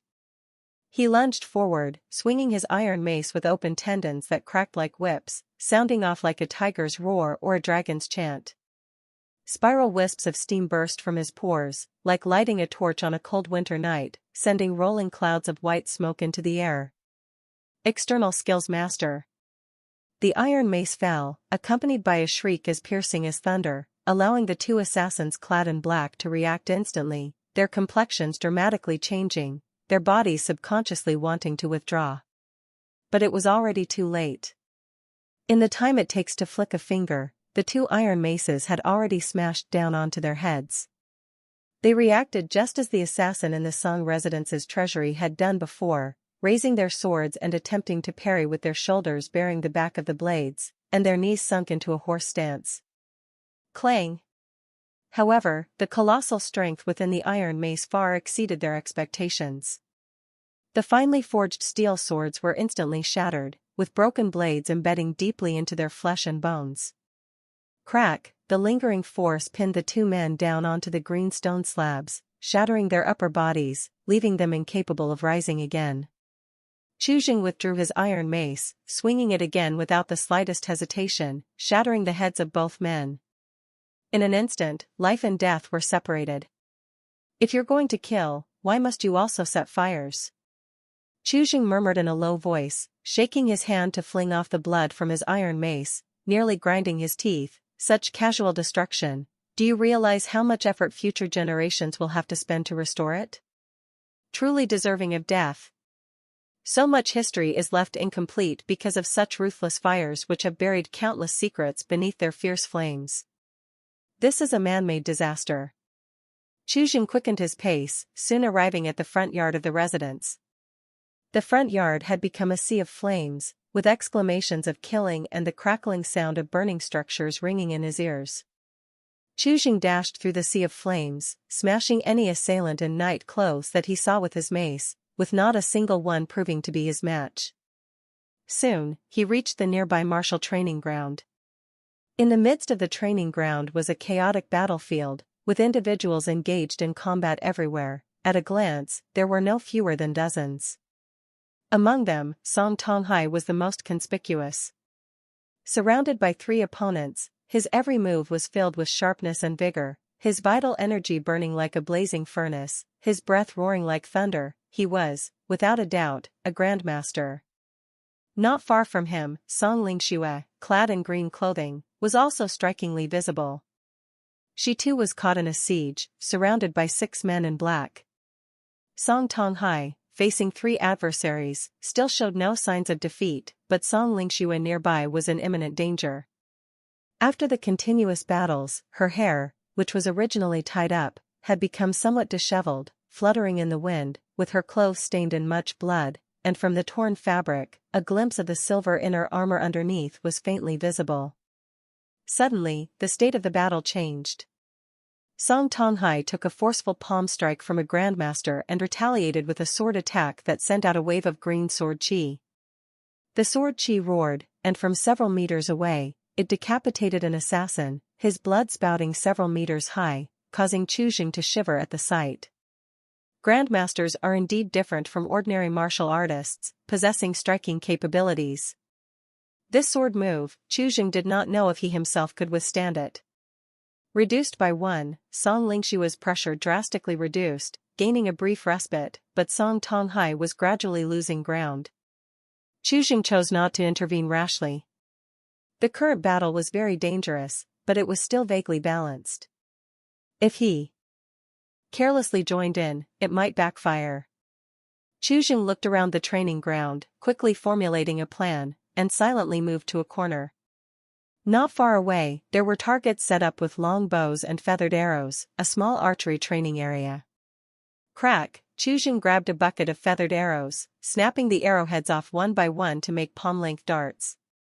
He was not proficient in archery, but he was quite skilled with darts in his previous life, even having won prizes in professional competitions. Under the illumination of firelight, the training ground was stained with a layer of blood color, utterly chaotic, and no one noticed Qi presence. He moved stealthily in dark corners, clutching the arrowhead in his hand, quickly locking onto a target. Qi didn't rush towards the center of the battlefield where Song Tonghai was located but first approached a person in black located at the edge of the battlefield. He needed to get a feel for it first. Now, Qi's eyesight was incomparably stronger than in his previous life, not to mention his Qi strength, which had a significant gap that needed adapting to. Soon, Qi approached the man 100 paces away, held his breath, concentrated, his gaze sharp as an eagle. Without much hesitation, he raised his hand and threw an arrowhead with 50% force. Whoosh! A crisp sound of the arrow whistling rang out, and 100 paces away, the person in black fell in response. The arrowhead precisely pierced the man's skull, bringing up a spray of blood. This trial made Qi feel unexpectedly good, even simpler than he had anticipated. After refining Qi, the essence of the sun and moon strengthened not only his Qi strength but also his senses and even his reflexes. Every aspect had undergone a leap. Having confirmed this, Qi had no further worries, his gaze directly locked onto several people beside Song Lingqing. He exerted full power, and within a breath, he had thrown 5 arrowheads. Grandmaster's reaction speeds were something he had never experienced before. It was safest to start with these people. Whiz, sounds of piercing gold and splitting stones rang continuously, deafening. Those surrounding Song Lingqing had just heard the whistling. Before they could react, a fierce wind struck them, their vision darkened, and they completely lost consciousness. Watch out for the hidden weapons. The Grandmasters, with their all-seeing eyes and all-hearing ears, had been keeping an eye on the nearby combat situation. The moment those attacking Song Lingqing were killed, the 3 Grandmasters reacted, they drew in their forces and retreated, their inner Qi visibly surrounding their bodies, protecting their heads and vital points, their gazes vigilant, searching all around. They soon noticed Qi on one side of the training ground. Facing the eyes of the 3 martial arts grandmasters sweeping over him, Qi expression remained unfluctuated, his posture as erect as a pine. He stepped forward and picked up a blood-drenched spear from the ground. Then, his body leaned back, he raised his hand to hold the spear high, his muscles tensed, the engorged muscles of his body bursting through his clothes, all his power gathered in an instant. The next moment, the spear left his hands, like a millennia-old dormant volcano suddenly erupting. The spear, like lightning cutting through the sky, emitted a low and intense sound of space shattering, heading straight for one of the Grandmasters. The terrifying killing intent coming toward them caused the 3 Grandmasters to change color, and they almost simultaneously pulled back. Seizing the fleeting opportunity, Song Tonghai had already made his move. His sword Qi like moonlight crossed the sky, vast like the sea, disrupting the retreating steps of the 3. Qi attack was too sudden, without any sign. The spear, like a venomous snake strike, caught up with one of the Grandmasters in the blink of an eye. The immense power wrapped around it easily shattered the Grandmaster's protective inner Qi, pierced through his body, and with force still remaining, nailed him to the green stone wall. Retreat! The remaining 2 Grandmasters, terrified, shouted loudly and, without any hesitation, flicked their toes and soared like hawks, blending into the darkness in an instant.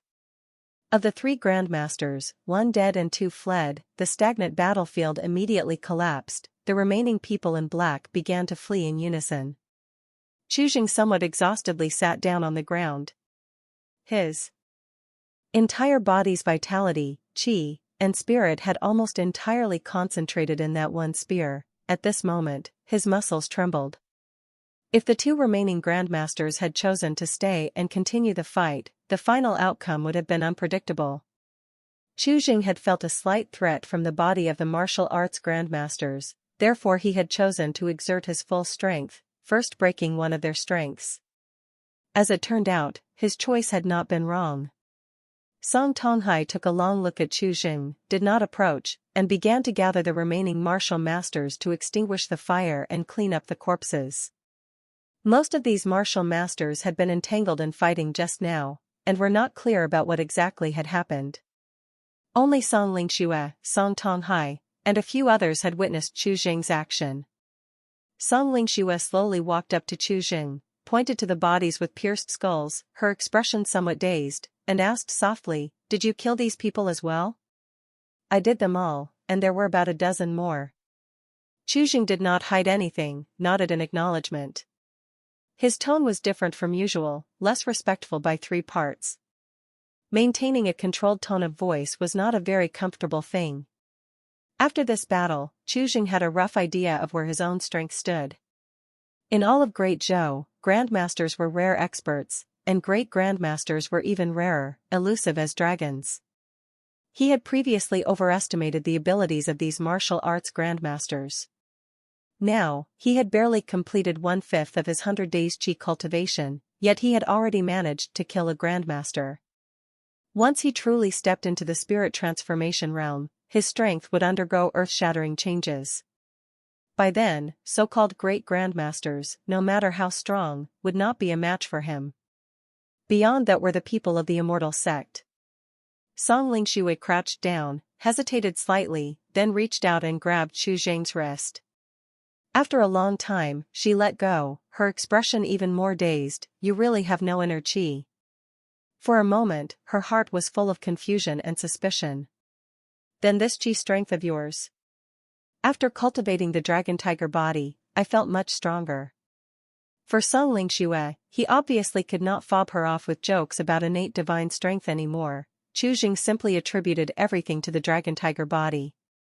She wasn't likely to understand the intricacies anyway. To his knowledge, this world did not have the existence of Qi cultivators. Many anomalies naturally couldn't be explained. Is that so? He had an ordinary talent for cultivating inner strength but was progressing daily in external skills. Was there really a person with such miraculous root bone? Moreover, Chu Zhang's speed of progress was too fast. In just a short range of time, he had crossed distances that others could not reach in their entire lifetime. Intuition told Song Lingqiu that there must be a problem, but at the moment, she could not pinpoint what was wrong. After a long pause, she came back to her senses, suddenly bowed. Thanks to your actions today, we cleared the critical situation. Lingqiu expresses her gratitude here. Tomorrow, I will petition the government office to release you from your servitude status and restore your freedom. You may make other requests, and as long as the Song family can fulfill them, there will be no objections. Young mistress, you take it too seriously. A drop of water shall be returned with a spring. Chu Zhang shook his head. He did not attach much importance to the so-called servitude status. From the perspective of the world, Great Zhou was just a corner, and the overt identity was not very important. His actions today were merely to return a favor to Song Lingqiu. Regardless of other factors, at least the benefits she provided were concrete. As the two were conversing, the training ground was almost fully cleaned up, and the large fire burning inside the residence dwindled to a few sporadic flames. This time, the Song residence suffered great losses. Most of the escort masters died, Song Tonghai was severely injured, and Song Lingqiu's condition was not much better, covered in wounds. Barely moments after the fighting had ended, suddenly, the sound of horse hooves echoed outside the great gate of the Song residence. Only at this moment did the imperial guards from within Luofeng city finally arrive, belatedly. The moon was thick, and the air was heavy with the stench of blood mixed with the charred scent of burnt remains, intensely pungent. In front of the Song residence's main gate, there were less than 50 riders, each of whom hadn't even bothered with armor, merely clad in cloth official uniforms. Behind them followed 200-foot soldiers, their formation extremely lax, hardly resembling a force meant to quell disturbances. Patriarch Song, forgive us for our late arrival. Where are those thieves? The leader, a robust man in his 40s with only mediocre martial skills, had yet to fully master Qi condensation, but he spoke with little respect in front of Song Tonghai. The thieves have already retreated. Thank you, General Luo, for your late-night assistance. Your effort is appreciated. Song Tonghai maintained a usual expression, having changed into a new brocade robe that showed no signs of distress. It's good that there's no trouble. General Luo surveyed Song Tonghai a few times, nodded, and said in a slow voice, "Please hand over the bodies of those thieves to me, Patriarch Song. I will have them burned together to prevent epidemics from spreading in the city." Upon hearing this, a few martial masters standing behind Song Tonghai all wore expressions of anger. This was clearly an attempt to steal valor.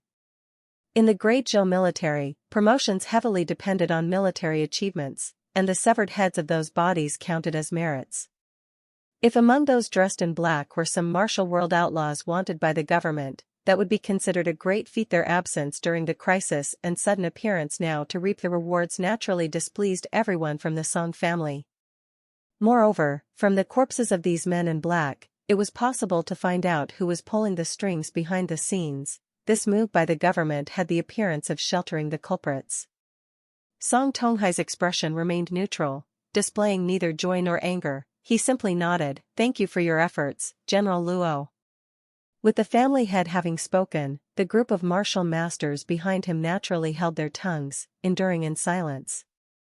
A squad of Imperial guards swaggered into the Song residence, causing a commotion for half an hour, and took away most of the bodies of the men in black. About a dozen bodies were left behind. These were individuals who had died at the hands of Qi Jing, with their skulls shattered beyond recognition. These corpses would not yield any military merit. Great Zhou enforced strict control over military merit to prevent wrongful claims and impersonation, leaving no room for deception. Seeing these dozen or so bodies, many of the Imperial guards cursed under their breath, and displeasure was evident on General Luo's face as well. Quickly, the Imperial guards in front of the residence receded like the tide, and the long street once again returned to silence. Qi Jing had watched everything from the start to the end, clear and distinct, and fell into deep reflection. Qi Jing's understanding of Great Zhou was limited to only fragments and phrases from books. However, he had never heard of a feudal dynasty that lasted for 1,000 years. Even the most powerful dynasties would usually decay after a few hundred years due to the concentration of land or splintering of warlords. Yet Great Zhou had continued for over 1,700 years. A dynasty capable of ruling the world for so long could only be attributed to two reasons. One was the rationality of the dynasty's governance system and resource distribution, enabling people from all echelons to survive. The other reason was that the dynasty's power was so immense that it was impossible to overthrow, with any rebellion being quickly suppressed before it could cause significant trouble. Qi Jing had seen the current state of Great Zhou for himself. In an era where production lagged, it was not possible for the lower-class citizens to live in abundance or satisfaction, leaving only the second reason as a possibility. The attitude of General Luo exactly confirmed Qi Jing's recent suspicions. The Song family's predicament was exacerbated by manipulation from the government authorities. There could be no conflict of interest between the government and the Song family. If there had been any substantial disputes concerning interests, the Song family would not have remained for 300 years. The reason, then, could almost certainly be attributed to Song Lingqing. For a moment, Qi Jing rubbed the center of his brow, feeling an overwhelming headache. Whenever Song Lingqing was involved, conflicts within the Immortal sects inevitably followed, and given the Song family's current power, they would likely crumble if the Immortal sects exerted even a hint of additional pressure. Qi Jing was not familiar with the true strength of the Immortal sects in this world, but from the few classic texts from the sects, he had already begun to deduce some clues. A successful cultivator could flatten an entire realm as effortlessly as reaching into a bag to retrieve an item. This is literal flattening, far more terrifying than nuclear weapons. Facing such creatures beyond his comprehension, Qi Jing felt an enormous pressure bearing down on him. Running away as quickly as possible seemed like the best option. City Lord's mansion. Within a side room, two shadows stood and sat. The one sitting was a dark-faced middle-aged man, about 30 years old, dressed in brocade robes, with a short beard, and, despite the deep winter, he still held a folding fan in his hand. General Luo stood with his head bowed and respectfully reported, "Song Tonghai seems to be uninjured. I haven't seen Song Lingxue, but according to what others have said, she is all right." "What did Song Tonghai say when you were there? Did he ask for help or for you to investigate this matter?" The middle-aged man frowned slightly, apparently somewhat disappointed. Song Tonghai said nothing. After saying thanks, he let me take the bodies away. General Luo looked puzzled, not quite understanding. Song Tonghai was as calm as if nothing had happened. "Oh? Is that all?" "That's all." General Luo nodded, feeling uneasy. He couldn't help but ask, "May I ask Lord Yuan, why do you target the Song family like this? Is it because Prince came to Luofeng City one day and was offended?" The government office and the Song family had been at peace for many years. Now, the sudden strike was obviously a decree from higher up. Why all the questions? You need not ask what you should not. Go on, leave.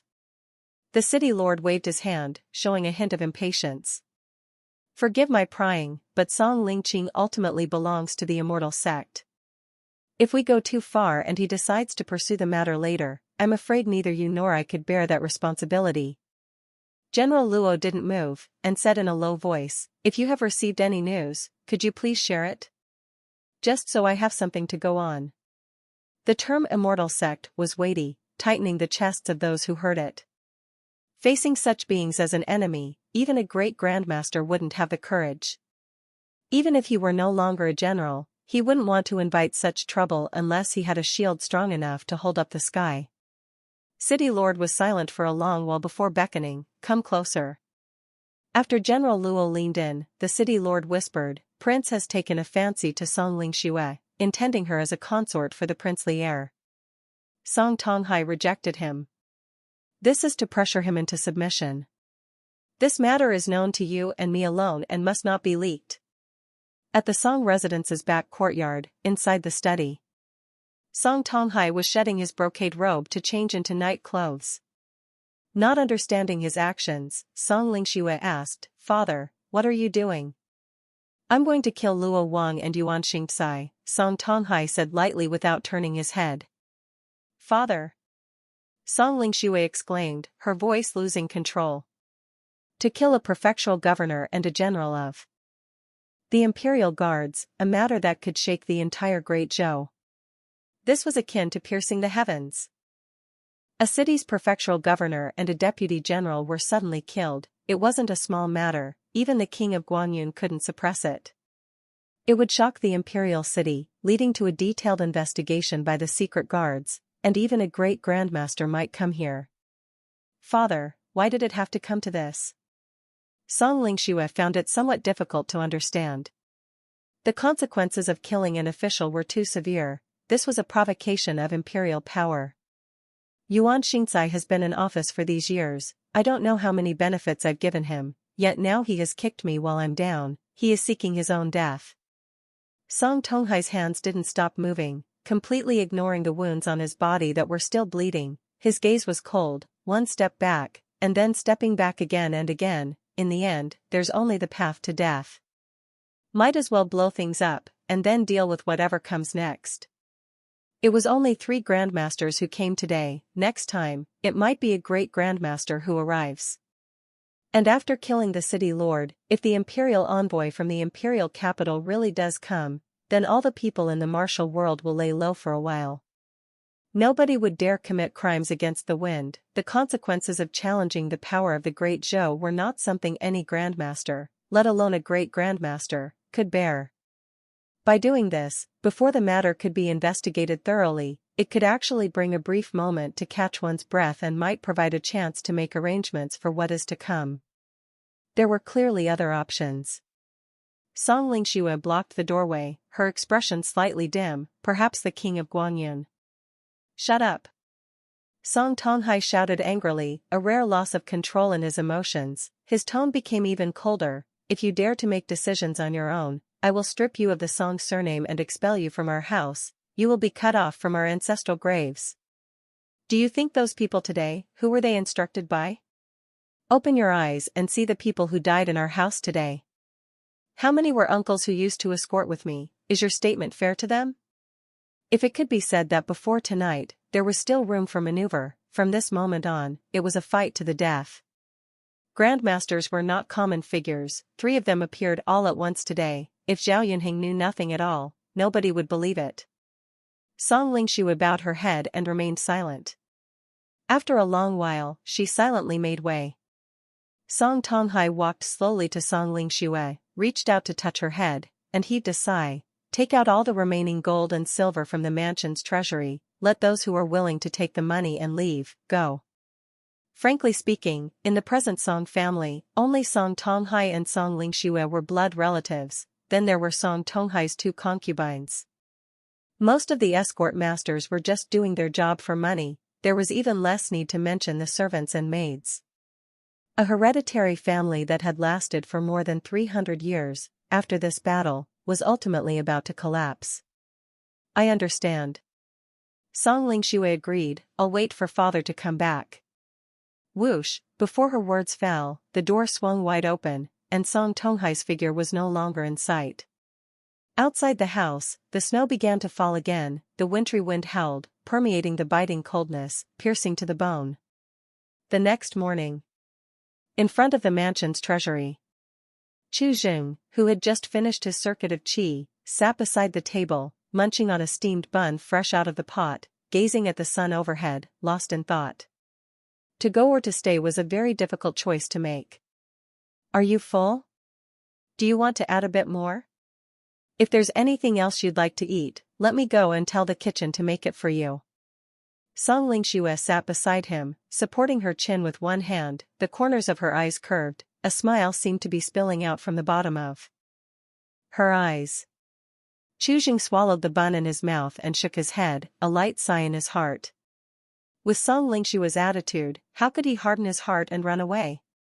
Although Song Lingxue had said the night before that she would grant him his freedom, he owed her a favor and couldn't just run away to save his own life. That wasn't something Chu could do. The most basic moral concepts were constraining him, and when it came to life and death, he actually didn't take it too seriously. People were bound to die, but whether death had any value, that was another matter altogether. Chu just didn't want to die too soon. After all, the world he saw was far too small. To travel through a different world and then die without achieving anything felt like a major loss, no matter how he looked at it. Maybe he could take Song Tonghai and Song Lingxue with him. Running alone was still running, and having a few more people seemed inconsequential. The moment this thought surfaced, Chu shook his head, clearly realizing it was not viable. Currently, all the points of conflict were due to Song Lingqing, with Song Tonghai and Song Lingxue at the vortex's center. To take these two with him would mean constant assassination attempts. Events like last night would become endless. It was just a matter of time before something went wrong. The risk was too great and escape would be nearly impossible. Thinking about last night, Chu suddenly wondered if he had forgotten something. Song Lingxue brought over a bowl of soup, scooped a spoonful, and brought it to Chu lips. "This deer bone soup has been stewed for nearly 2 hours. I specifically instructed them not to waste it. Finish it, it's good for your health." Chu was still deep in thought about what exactly he had forgotten when suddenly, there was a noise in the room. Crack. Watching the scene unfold before him, Song Yuni felt a numbness in her heart as she stood by the door, hearing a crisp sound as if something had broken. Seeing Song Yun stumbling out of the room, Chu finally came to his senses, his face showing a sudden realization. He had completely forgotten about this matter. The shock of killing one after another was a bit too much, causing him to inadvertently push the existence of Song Yun to the back of his mind. For a moment, Chu felt somewhat guilty, as Song Yun, with his gravely injured body, had come to save him, yet he had nearly forgotten about him, leaving him to spend the night under the bed. Looking at Chu Song Yun felt a moment of disorientation. The cruelty of this world made him confront once more the disparity between people. But when he glanced over at Song Lingxue, he felt that none of that mattered anymore. "Miss." Song Yun fell to his knees, covering his face and sobbing. At least the young miss was still alive, the sky hadn't fallen yet. Waking up alone under the bed, he felt as though the sky was collapsing. Now, with the dramatic turn of events, he could hardly suppress his emotions. "Song Yun?" Seeing Song Yun, Song Lingxue was startled. "Why are you here?" Last night, those people hadn't even breached the middle courtyard, where Song Yun was located. It hadn't been entered by outsiders and had remained sealed off. Seeing Song Yun now, she couldn't help but be surprised. The prefectural governor of Luofeng City and the defending generals were dead, their heads hung in front of the city lord's mansion. This news spread quickly throughout the city, causing immense panic. As the saying goes, when the wind sweeps the tower, everyone fears for their own safety. This was entirely different from the heads displayed on the city wall the day before. The Great Zhou was like the heavens, and the imperial family like gods shepherding the people. No matter how ferocious demons and heretics were, they would be captured and imprisoned by the government, a consensus previously held in everyone's mind. But now, even the officials were dead. Suddenly, in Luofeng City, the credibility of the Great Zhou official government suffered an unparalleled blow, almost crumbling to pieces. Within less than a day of the news, residents began to flee with their families, scattering towards neighboring cities. The news spread like a gale, expanding rapidly, and within 2 days, it had crossed tens of thousands of miles, reaching the capital of the Great Zhou. Scoundrels! Atop the golden throne hall, the Son of Heaven hurled his cup, his imperial countenance filled with great fury. Murdering an official, and one who had died was a prefectural governor overseeing more than 100 counties, towns, and villages, directly affecting millions of commoners. In the annals of Great Zhou's imperial dynasty that stretched over 1,000 years, this could be counted as a major case. Such an incident had not occurred for who knows how many years, and if not handled properly, it would not be long before villains followed suit, or even rose in rebellion, further shaking the foundation of Great Zhou. By then, countless lives would be lost.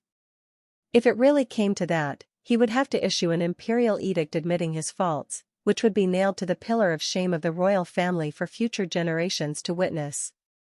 Your Majesty, please quell your anger, and take good care of the dragon body. Such great evil must be swiftly captured and the uprising suppressed to avoid involving more common people. This humble official suggests, Lingqing City should be put under lockdown from all sides, troops dispatched from the county city, funds allocated from the mansion's treasury to guide the scattered populace back to their original places, and provide partial compensation for consolation.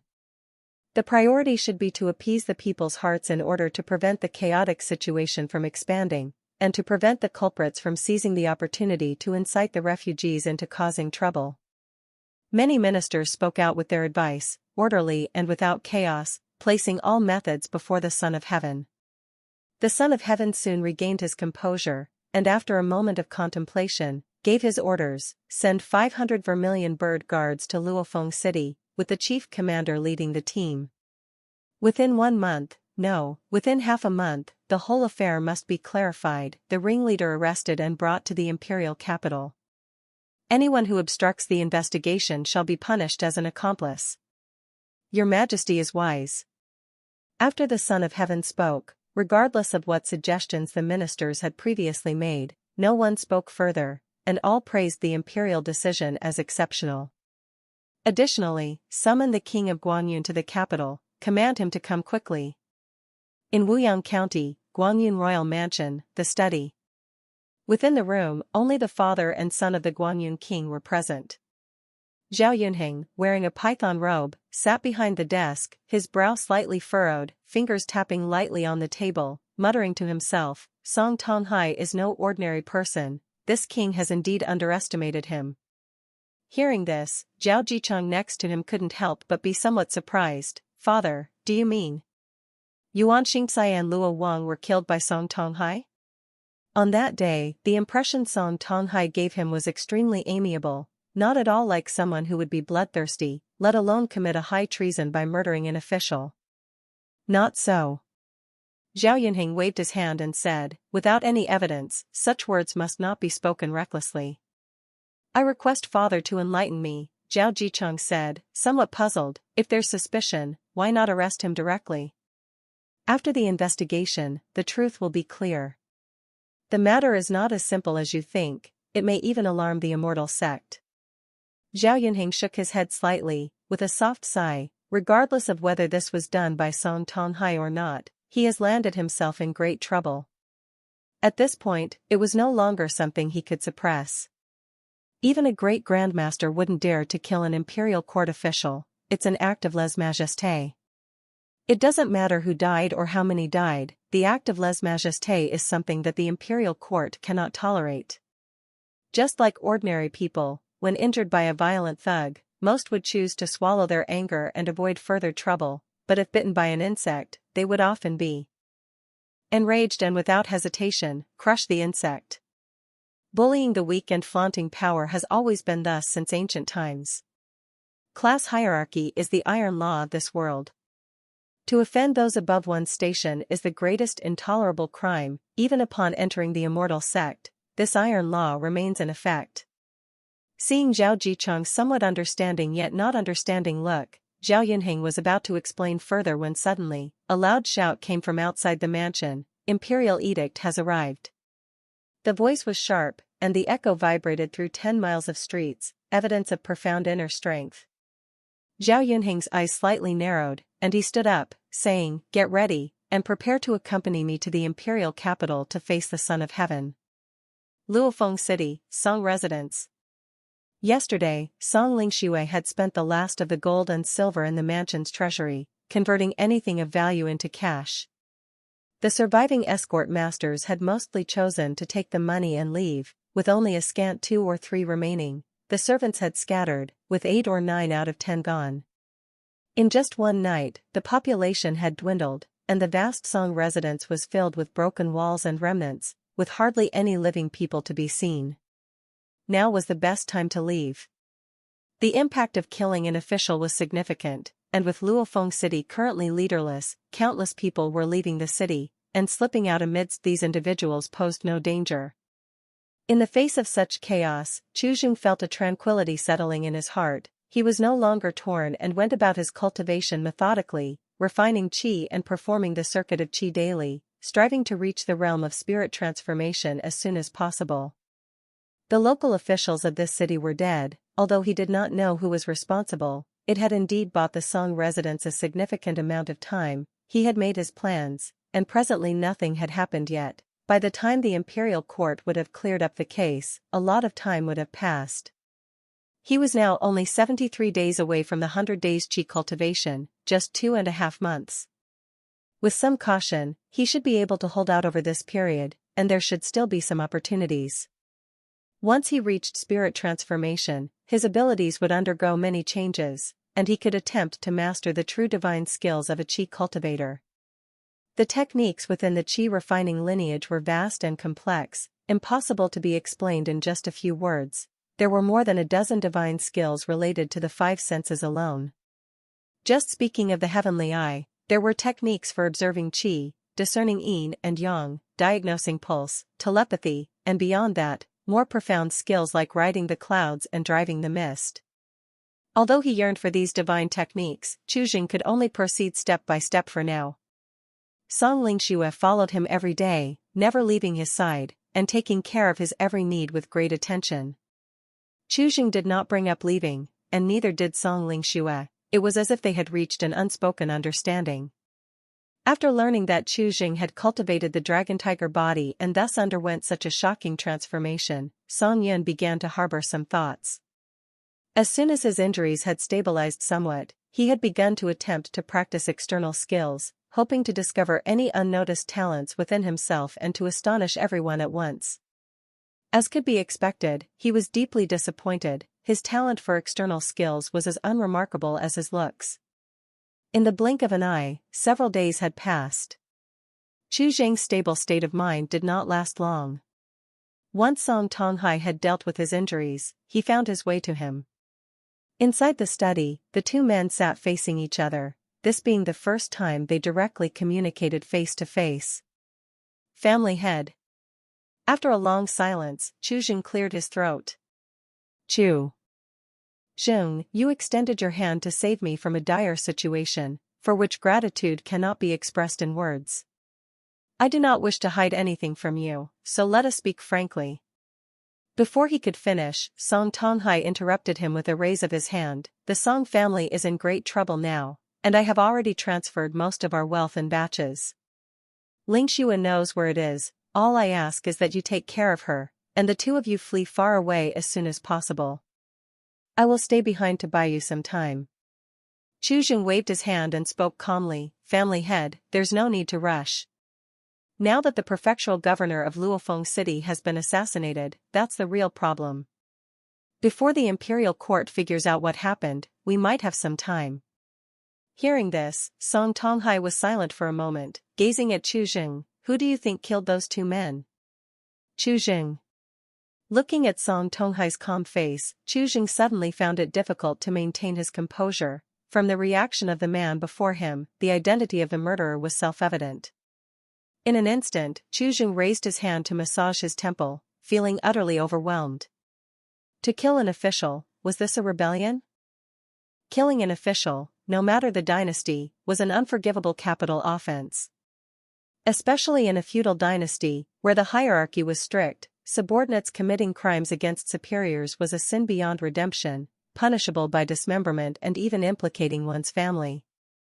This was a provocation to the reign of any dynasty, something no emperor could tolerate. Having committed such a heinous crime, Song Tonghai's previous thoughts naturally went down the drain. Once the imperial envoy arrived and uncovered the truth, the situation would become extremely perilous. Fleeing seemed to have once again become the best option. Qi fell into deep thought, but soon dismissed the idea of fleeing again.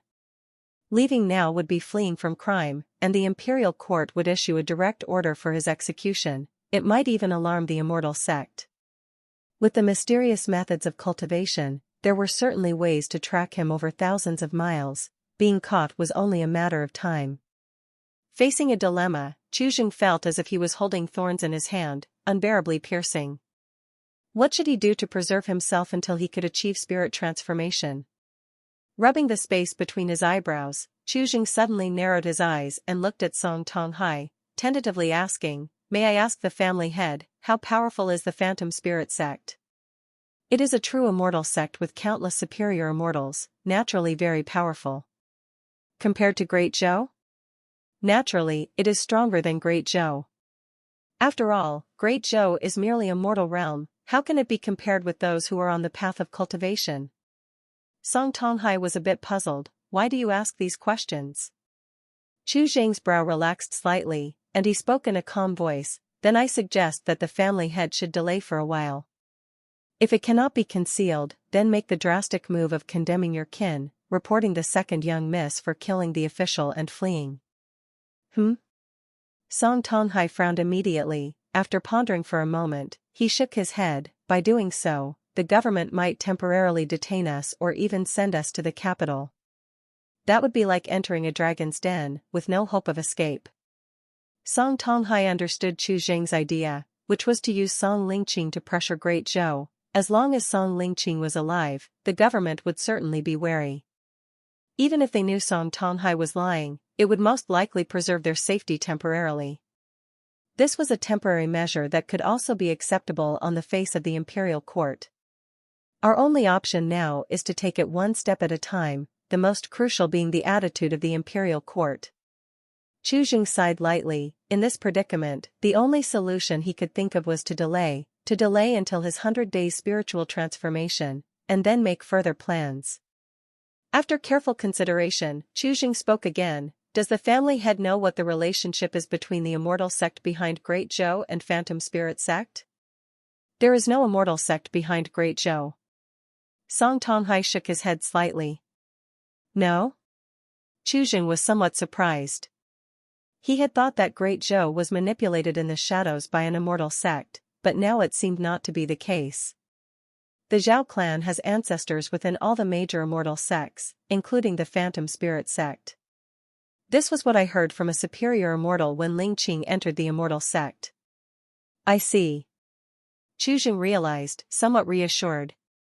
If that was the case, then the attitude of Great Zhou would be more likely to be neutral. Thereafter, Qi and Song Tonghai discussed some details before finally dispersing from the meeting. During the discussion, both Qi and Song Tonghai tacitly avoided one issue. What would happen if there was a problem on Song Lingqing's side? Less than 7 days after the death of the prefectural governor, a troop bearing the Great Zhou imperial flag, the red armored iron cavalry, entered Luofeng city in a grand manner, heading straight for the city lord's mansion. Among the emperor's 4 guards, the Vermilion Bird Divine Guards, made up of individuals who had condensed inner Qi, had the privilege of selection, and its chief commander was among the pillars of the state, each a martial path Grandmaster of the current era. That noon, all martial arts practitioners in the city, including those from the Song family, were forcibly taken by the Vermilion Bird Divine Guards. In the main hall, the members of the Song family were all present, and a man in armor sat behind the desk, his gaze sharp as an eagle's, scanning the crowd. The man appeared to be nearly 50, with a square face and jet black hair, without a single silver strand, emanating robust vitality throughout his being. Vermilion Bird Divine Guards Commandant, Li Mingzhou. Qi stood behind, his eyes shimmering with intelligence as he secretly observed for a moment, unable to suppress his emotions. He had somewhat underestimated the strength of the martial path Grandmaster. The life tier of the Grandmaster had transformed, capable of living beyond 150 years. The Qi within was powerful to a terrifying extent, far surpassing that of a Grandmaster. The Grandmaster before him, judging from the Qi within, was at least 90 years old, but appeared to be under 50, still full of vigor and strength. Song Tonghai. Seated behind the desk, Li Mingzhou suddenly shouted loudly, his voice like a great bell, jolting people's spirits into a daze. I am here. Song Tonghai stepped forward slowly. Where were you when Yuan Xingcai and Luo Wang met their deaths? That night, just after my home was raided, I had sustained injuries and was likely tending to my wounds, Song Tonghai answered truthfully. Li Mingzhou sized him up and spoke in a deep voice, undress. Obeying the command, Song Tonghai removed his top, revealing his muscular upper body, which was covered with scars, including several fresh wounds. You may step down. After a brief glance, Li Mingzhou slightly nodded and waved his hand. He didn't inquire much about the other people from the Song residence and soon released them. Did it pass so easily? No, that's not it. Chu Jun, blending into the crowd, had his gaze slightly focused, and for a moment he was at a loss for thoughts. The day Luo Wang visited, he had directly taken the corpses of those men in black. Song Tonghai harbored a grudge, hence he could have committed murder over it. Both motive and opportunity were present, along with sufficient strength, which should make him the prime suspect. Could the Grandmaster really believe it was not him? Why? You, stay behind. While Chu Jun was still deep in thought, suddenly a call came from behind him. Capital of the Great Zhou. As the sun set in the west, the red afterglow painted the palace walls, carrying a bone-chilling coldness. Within a side hall, the Son of Heaven received Zhao Yunheng while Zhao Jicheng was left waiting outside. The light inside the hall was somewhat dim, with only the Son of Heaven and Zhao Yunheng present. Suddenly, the Son of Heaven raised his hand sharply and fiercely slapped Zhao Yunheng across the face. Smack a euro. The crisp sound echoed within the hall, lingering for a long time. You were too hasty.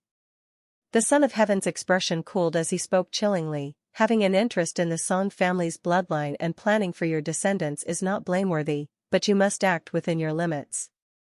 Song Lingqing is no ordinary person. With her high-quality immortal bone, she has the potential to step into the 9 transformations of Divine Infant, a true immortal seedling. If she finds the right opportunity, it might lead to a change of dynasties in the Great Zhou. If she survives the great tournament of 10,000 sects, entering the immortal path is just a matter of days, and soul condensing is within reach. If you stir up too much trouble now, how will you handle the aftermath? Brother, I did not take any action. Zhao Yunheng shook his head, somewhat helplessly. I only advised the prefectural governor of Luofeng City to stay out of it and not to meddle unnecessarily, that's all. Jicheng is my own flesh and blood. I wouldn't harm him, nor would I let him marry a woman burdened with deep-seated vendettas. Is that true? If there is even half a lie, may I not enter the ancestral mausoleum after I die? Zhao Yunheng's words naturally contained not even a hint of falsehood. All he wanted was for Song Tonghai to bow his head. As long as Song Tonghai spoke up, he would have means to ensure the Song family's peace. At worst, he could send them to the imperial capital and still preserve their lives. Seeing his expression did not seem feigned, the Son of Heaven nodded slightly. That's good, put away those thoughts, and do not interfere with the Song family's affairs anymore. There are many hidden nuances in this matter, do not bring trouble upon yourself. Imperial brother, could you enlighten me? Zhao Yunheng became somewhat curious. 5 years ago, I received a message from the 14th Imperial Great Uncle, stating that the Song family's bloodline might be unusual, commanding me to investigate all Song surnamed noble families within the neighboring countries, the Son of Heaven said. Slowing his breath, the Son of Heaven spoke gravely. 3,000 years ago, there was a Song surnamed Celestial Lord who crossed the true immortal gate. His ancestral home was less than 1,000,000 li away from our Great Zhou. I have examined many records. Kingdoms nearby all have Song surnamed noble families, some have lasted for 1,000 years, some stand for less than 100 years. But they share one astonishing commonality. In their families, there has almost always been an immortal seedling. The Song family, could they be descendants of the Celestial Lord? Zhao Yunheng's face changed dramatically. If the Song family truly descended from the Celestial Lord, that would be too astonishing. The Immortal sect is but a group of cultivation practitioners, whereas a Celestial Lord is a true immortal. Bathed in the baptism of heaven and earth, their bodies filled with immortal bone, a breath could turn to clouds, bringing rain, and a snap of the fingers could create an unsurpassable cave heaven-blessed land. Contrasted with them, the so-called Immortal sect is hardly worth mentioning. Not a descendant of the Celestial Lord, it may well be from the same origin. This matter is top secret, not to be disclosed. The Son of Heaven shook his head slightly. You need not think too much about it. Even if they are descendants of the Celestial Lord, that Celestial Lord has long since left the mortal realm. The 14th Imperial Great Uncle is tracing their lineage for other plans. You should not get involved, the Son of Heaven said dismissively. The fact that Song Lingqing is of high-quality immortal bone has already spread to the neighboring states, and those who are after her are far more than just one or two. Her situation is even more perilous, and it remains uncertain whether she can live to participate in the grand competition. All we can do is quietly observe how things unfold. I understand, thank you for the reminder, Imperial brother. Zhao Yunhing's forehead was faintly beaded with cold sweat. He had vaguely sensed that the Song family's lineage was somewhat divine but had never imagined it could be to this extent. Go now. I have already sent Mingzhou to deal with the matters in Luofeng City. You can return to your fief in a few days. The Son of Heaven waved his hand and strode into the shadows inside the hall, vanishing in an instant. Zhao Yunhing was stunned for a moment, rubbed his face, and walked slowly out of the side hall, deep in thought. Father, you. Seeing the red handprint on Zhao Yunhing's face, Zhao Jicheng, who was waiting outside, panicked for a moment. It's nothing. Enjoy your time in the imperial capital for a few days. After a while, your father will take you back to our fief. Zhao Yunhing came back to his senses and said soothingly, you can forget about Song Lingxue. Your father will find you another match. Match or no match, it's not something I particularly care about. Zhao Jicheng shook his head, trying to mask his concern. Is your face really okay? Do you want to see a physician? In that short span, Zhao Yunhing's face had swollen like a steamed bun, with 5 clear finger marks. Visible, red and swollen with streaks of blood. The imperial uncle's strength was formidable. No love lost, Zhao Yunhing muttered indifferently. With hands clasped behind him, Zhao Yunhing walked toward the palace exit, his mind starting to calculate once again. After hearing about the Celestial Lord Song, his eagerness to arrange a marriage for Zhao Jicheng intensified. There was more than one Song surnamed noble family in Great Zhou besides Song Tonghai. He remembered several prominent households with the surname Song right within the imperial capital. A step-by-step visit should, after all, lead to a suitable match. Being of the same surname as a celestial lord, even marrying someone with the surname Song might allow for some of the immortal Qi to rub off on them. If necessary, he might marry a few more. As for whether it would work out, that was a matter for later. Luofeng City, City Lord's Mansion. The sun was setting to the west, and the coldness surged, with the bone-chilling wind starting to howl again.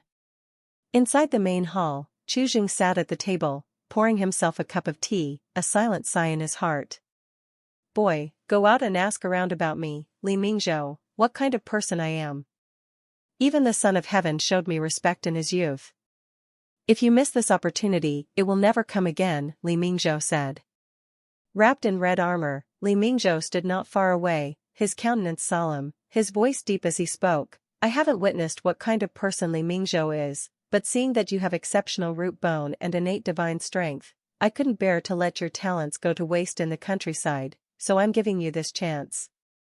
After speaking and seeing Chu Jing still silent, Li Mingzhou grew somewhat impatient. Do you really not wish to become my disciple? Let me tell you, I have no sons. If you become my disciple, all I have will be yours in the future, including the position of Commandant of the Vermilion Bird Divine Guards. I can help you vie for it with the Son of Heaven. At these words, Chu Jing still did not speak, his heart filled with helplessness. Li Mingzhou's response, all due to the phenomenon surrounding this dragon-tiger body, his physique gradually becoming unlike ordinary people, with a waist like a dragon and a back like a tiger, muscles taut like a strong bow, bones hard as steel. Li Mingzhou had keen eyesight and caught sight of this.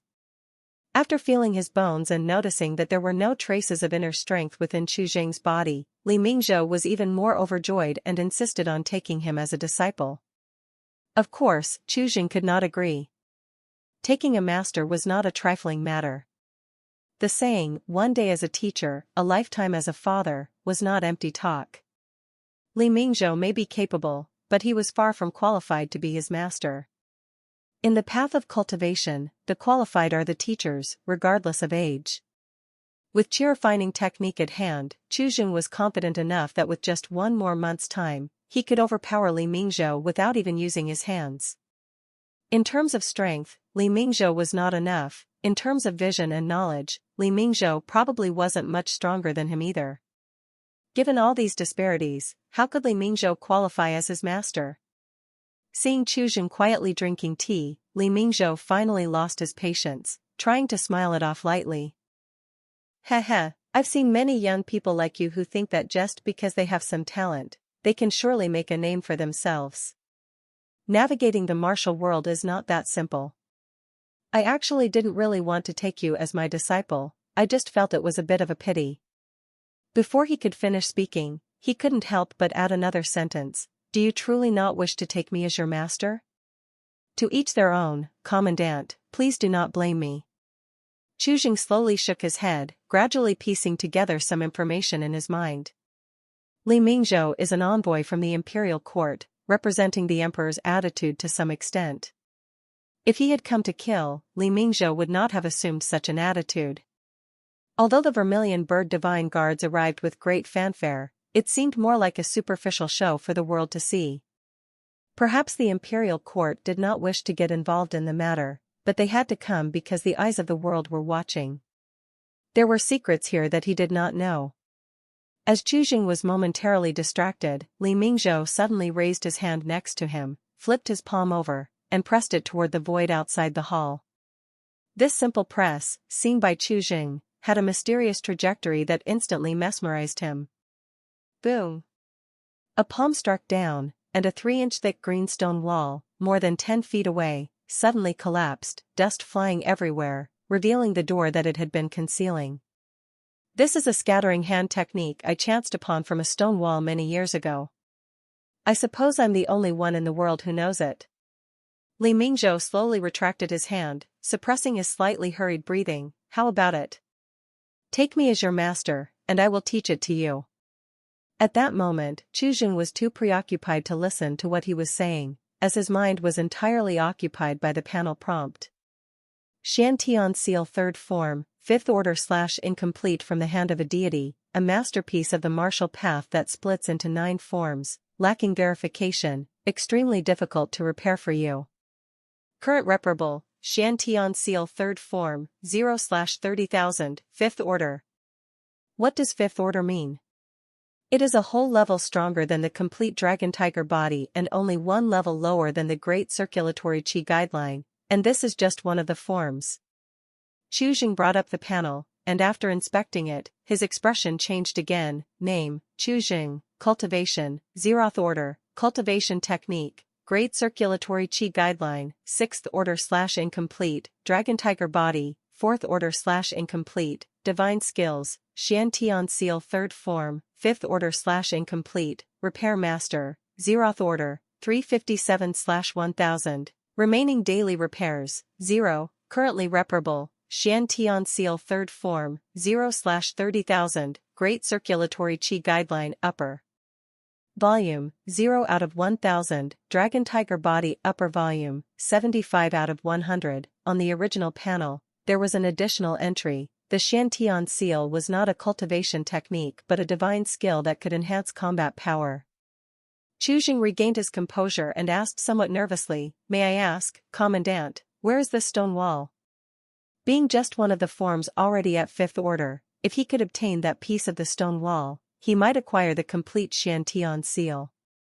Seeing Chu Zheng's expression finally change, Li Mingzhou felt somewhat smug and casually said, That stone wall only had one corner left, which I took rubbings from before throwing it into the sea.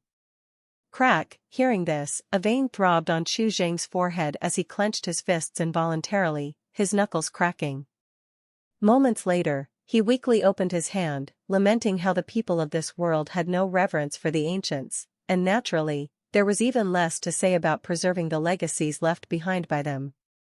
From Li Mingzhou's perspective, his actions were justifiable. Destroying the stone wall was the best option to prevent it from being seen by others. The sky is getting dark. If there's nothing else, please allow me to take my leave, Commandant. With a soft sigh, Chu Zheng bid farewell, no longer mentioning the Xiantian seal. Li Mingzhou still had rubbings of the fragmented stone wall, and if Chu Zheng had asked, Li Mingzhou likely would not have refused. But since he could not give Li Mingzhou what he wanted, it was better to act as if this matter had never happened. Obtaining the Xiantian seal third form was already worthwhile. One must not be too greedy, for it can backfire. Contentment brings happiness. Li Mingzhou's eyes were complex, he said no more, turned his back, and waved his hand, signaling Chu Zheng to leave. Thank you for your guidance today, Commandant. Chu Zheng expressed his gratitude and slowly left the city lord's mansion. As they reached the entrance, Song Tonghai, Song Lingxue, and Song Yun were all waiting at the steps. Seeing him come out safely, they all let out a sigh of relief. Snowflakes began to fall from the sky, dancing lightly like fine fluff against the silvery gray, dull and lightless sky. The group treaded on the snowy ground, walking slowly towards the Song residence. Following beside Song Lingxue, Song Yun opened the oil paper umbrella he was holding and raised it above Song Lingxue's head. Song Lingxue took it willingly, and held it over Chu Zheng's head, asking softly, what happened in there just now? Why was there such a commotion? Chu Zheng responded succinctly, Li Mingzhou intended to take me as his disciple, but I politely refused. He then deliberately used his skills to subdue me. I see, Song Lingxue nodded in realization, raised her feet slightly, and held the umbrella a bit higher. Did he mention Yuan Xingcai? No. Chu Zheng shook his head slightly and directly shared his speculation. This move by the imperial court, I'm afraid, is not really about catching the culprits but more about saving face. Really? Song Lingxue was slightly astonished. How did you know? Read more books, and you too will understand, Chu Zheng admitted. Chu Zheng remembered the stone wall and breathed another light sigh. The experiences we're going through now have surely been encountered by our predecessors. Lessons from the past can guide those to come. Song Yun followed beside Song Lingxue, his expression blank, as the falling snow gradually wet his shoulders and whitened his head. After Chu Zheng left, Li Mingzhou's expression gradually regained its calm, though a hint of desolation lingered in his brow. Heroes face twilight years, and the weight of time is too heavy, weighing one down. Though he appeared full of vigor, in his prime, he was nearly 100 years old. Finding a suitable successor whose eye one could catch was exceedingly difficult. Everybody knows the difficulty of pursuing the path, that every step is hard, yet finding a disciple is as tough as reaching the heavens. Chu Zheng, being overly young and with an overwhelming root bone, would definitely achieve greater heights than him, and might even explore that legendary path of the martial immortal. Who wouldn't want to enter the immortal sect and cultivate if they could? Practicing martial arts was merely something done out of necessity, but lacking that certain bone doomed one to be forever apart from becoming an immortal. Entering the immortal sect through the martial path was after all just a legend. A vermilion bird divine guard paced briskly into the main hall, placing a detailed inventory in front of Li Mingzhou. Commandant, this is the account book found in a secret chamber in Yuan Xingcai's house. Besides this, there are 73,216 taels of gold, 596,327 taels of silver, various jewels, a 500-year-old medicine herb, and 3,400-year-old medicine herbs. The list went on long enough for the time it takes to drink a cup of tea, listing countless rare and wondrous treasures. Richer than me, damn it, Li Mingzhou muttered under his breath after glancing at the inventory, while the expression of the vermilion bird divine guard beside him remained unchanged, clearly used to such occurrences. Are there any records of Song Tonghai's bribes in the account book? Yes, about a dozen entries, totaling more than 20,000 taels of silver. A cold light flashed in Li Mingzhou's eyes. He poured a cup of tea, drank it all, then said slowly, "Prepare a memorial to report to the emperor." After checking, it has been found that Yuan Xingcai, before his death, engaged in countless acts of corruption and solicitation of bribes, arousing public anger. Now we have confiscated 70,000 taels of gold, 500,000 taels of silver, various jewels, the rest need not be written. Divided among the brothers. Understood. Late at night, just past midnight. Chu Jing sat cross-legged, preparing to cultivate, while his mind was still reflecting on the events of the past 2 days. Suddenly, a flash of light streaked through his mind, and Chu Jing's eyes snapped open, his pupils dilating. The attitude of the imperial court was sufficient to reveal that the people who attacked the Song residence that night had no connection with the court. That being the case, only the hidden Immortal sect was left. Rustle rustle, as he was deep in thought, a light sound suddenly arose within the room. Chu Jing looked up, pulled the iron mace from under the bed, narrowed his eyes slightly, and watched as dust trickled down from the cracks in the rooftop tiles. There was someone on the roof, and not just one person. Chu Jing gripped the iron mace in his hand, stealthily got out of bed, lowered his breathing, and his ears twitched lightly as he meticulously captured every trace of sound. As his attention gradually focused, the qi flowing around him began to leave traces in his eyes. More than 10 fluctuations of qi and blood appeared within his perception. The courtyard around him was already surrounded by people. 4 people on the roof, 3 on each side of the house. Among them, the qi and blood fluctuations of 5 people were particularly prominent, having reached the realm of Grandmaster. A thought flickered in Chu Jing's mind, and he quickly figured out that these people were well prepared, specifically targeting him. A scorched scent surged into Chu Jing's nostrils, and in the blink of an eye, red flames were reflected outside the window. Chu Jing's jaw suddenly tightened, his eyes cold and icy as ice. Fire again? The fire spread extremely quickly due to the dry winter, and the scorching hot qi moved around in the air. If Chu Jing were in the spirit transformation realm, he could have used his hand to harness the fierce fire for himself. Unfortunately, he was far from it. After a brief contemplation, Chu Jing suddenly looked up, stamped heavily on the ground, leaped up, and swung the iron mace in his hand, hitting the horizontal beam in the house. Crack, the nearly 4-inch thick wooden beam broke under the force, the entire roof frame collapsed instantly, ancient ash splattered everywhere, rising several meters high, hiding him from the sweeping gazes around. The people who had been on the roof instinctively jumped up, and in the blink of an eye, all they saw was dirt and dust, unable to make out any clear situation.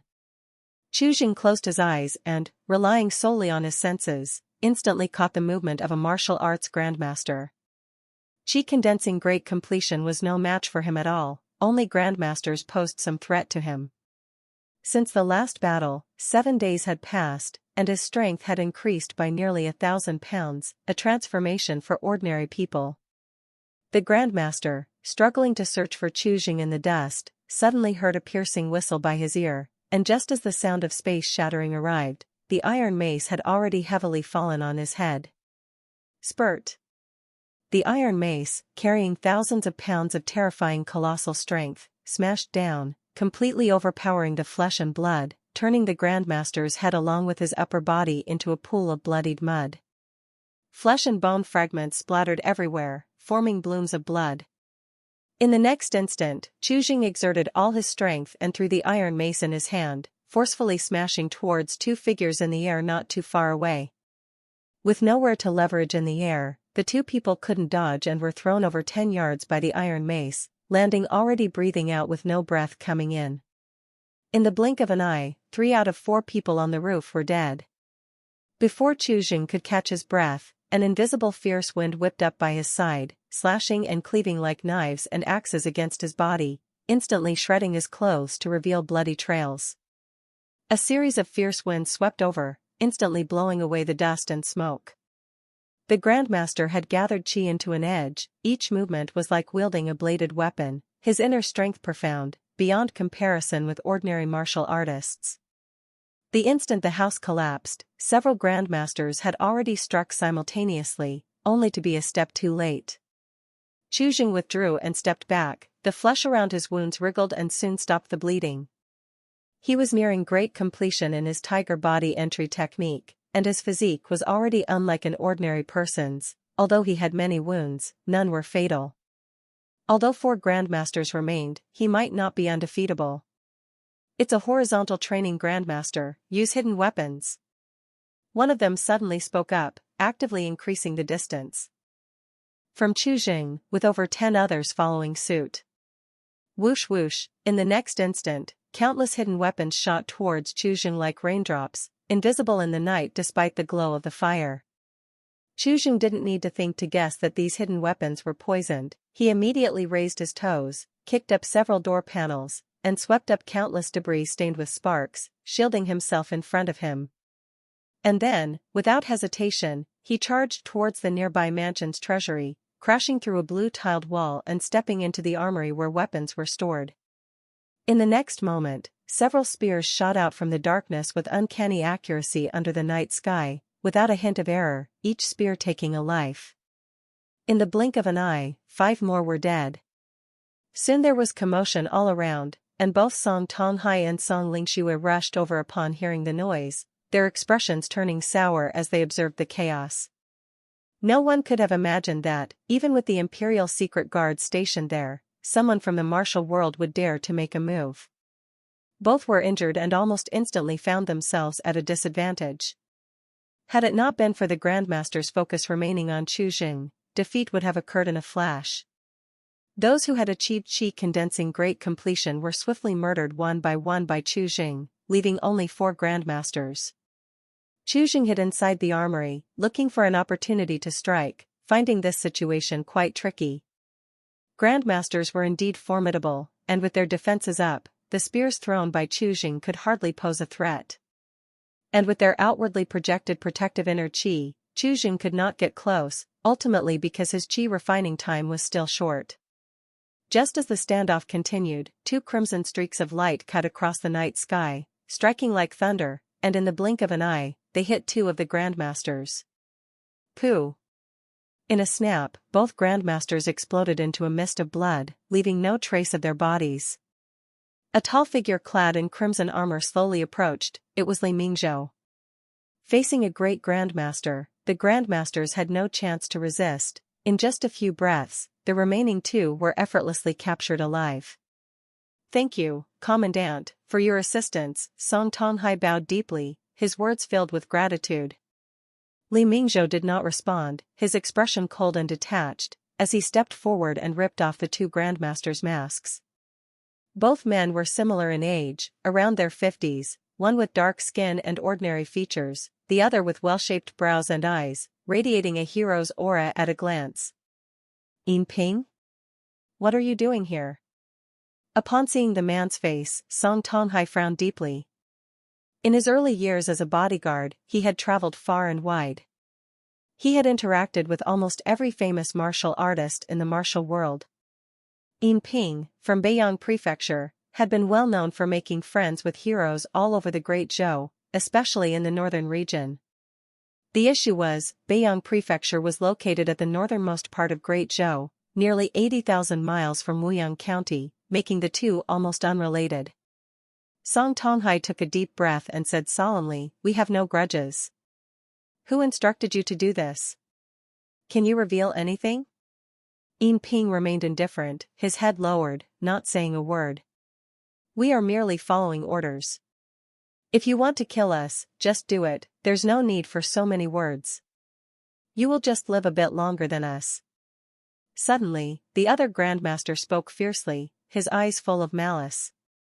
Li Mingzhou stepped forward abruptly, grabbed the Grandmaster by the jaw with one hand and thrust 2 fingers into his mouth, pulling out his tongue.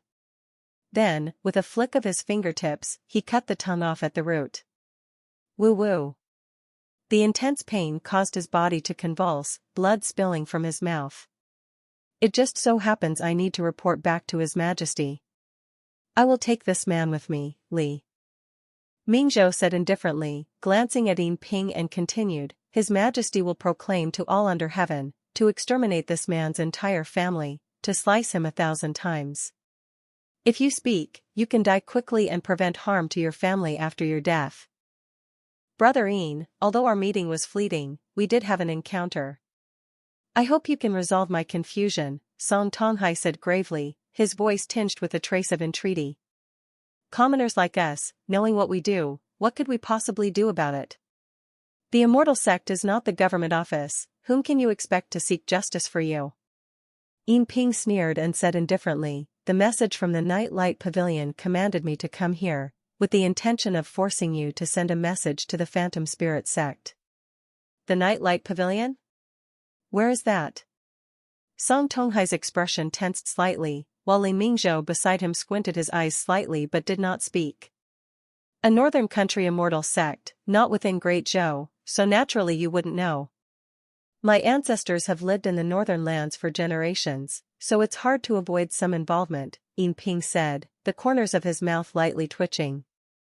I suggest you write a letter and then release a multitude of carrier pigeons, sending word to the Phantom Spirit sect. By doing so, the Night Light Pavilion will naturally be aware, and your Song family should be able to ensure a few months of safety, but that's all. The Night Light Pavilion's purpose was no more than to force the Song family to seek help from the Phantom Spirit sect, or rather from Song Lingqing, as a way to test the attitude of the Phantom Spirit sect. As long as the Song family was asking for help, that would be enough. Once the message was out, whether true or false, the Night Light Pavilion would wait for a while before initiating the next step. After several months, if the Phantom Spirit sect has not responded, what comes will not be mere flesh and bone mortals like us, Yin Ping said in a low voice, then looked up at Li Mingzhou. May I ask, Lord, do your words carry weight? Li Mingzhou did not speak but nodded slightly. Many thanks for the mercy. Yin Ping cowed out in thanks, his head never rising again, as he severed his heart meridian. In Chu Zheng's eyes, the Yuan Qi around him was slowly dissipating, gradually blending into the world. Governor Li, about today's incident. Song Tonghai looked to Li Mingzhou who was nearby, inquiring about his next move. My coming here tonight was only to capture an imperial criminal. I am utterly unaware of what exactly occurred and have no involvement whatsoever with the imperial court, Li Mingzhou said softly. If this gets out, it's your fault. Before his voice had faded, he had already picked up the unconscious Grandmaster beside him, sealed off his meridians, and turned to leave. Song Tonghai eventually followed Yin Ping's advice, writing a letter for help, and the very next morning, he released dozens of carrier pigeons. These pigeons were for the outsiders to see. He knew the real method of contacting the Phantom Spirit sect and quietly sent out a genuine plea for assistance. At this point, any method that offered a glimmer of hope had to be tried. If there was no response from the Phantom Spirit sect, then preparations for the worst were in order. In just one night, the wounds on Chu Zheng's body had already scabbed over, revealing a healing speed extraordinary for a human. The essence of the sun and the moon was superior to healing herbs. At noon, a member of the Vermilion Bird Divine Guards came to give a verbal message from Li Mingzhou to Chu Zheng. On the long street, Chu Zheng stopped in front of a restaurant. Tasting Moon Pavilion. This place was one of Luofeng City's finest restaurants, usually packed with people. Nowadays, with many people fleeing, it seemed a bit quieter. The message passed to Chu Zheng from Li Mingzhou was an invitation for a meal. Chu Zheng stepped into the restaurant, where there were only a few tables of patrons, mostly lone customers. He immediately saw Li Mingzhou, seated unobtrusively in a corner. Unarmored and in plain clothes, he sat alone in the corner, unremarkable. Chu Zheng approached the table, bowed with hands clasped, then sat down opposite Li Mingzhou. I've never invited anyone for a meal before, you're the first, Li Mingzhou said with a light laugh, calling over the server. What would the gentleman like to eat? Just yesterday, our establishment received a 3-year-old stag, perhaps give it a try, the server suggested. Before Chu Zheng had a chance to speak, Li Mingzhou had already raised 2 fingers, 2 bowls of vegetarian noodles. All right, sirs, please wait a moment. The server acknowledged with a nod, his smile fading a bit as he casually asked, would you like to order anything else? No need, you may go. Li Mingzhou waved his hand, then seemed to remember something and quickly called the server back. How much is a bowl of your plain noodles? 4 coins. The server answered and then left without looking back. Li Mingzhou turned back around, satisfied, and let out a light sigh. At my age, I usually skip meals afternoon, today is an exception. Qi. He was not a greenhorn, and he found the frugality of such a great grandmaster to be rather excessive. Qi was silent for a moment, then tentatively offered, how about I treat you today, Governor Li? It would let me show you some hospitality. I said I would treat, can't I afford this meal? Li Mingzhou huffed softly and then said slowly, I'll be returning to the capital tomorrow.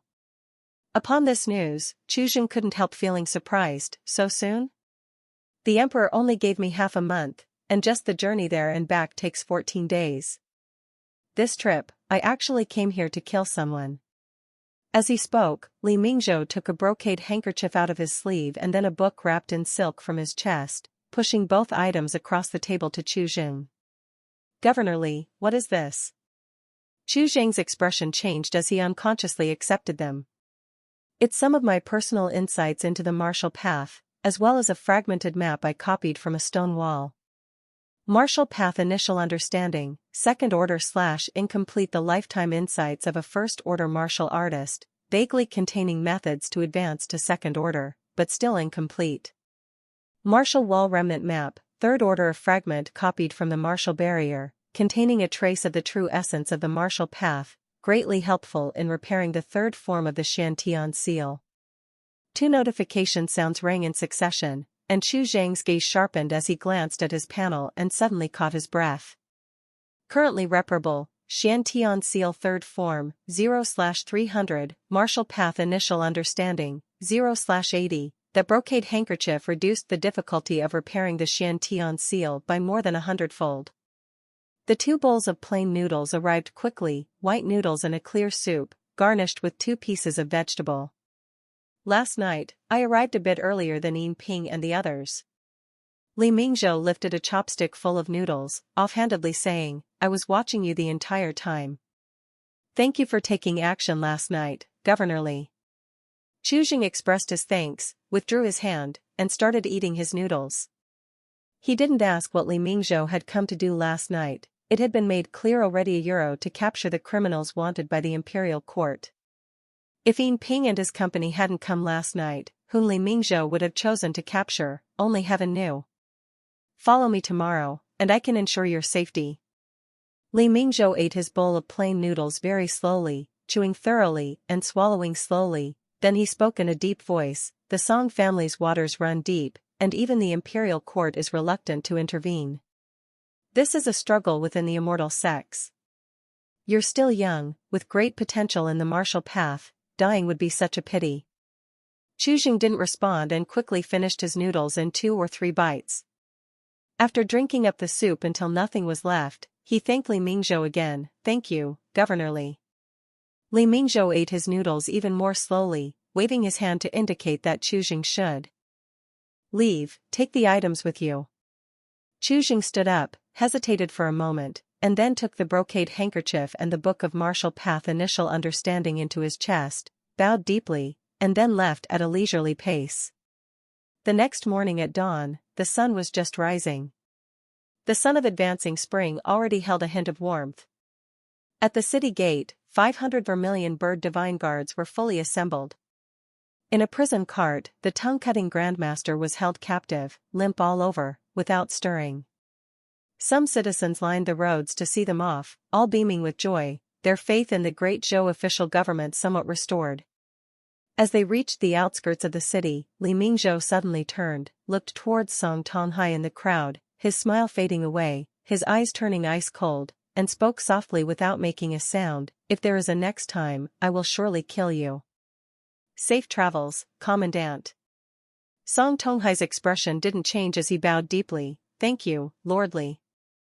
With the departure of the Imperial Secret Guards, Luofeng City quickly regained peace, and the fleeing populace gradually returned home, adding more liveliness to the streets and alleys. Li Mingzhou's visit had clearly demonstrated the Imperial Court's stance, maintaining neutrality and helping neither side. For the Song family, this was rare good news. In the current situation, the reaction of the Phantom Spirit sect became particularly important. Regarding this, Song Tonghai had no hopes. The Phantom Spirit sect must be aware of the Song family's predicament by now, and their lack of response had already proven something. To survive, the only plan now was self-help. The day after the Vermilion Bird Divine Guards left, Song Tonghai sought out Qi to discuss plans for escorting. Escort missions? Hearing Song Tonghai's plan, Qi couldn't hide his confusion. Now? Although no one had attacked the Song residents again, the surroundings of Luofeng City were certainly still under blockade, and those hidden in the shadows would not allow them to leave freely. This is just an attempt. Song Tonghai's expression was stern, clearly having made up his mind. You, Lingqing, and I will each take a group, summon 3 to 5 escort masters, and take about a dozen laborers. We'll split into 3 groups and leave the city. If we successfully escape, we'll meet at the southeastern border of Great Zhou. Of course, if you don't want to take the risk, I won't force you, it's entirely up to you. Song Tonghai left the choice to Qi, allowing him to make the decision. Leaving the city now would certainly pose a great risk. Qi pondered for a moment and finally nodded. Then I will follow the family head's orders. This trip would be a good test to see how much power was still hidden around Luofeng City. Sitting and waiting for death was not a wise strategy. It was better to probe the situation early and be mentally prepared.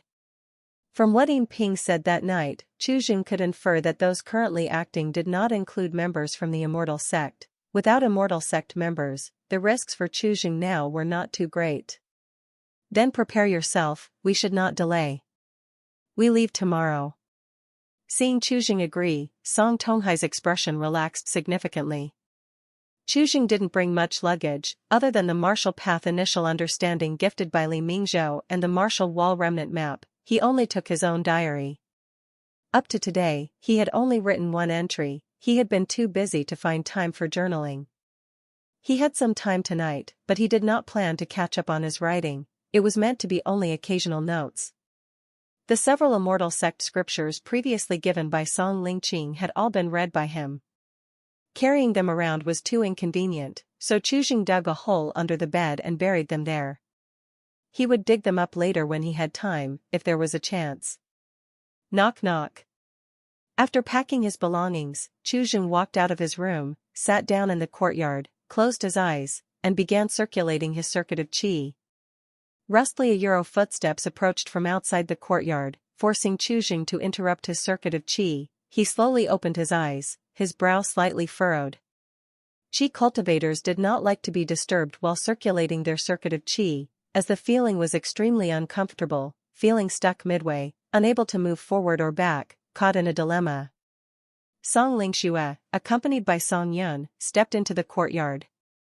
Her injuries had not yet healed, and her face was somewhat pale, showing a gentleness unlike her usual self, like a frail willow bracing against the wind.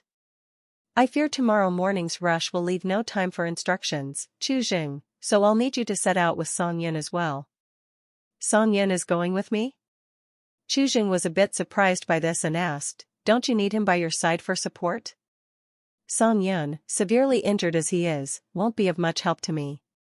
My strength is mediocre, and while I might manage to escape trouble on my own, it would be difficult with him in tow. Song Lingqing shook her head, a hint of apology in her tone. I'm truly sorry to trouble you. If you are unwilling. Song Yun hung his head silently. At this moment, he indeed felt like a burden. Given the indifferent relationship between the two before, it was only natural Qi might be reluctant to bring him along. It's just a small effort, no trouble at all. Qi did not think too much and agreed immediately. Song Yun had risked his life to save him the day before yesterday. Regardless of the reason, such sentiment was enough for Qi, not to mention it was merely taking him along for the journey. It wasn't a big deal. Thank you, Song Lingqing breathed a sigh of relief and was about to leave when Qi called out to her. Miss, wait a moment. The journey tomorrow is treacherous and, with your injuries, I learned a technique from a medical book for manipulating qi and blood, which should help ease your condition. Considering the perilous escort mission tomorrow and Song Lingshue's injuries, Qi decided to lend a hand once more. Manipulating qi and blood? While Song Lingxue was still doubtful, Qi had already turned and walked into the house. Seeing this, Song Lingxue instinctively followed him in. Lagging 2 steps behind, Song Yun hesitated at the doorway but ultimately did not follow inside, slowly reaching out to close the door. He then turned around, looked up at the sky, and felt the arrow wound in his chest seemingly flare up, giving him a dull pain. "Please lie down on the bed, face down." Qi rolled up his sleeves, speaking casually. "This?"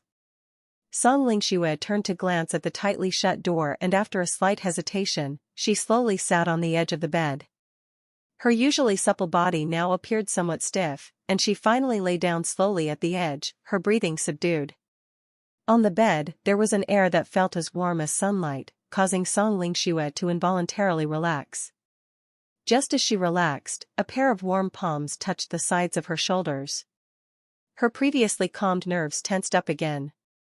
She couldn't help but clench her toes, her heart becoming increasingly frantic. Although people in the martial community don't regard gender segregation as seriously as ordinary aristocratic families do, such close physical contact was still too unusual for Song Lingxue.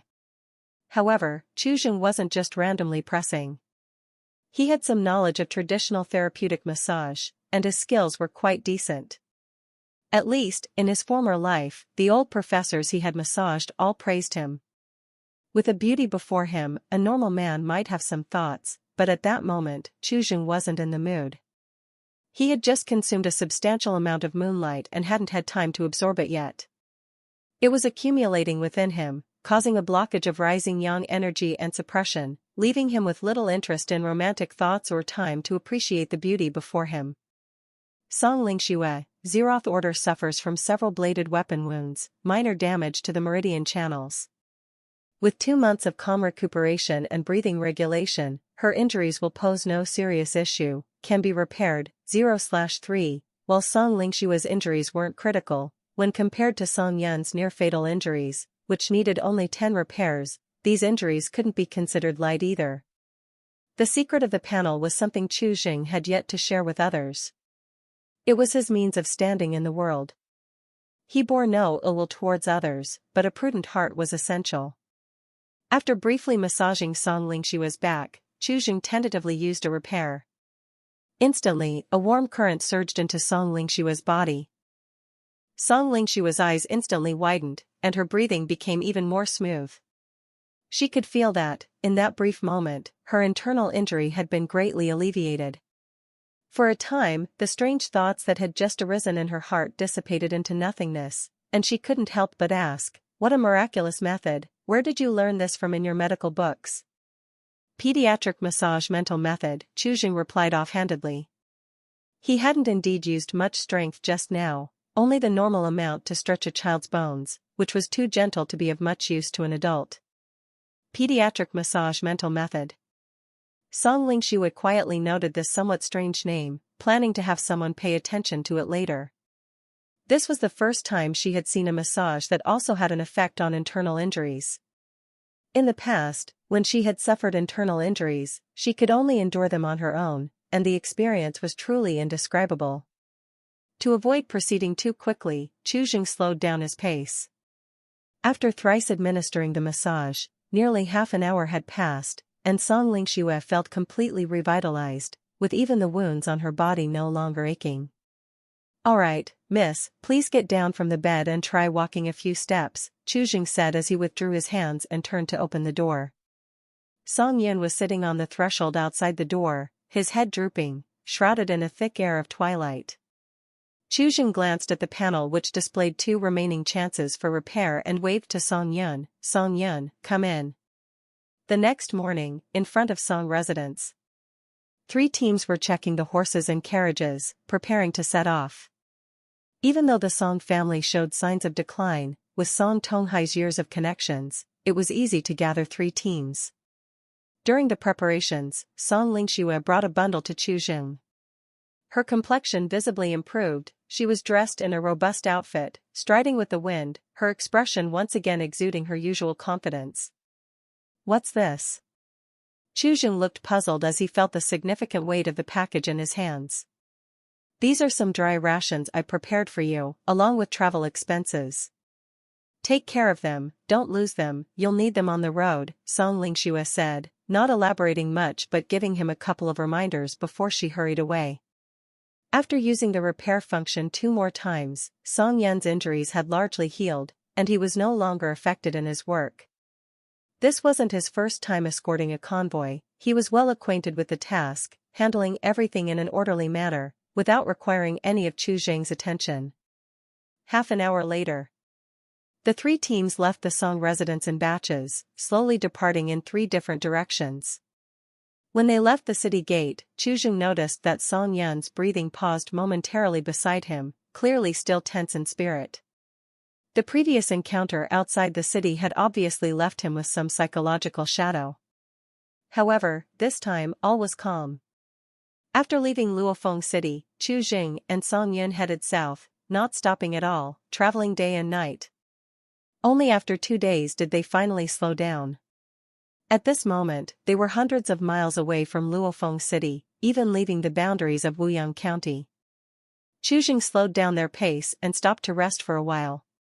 He opened the bundle Song Lingxue had given him. There were many things inside, not only dry rations but also a stack of silver notes, close to 100 golden leaves, some broken silver, and a map. The silver notes were not issued by the Great Zhou Bank, but could be cashed in the surrounding countries. The map covered the approximate locations of Great Zhou and over 10 surrounding nations. Besides these items, there was also a letter from Song Lingxue. Chu Jing opened the letter and after reading it back and forth twice, he sighed deeply. The content of the letter was simple. Song Lingxue predicted that on this convoy journey, it was highly likely that only Chu Jing's party would escape unscathed. After all, within his group, there were no blood relatives of Song Lingqing, naturally, they were not among those hindered. Song Lingxue had considered an escape route for Chu Jing, marking out the route to Giant Marsh Country, indicating that he should head there. That place was a land of chaos. For someone with Chu Jing's strength, there perhaps would be even greater room for development. Even including Song Yun, Song Lingxue had made arrangements. If Chu Jing did not wish to take him along, once they reached Giant Marsh, he could go on by himself to find her elder uncle, Song Tongxian. Chu Jing carelessly threw the letter to Song Yun, raised his hand to rub his brow. He hadn't been in this world for long, but the difficult choices were far too many. Now, 2 paths lay before Chu Jing, to return or to follow the original route to Giant Marsh Country. Luofeng City had become a dragon's den, and if he escaped the situation there, it would be like a dragon returning to the sea. Once his cultivation was achieved, he could take the world for his own. The Qi refining lineage spoke of devotion to the Tao, demanding tranquility and a pure heart. One's cultivation would flourish. Chu Jing may not have a pure heart, but he was clear about debts of gratitude and enmity. From his own perspective, not going back would be to seek advantage and avoid harm. Nobody could fault him for that, and in the future, once his cultivation was complete, he could avenge Song Lingxue. But, after this, his heart, it would be very difficult to calm. After a long deliberation, Chu Jing took out his diary, flipped out a pen and ink, and wrote swiftly, "New calendar, February 11th, escaped from Luofeng City, although temporarily out of the quagmire, knowing the truth behind the escort task, my mind is unsettled. After much contemplation, I've decided to turn back. To hesitate and look back is not what a great man does. Arriving here alone, leaving without taking anything with me, at worst, I die." Looking at that last character for death, Chu Jing crossed it out with his pen. Going back didn't necessarily mean a dead end. Chu Jing, I. Song Yan's eyes were slightly red, clutching the letter tightly. Before he finished speaking, he was interrupted by Chu Jing. "You stay, continue towards Giant Marsh, I alone will go back." Having said this, without waiting for Song Yan to speak, he continued, "You going would be useless, it would just mean another person dead. There must always be someone left to deliver the message. When second miss comes back, at least it won't be just bones. Dead people can't talk." Chu Jing. Song Yan took a deep breath, said no more, and knelt to kowtow. I beg you to bring back the young miss safely. If there is a chance in the future, I will repay your great kindness with utmost gratitude. Then you strive to live a bit longer. Qi thought for a moment and took out the Book of Martial Path Initial Understanding from his bosom and handed it to Song Yun. If by chance, return this for me to Li Mingzhou. Having spoken, he mounted his horse and headed straight towards Luofeng City. Luofeng City, Song Residence. Within the back courtyard, Song Tonghai and Song Lingqing sat opposite each other, burning incense and brewing tea, the expression on their faces, father and daughter alike, one of silent stillness. Their experience was different from that of Qi. They had not traveled more than 30 li from the city when they were stopped. Those who stopped them did not strike, only forcing them back to the city. This was no different from what Song Tonghai had originally guessed. They did not resist much and returned to the Song residence as told.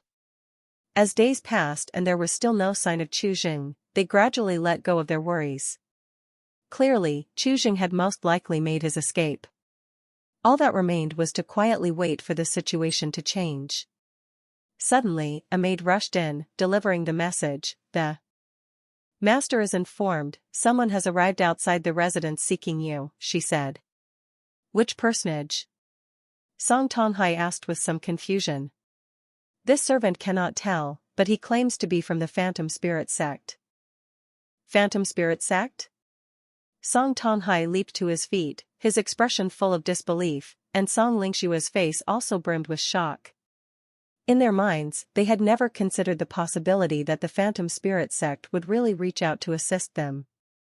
Welcome them into the main hall, serve the good tea. Song Tonghai issued the order but quickly changed his tune, I'll go to welcome them. Before his words could finish, he summoned his inner Qi, leapt onto the rooftop, and with a couple of bounds arrived at the front gate.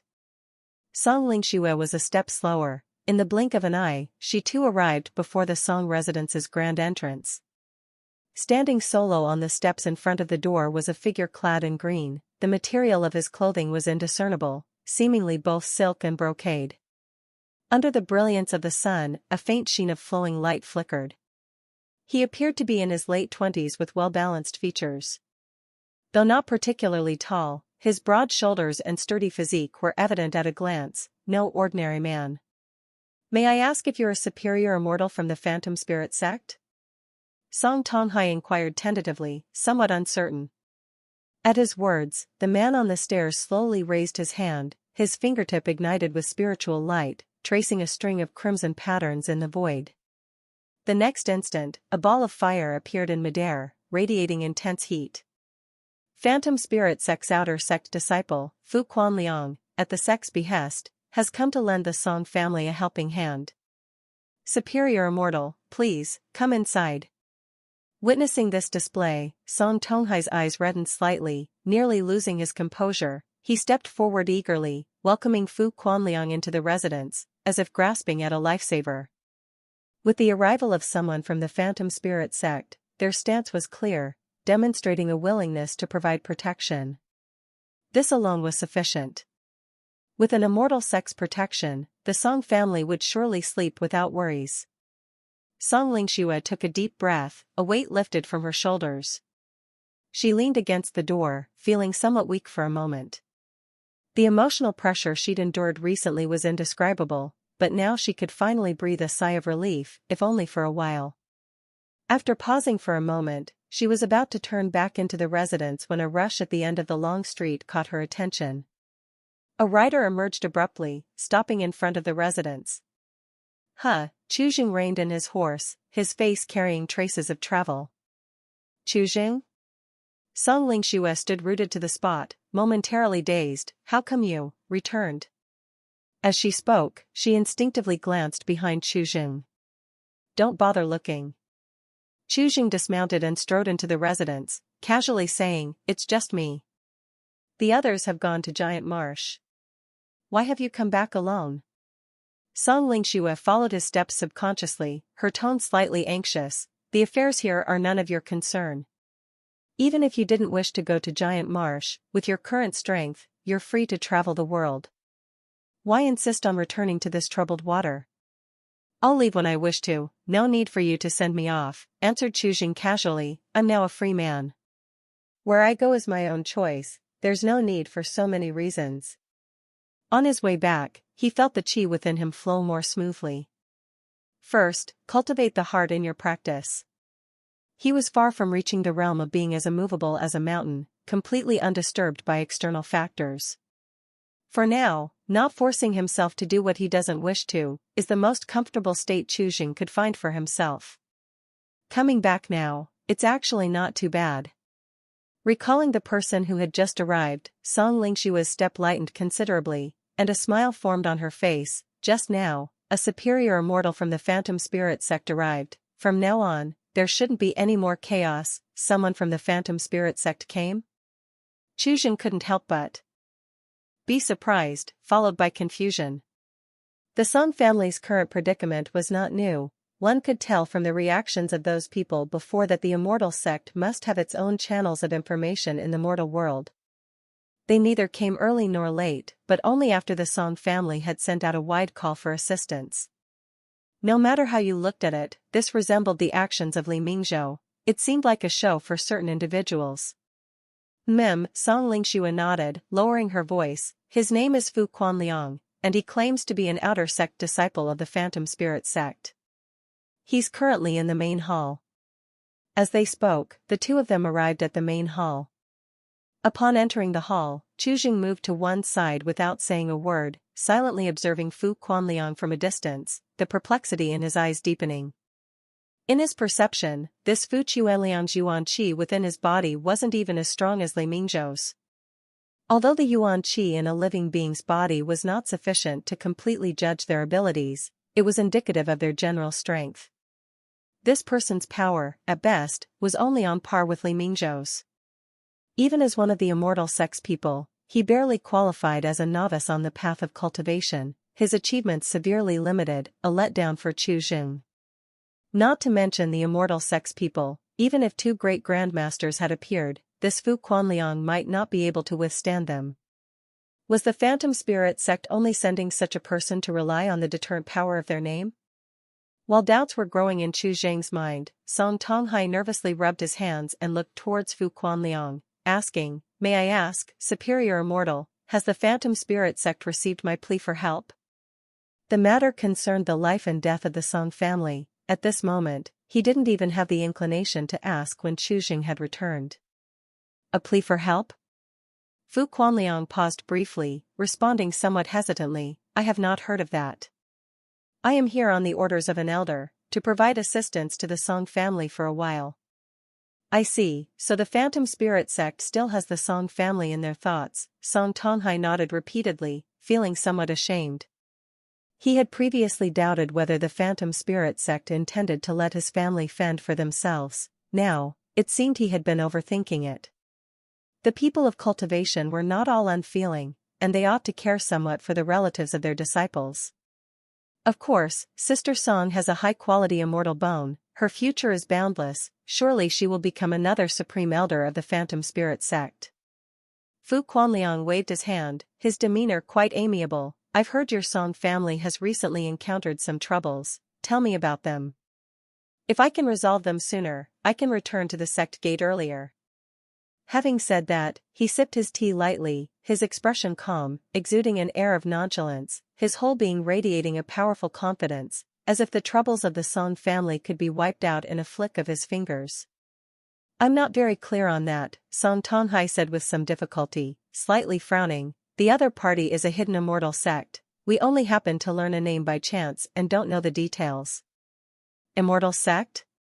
Upon hearing Song Tonghai's words, Fu Quanliang's movement froze, his hand holding the teacup suspended in midair. After a moment of silence, he set down the teacup, his face no longer calm, his brow furrowed in concern. "What's the name?" "It seems to be called Night Light Pavilion, an existence in the northern country. Surely you must have heard of them." Song Tonghai recollected for a moment, then nodded in confirmation. "Indeed, it is the Night Light Pavilion." At those words, Fu Quanliang's complexion changed drastically, and he stood up abruptly, exclaiming, "Are you certain it's the Night Light Pavilion, no mistake?" "It's the absolute truth." The person said it himself, and both my daughter and I heard it. We won't remember it wrong, he replied. Song Tonghai was momentarily stunned by such an out-of-character response and, after thinking carefully, he turned to look at Song Lingxue as if to ask for confirmation. Indeed, it's the Nightlight Pavilion. The person confessed with his dying breath. There should be no mistake. Song Lingxue nodded immediately. Fu Chueliang's complexion visibly changed, growing increasingly unsightly. Seeing the strange expression on his face, Song Tonghai couldn't help but feel a surge of nervousness. Superior Immortal, is there any difficulty? His first reaction was that the Nightlight Pavilion had an astonishing background and even those within the Immortal path would not want to offend them. Nothing. I need a quiet room for a short retreat of a few days. Fu Quanliang composed himself and said expressionlessly, if there are no issues, do not disturb my seclusion. Very well, I'll go make the arrangements. With a troubled heart, Song Tonghai hurried away. Chu Jing's eyes narrowed slightly, and Fu Chueliang's reaction gave some confirmation to his previous suspicions. The Phantom Spirit sect was aware of the existence of the Nightlight Pavilion, yet Fu Quanliang, who was appointed by them to stand guard at the Song residence, had no idea what kind of situation he was about to face. Only now did Chu Jing realize that he had fallen into a misjudgment. He might have overestimated the Phantom Spirit sect's strength. If there were discrepancies in national power within the mortal kingdoms, then the gaps between the immortal sects would only be larger. In this world, there are undoubtedly many sects stronger than the Phantom Spirit sect. Inside the secret chamber, Fu Quanliang, disheveled, held his head in his hands, his fingers digging deep into his scalp as he paced back and forth. His gaze flickered uncertainly, his teeth were clenched tightly, and blood trickled from the corner of his mouth as he murmured incessantly, Nightlight Pavilion. Nightlight Pavilion. Nightlight. The task he had accepted only mentioned that the Song family was currently under attack by some mortal warriors and needed someone to stand guard, that was all.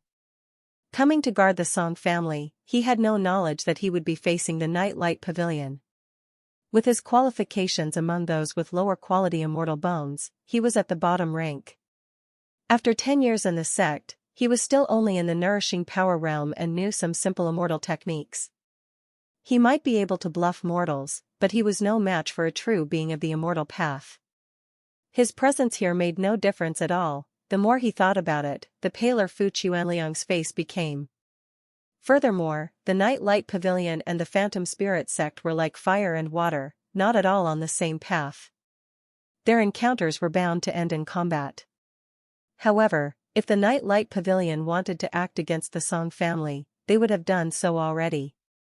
Why continue the standoff, even going to the lengths of using mortal warriors to harass them? In terms of strength, the Nightlight Pavilion was even above the Phantom Spirit sect. Within their ranks was a divine infant second transformation Supreme Elder. They wouldn't fear the Phantom Spirit sect's presence at all. Unless the intention was not on the obvious. At this thought, Fu Quanliang suddenly broke out in a cold sweat on his back. The Nightlight Pavilion's encirclement without killing, forcing the Song family to seek help from the Phantom Spirit sect, was almost a plot with 3 birds with 1 stone. If the Phantom Spirit sect didn't send anyone, Song Lingqing would lose faith once she found out. Sending people was akin to throwing them into a trap, wasting the sect's strength for nothing. As for waging a full-scale war, the Phantom Spirit sect couldn't afford that either. Without knowing Song Lingqing's status, the Nightlight Pavilion can also leave some leeway in their actions to avoid forging a deadly feud with Song Lingqing, keeping options open for both advance and retreat. After realizing the Nightlight Pavilion's approach, Fu Chuanliang's expression grew even more bitter. This mission was still not easy for him to snatch, aiming ultimately to curry favor with Song Lingqing. Song Lingqing was no ordinary person. Just after joining the sect, she already ranked as a true disciple and took a Supreme Elder as a master. Her future prospects were immeasurable. Befriending Song Lingqing could be described as immensely profitable. In Fu Chueliang's original view, this mission was simply too easy. Mere mortal warriors could all be dispatched with just a little effort from him. Now, going to the Song residence to stand guard was equivalent to helping Song Lingqing rid herself of future worries. When she returned successfully from the great tournament of 10,000 sects, she surely wouldn't be stingy with the rewards. Fu Quanliang had even fantasized about advancing to an inner sect disciple with Song Lingqing's help. But now, all those hopes had turned to mere wishful thinking. This mission was like a bottomless abyss, stepping into it meant certain destruction. As for abandoning the mission and leaving directly, that was even more impossible. If he abandoned the mission now, and the Song family was destroyed as a result, all the blame would fall upon him. In order to account for Song Lingqing, the sect might even personally take action to clean house. A mere outer sect disciple versus a vaunted true disciple, the choice was obvious even to a fool. The Phantom Spirit sect didn't want to start a war with the Night Light Pavilion, but with the urgent requests for assistance from the Song family, they had to send someone. Outer sect disciples almost became the default choice. Within the sect, it was impossible not to know the current situation of the Song family. The issuing of the mission was nothing but a search for a scapegoat. Even now, the Phantom Spirit sect might be hoping that the Night Light Pavilion would quickly make a move and bury him along with the entire Song family, providing an explanation for Song Lingqing. The sect sacrificed a disciple in order to protect your family. This act of grace, Song Lingqing must remember no matter what. Heh. Fu Quanliang slumped to the ground, leaning weakly against the walls of the secret room, and let out a bitter laugh, truly diabolical. The moment he set foot in the Song residence, no matter what decision he made, he was already a dead man. In the back courtyard of the Song residence, Qu Jing moved into a spacious side room, and even though Song Lingxue wanted to assign servants and maids to him, he refused. He had many secrets, and with strangers by his side, there would be many inconveniences. He would feel much more at ease alone. Having returned to his quarters, Qu Jing immediately began preparations for cultivation.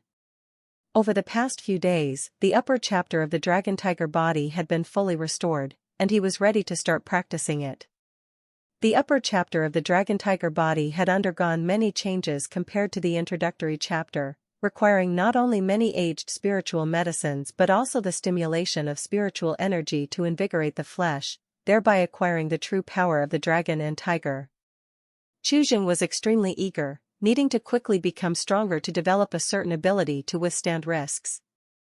Fu Quanliang's reactions had already given Qu Jing quite a few ominous premonitions. The Song family's previous widespread pleas for help might have prompted the Phantom Spirit sect to arrange for assistance. But with someone like that coming, and considering his reactions, what the Phantom Spirit sect was plotting was anyone's guess. In the end, the only one he could rely on was still himself. But the thoughts of Song Tonghai and even Song Lingxue were completely different from Qu Jing's. Although Fu Quanliang's reactions were a bit strange, he didn't leave immediately, which meant the situation wasn't very serious and was still within controllable limits. Having been on edge for a long time, they were somewhat unable to hold up, and would always hope for the best. Escape is human nature. Given a lifeline, anyone would attempt to grab it. In the throes of the situation, even if Fu Quanliang's actions were unusual, Song Tonghai was unwilling to think too much about it at this moment. Fu Quanliang didn't stay in seclusion for long, emerging the next day with various demands for Song Tonghai. He wanted delicacies from land and sea, century-old wines, and beautiful concubines and dancing girls. All of these Song Tonghai promptly arranged, but such lavish expenses were becoming unbearable for the Song family. Most of the Song residence's savings had already been sent away in installments, and the last substantial sum, which had previously been given to Qu Jing by Song Lingxue, was now in Song Yan's hands, leaving very little surplus. Left with no choice, Song Tonghai had to mortgage the ancestral home of the Song family, using it to secure a sum of silver, and from the largest brothel in Luofeng City, he hired more than a dozen songstresses and former oirans to indulge Fu Quanliang's pleasures. At the same time, Song Tonghai also hired the city's best chef and gathered various ingredients, all for the sole service of Fu Quanliang. With such indulgence, money inevitably flowed out like water, the daily expenses at least 1,000 taels of silver. Fu Qiueliang's quarters had nearly turned into a paradise on earth, filled with the constant pleasing sounds of music, endless nights of singing, wanton and unrestrained. Chu Jing observed every action and word of Fu Quanliang, gradually coming to understand the full picture behind the events. As the 100-day deadline approached, Chu Jing found himself hoping that Fu Quanliang would manage to buy some more time. At noon, Song Lingxue entered Chu Jing's courtyard with a bundle in her arms. The old medicines in the mansion's treasury are almost gone, only these elixirs are left. I've asked around, if there are 100-year-old medicines available, I'll try my best to reserve them for you. Chu Jing took the bundle that Song Lingxue handed over, glancing at its contents, which mostly consisted of essence yuan pills, bone-strengthening powder, and some ordinary medicinal material euro better than nothing. To cultivate the dragon tiger body upper volume, he required spiritual medicine, but in this mortal world, such medicine was exceedingly rare. If occasionally acquired by common folk, it would quickly be seized by major forces, who would then present it as tribute to a hidden immortal sect. Having no other choice, Chu Jing had to use these ordinary medicinal materials as a substitute. Although there was a disparity in the potency of the medicinal properties he absorbed from plant and wood qi, they were still enough to advance the cultivation of his dragon tiger body, albeit at a much slower pace. As for stimulating the physical body with spiritual energy, the essence of the Great Sun could completely take its place. Having delivered the medicines, Song Lingxue didn't leave. Instead, she sat down in the courtyard. Chu Jing didn't avoid her presence. He poured several essence yuan pills into his mouth, took off his upper clothing, and began absorbing the essence of the Great Sun. Under the sunlight, his well-built muscles visibly undulated rhythmically, as though breathing, and soon he was covered in a thin layer of sweat. At first, Song Lingxue felt somewhat embarrassed, but after watching for a while, she gradually became accustomed to it. After a long while, Chu Jing slowly opened his eyes and spat out the remaining residue of the pills. Song Lingxue approached him with a towel, and not far away, there was a bucket of well-drawn water. Chu Jing took the towel, wiped his body with the well water, and casually asked, "Is Fu Quanliang still the same today?" "Yes, this morning he had a suckling pig, at noon he ate half a lamb and 3 bear's paws. His appetite seems to be getting better," Song Lingxue replied, frowning slightly and sighing, like a starving ghost reborn, as if he doesn't have many days left to live. Chu Jing remained silent. After so many days, even Song Lingxue had noticed something was off. "Why did you decide to come back that day?" Song Lingxue asked, her eyes slightly dim. "Helping the Song family, for you, is like pulling chestnuts out of the fire. There's no benefit for you." "I'll try my best. When it proves impossible, I'll escape and won't take you with me." Chu Jing was forthright about his thoughts. Song Tonghai and Song Lingxue were his prime targets. With them, Chu Jing couldn't escape. When push came to shove, Chu Jing would naturally choose to abandon them. The fact that he could leave Luofeng City safely this time was proof enough that he was not the main target. With the Qi observation technique, he could instantly gauge his own strength. If it indeed wasn't a match, he would just leave. He would not do something as foolish as throwing his life away for nothing. But his situation was not yet so desperate, there was still room to struggle, and it wouldn't hurt to try. "That's good then." Hearing Chu Jing's overly frank words, Song Lingxue felt as if a huge stone had been lifted from her heart, lightening her load considerably. A smile also appeared on her face. "I always feel, it would be a pity if you just died like that." "What's there to pity? Everyone must die eventually, whether their death is as heavy as Mount Tai or as light as a feather." Chu Jing spoke softly. "As of now, the death of either of us would be no more than a feather in this world." "Is that also from a book?" Song Lingxue couldn't help but raise an eyebrow. "Yes." Chu Jing put on his clothes and walked into the room. "The things I asked you to find, how much have you gathered?" He needed to increase his rank as a repair master, which was impossible without some valuable, incomplete ancient artifacts. The older and more unique they were, the more experience he would gain after repairing them. The Song family had nothing left for him to fix. Chu Jing had already repaired everything. He even intentionally broke a few items after fixing them and repaired them again, but he didn't gain any experience from that. Therefore, he had no choice but to look outside the mansion and had Song Lingxue search and gather some from other places. I put them all in the mansion's treasury for you. They are mostly old items that have been lying around for years, irreparable, discarded by various households. They didn't cost much silver.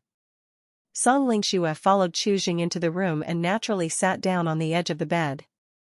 Do you have something else? Chu Jing frowned. I have been practicing more diligently lately, and my muscles and bones feel a bit uncomfortable. Song Lingxue's gaze shifted as she lowered her head. Could you use that pediatric massage technique to give me another massage? Oh? Upon hearing this, Chu Jing quickly came over and placed a hand on Song Lingxue's shoulder, but the interface gave no prompt. It's nothing serious, no need to. Before Chu Jing could finish, Song Lingxue suddenly lifted her hand, pressing down on his hand that was about to withdraw, still keeping her head down. I still feel somewhat uncomfortable. After a long silence, Chu Jing withdrew his hand. There's no need. No sooner had he spoken than Song Lingxue suddenly stood up and quickly walked toward the door. Just before leaving, she stopped, turned around sharply, and asked, Chu Jing, what kind of person do you think I am? Chu Jing was a bit stunned and, after pondering for a moment, he gave an ambiguous assessment, a smart person. In his view, Song Lingxue was someone who knew both what she wanted and what to give up. Understanding compromise is sometimes the greatest wisdom. However, in the current situation, the ability to weigh pros and cons was of little use. Fate is fickle, and there were not that many choices to make. I actually think, sometimes I'm quite wicked. Song Lingxue pulled at the corner of her mouth, opened the door, and strode out, walking briskly. Not until she had left Chu Jing's courtyard did Song Lingxue slow down her pace. Suddenly, she felt her legs go weak. Supporting herself against a wall, she leaned on the roadside. After a while, she bent down, covered her face with her hands, and from between her fingers came a low whisper, despicable. Chu Jing sat on the edge of the bed, staring at the wide-open door, silent for a long time. A moment later, he stood up, walked to the courtyard, drew 2 buckets of well water, and took a cold shower to calm his nearly boiling blood and qi. He had just absorbed the essence of the great sun, and his body was filled with steaming yang energy, naturally causing his blood and qi to be restless. He had understood the hint from Song Lingxue, but ultimately he did not dare to cross that red line. Once that line was crossed, everything would change. The relationship he had with Song Lingxue would never be just as it was now, and to extricate himself would not be so trivial. The dangers of the Song family, he might not be able to withstand. If he could not withstand it, it would mean death. After organizing his thoughts for a moment, Chu Jing changed his clothes and went to the mansion's treasury, burying his head in repairing the odds and ends that Song Lingxue had collected from various places. Time flew like an arrow, and in the blink of an eye, more than a month had passed. As early spring warmed, overnight, buds had already sprouted on the branches. Fu Chueliang's life became increasingly lavish, squandering his days away, growing bored of the dancing girls and Oiran within days, demanding from Song Tonghai a new batch. Helplessly, Song Tonghai could only send people to nearby cities to find replacements, the costs of which were unimaginable. Sitting on dwindling resources, even a wealthy foundation could not cover such reckless extravagance, and the money borrowed against the ancestral home was running out quickly. With the financial strain mounting, Song Tonghai could only bow his head and borrow from the masters of the large trading houses. The news of a superior immortal visiting the Song family had spread throughout Luofeng City, and as Song Tonghai sought loans, every trading house's master readily agreed, lending him a substantial amount of silver for liquidity. Thus, Song Tonghai managed to keep going, though the pressure increased daily. At sunset, the reddish twilight slanted across the gate of the Song residence, adding a sense of twilight to this ancient mansion that had weathered more than 300 years. With a slightly bent back, Song Tonghai walked slowly toward the gate bathed in the setting sun from around the corner. A Grandmaster, borrowing money everywhere to fund others' pleasures, was indeed shaming his ancestors. Song Lingxue stood at the door, her eyes filled with pity, "Father, this is a bottomless pit, it can never be filled." "How could I not know?" Song Tonghai sighed deeply, sitting down directly on the steps in front of the door, the silver strands of his hair barely visible, his voice growing softer. "But what can be done about that? At least with Fu Quanliang here, they had indeed not suffered any attacks. You have spent a lot of effort and painstakingly studied, finally making a breakthrough in your repair skills, and now you are a first-order repair master." "First-order repair master, ordinary objects hold no secrets for you, you can repair them effortlessly, only objects of entry stage can barely pique your interest.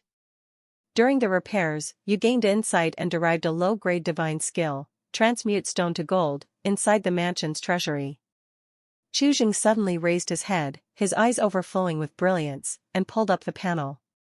Name, Chu Jing, Cultivation, Zeroth Order, Cultivation Techniques, Great Circulatory Qi Guideline, 6th Order/Incomplete, Dragon Tiger Body, 4th Order/Incomplete, Divine Skills, Xian Tian Seal 3rd Form, 5th Order/Incomplete, Transmute Stone to Gold, 1st Order, Repair Master, 1st Order, 0 out of 1000, remaining repairs for the day, 5, current repairables, Xian Tian Seal 3rd Form, 0/300, Great Circulatory Qi Guideline Upper Volume, 0/1000, Dragon Tiger Body Middle Volume, 0 out of 500, Chu Jing casually picked up a chipped jade bowl, and with a thought, in the blink of an eye, the bowl in his hand was as smooth and flawless as new. The number on the panel had not changed, it was still 5. The advancement of a repair master was far greater than what Chu Jing had imagined. Although the number of daily refreshes had not changed, after being promoted to a first-order repair master, he could now repair all Zeroth Order items through the panel without having to use any of the daily refreshes. But similarly, repairing these items could no longer bring him any experience growth. Chu Jing hung his head low, staring at the jade bowl in his hands. Under his gaze, a slight spiritual light emanated from the bowl, and after a few moments, it turned into a golden hue. The jade bowl turned into gold, and immediately the weight in his hands increased significantly. Chu Jing checked his body, and other than some consumption of his yuan qi, there were not any significant effects. To transmute decay into miracle, such is the power of divine skills. Chu Jing casually tossed the golden bowl aside and stood up to leave the mansion's treasury. He had not walked far when he bumped into Song Lingqing face to face. "You're just in time, follow me." Chu Jing spoke offhandedly and went directly toward the courtyard where Fu Quanliang was located. Song Lingqing followed him for a while, and soon realized where Chu Jing was heading, and couldn't help but ask, "What are you going to do?" "Just watch." Now, with less than 10 days left until his 100 days Qi cultivation and the boost from the Dragon Tiger Body, a mere lift of his hand could wield the strength of 10,000 pounds, and his power had vastly improved from a month ago. Even in front of Li Mingzhou, Chu Jing now had enough confidence that he could completely overwhelm him with a single strike. In his eyes, Fu Quanliang no longer posed any threat at all. What Chu Jing needed now was sufficient information to discern just what state the Song family was currently in. Among this, the extent of the Night Light Pavilion's power was of utmost importance. As he stepped within 10 strides of the courtyard, he could hear the soft sounds of music and laughter coming from inside. Song Lingqing hesitated for a moment, not really wanting to enter for fear of sullying her eyes. But seeing that Chu Jing did not hesitate at all and crossed the threshold directly, she could only steel herself and follow. The room was a mess, with clothes, shoes, socks, wine jars, and cups scattered everywhere. "Miss Song has arrived." Fu Quanliang, leaning in the arms of a beautiful maiden, bare-chested and rosy-faced with drunkenness, raised his glass in a dissolute manner and laughed aloud, beckoning with his hand, "Come, come, sit down and drink with me, under the moonlight." Song Lingqing pursed her lips, glanced back at the blood-red sunset outside the window, and did not respond. With an expressionless face, Chu Jing stepped forward, glanced at a few dancing girls draped in sheer veils, and spoke softly, "You all go out first." The dancers hesitated, looking at Song Lingqing until she nodded, then they all got up and walked out the door. They were just being paid for their services, so naturally they followed the orders of the master of the house. Fu Quanliang shook his head, somewhat dizzy, and looked at Chu Jing, his brow suddenly furrowed. How dare you? Who are you to disrupt my pleasure? Boom. Chu Jing kicked the table flying, stretched out his hand like a claw, and firmly gripped Fu Quanliang's neck, lifting him up. Do you want to live, or do you want to die? Feeling the hand around his neck gradually tightening, Fu Quanliang sobered up quite a bit, his expression changing dramatically. He struggled to speak. To live. I ask, you answer. Chu Jing released his hand and sat down on the floor in front of Fu Quanliang, speaking in a deep voice. If any word you say is untrue, I will send you to your death immediately. Freed from his bindings, Fu Quanliang's fingertips sparked with spiritual light, and he instinctively thought to counterattack. However, after detecting the powerful surge of energy within Chu Jing, he lost his spirit for a moment, dispelled the alcoholic fumes around him, rubbed his neck, and said softly, you ask. Cultivators are acutely aware of the disparity in strength between each other. A simple encounter was enough for understanding to dawn on them. He had not dodged Chu Jing's grab before, and he would not be able to dodge it a second time. Why did the Phantom Spirit sect send you here? What is the real purpose? Chu Jing cut directly to the heart of the matter. To protect the Song family from being harassed. Fu Quanliang tugged at the corner of his mouth, chuckling lightly. At least, that's what the mission states. Why have only you come alone, and with your strength so weak, how could you possibly protect the Song family? Chu Jing took a deep breath and pressed on sternly. Phantom Spirit sect, do you really intend to protect the Song family? Fu Quanliang watched Chu Jing for a while before saying, word by word, the mission I know of never mentioned that the other party was also from the Immortal sect. That was all he said, no need to mention more. Chu Jing had his answer and nodded. What is the power of the Night Light Pavilion like? With a heritage spanning 10,000 years, over 100 soul-condensing elders, and more than a handful of divine infant realm masters. There's also a supreme elder who has stepped into the second transformation of divine infant, governing 47 nations of North Cave, Fu Quanliang recited as if listing treasures from his own home. Chu Jing was not unfamiliar with the realms of immortal path cultivation, having already learned the basics from the initial understanding of Immortal Path. In the training of Immortal Path, the first realm is Nourishing Power, the second realm is Spiritual Spring, the third realm is Entry Path, the fourth realm is Soul Condensing, the fifth realm is Divine Infant, and this second transformation of Divine Infant is already the sixth realm, Deification 9 Transformations. The 9 transformations Tongxian, understanding the secret of creation, is already half immortal in the world. The power of Night Light Pavilion was far more terrifying than Chu Jing had anticipated. The Divine Infant realm alone had the power to move mountains and seas, erasing a great nation could be done overnight. And the Deification 9 transformations were even more exaggerated. After absorbing the information, Chu Jing spoke again. How does Phantom Spirit sect compare to the Night Light Pavilion? Not considering the depth of the sect's foundation, the Night Light Pavilion is at least twice as strong. Currently, in the sect, only a few supreme elders and the sect leader, a total of 7 people, have stepped into the Divine Infant realm. There's also a supreme elder in the first transformation of Divine Infant who has been in closed-door cultivation for 1,000 years and hasn't appeared in the world. At this point, Fu Quanliang couldn't help but sneer. It's unknown whether he's still alive, he might as well be dead. Resentment flickered in his eyes. Had the sect not intentionally concealed this, sending someone here as a scapegoat, he would not have ended up in this situation. Chu Jing's gaze deepened. The disparity in strength was indeed rather large. How many nations does the Phantom Spirit sect govern? 15 countries. Fu Quanliang thought for a moment, then shook his head. It should be 14 countries.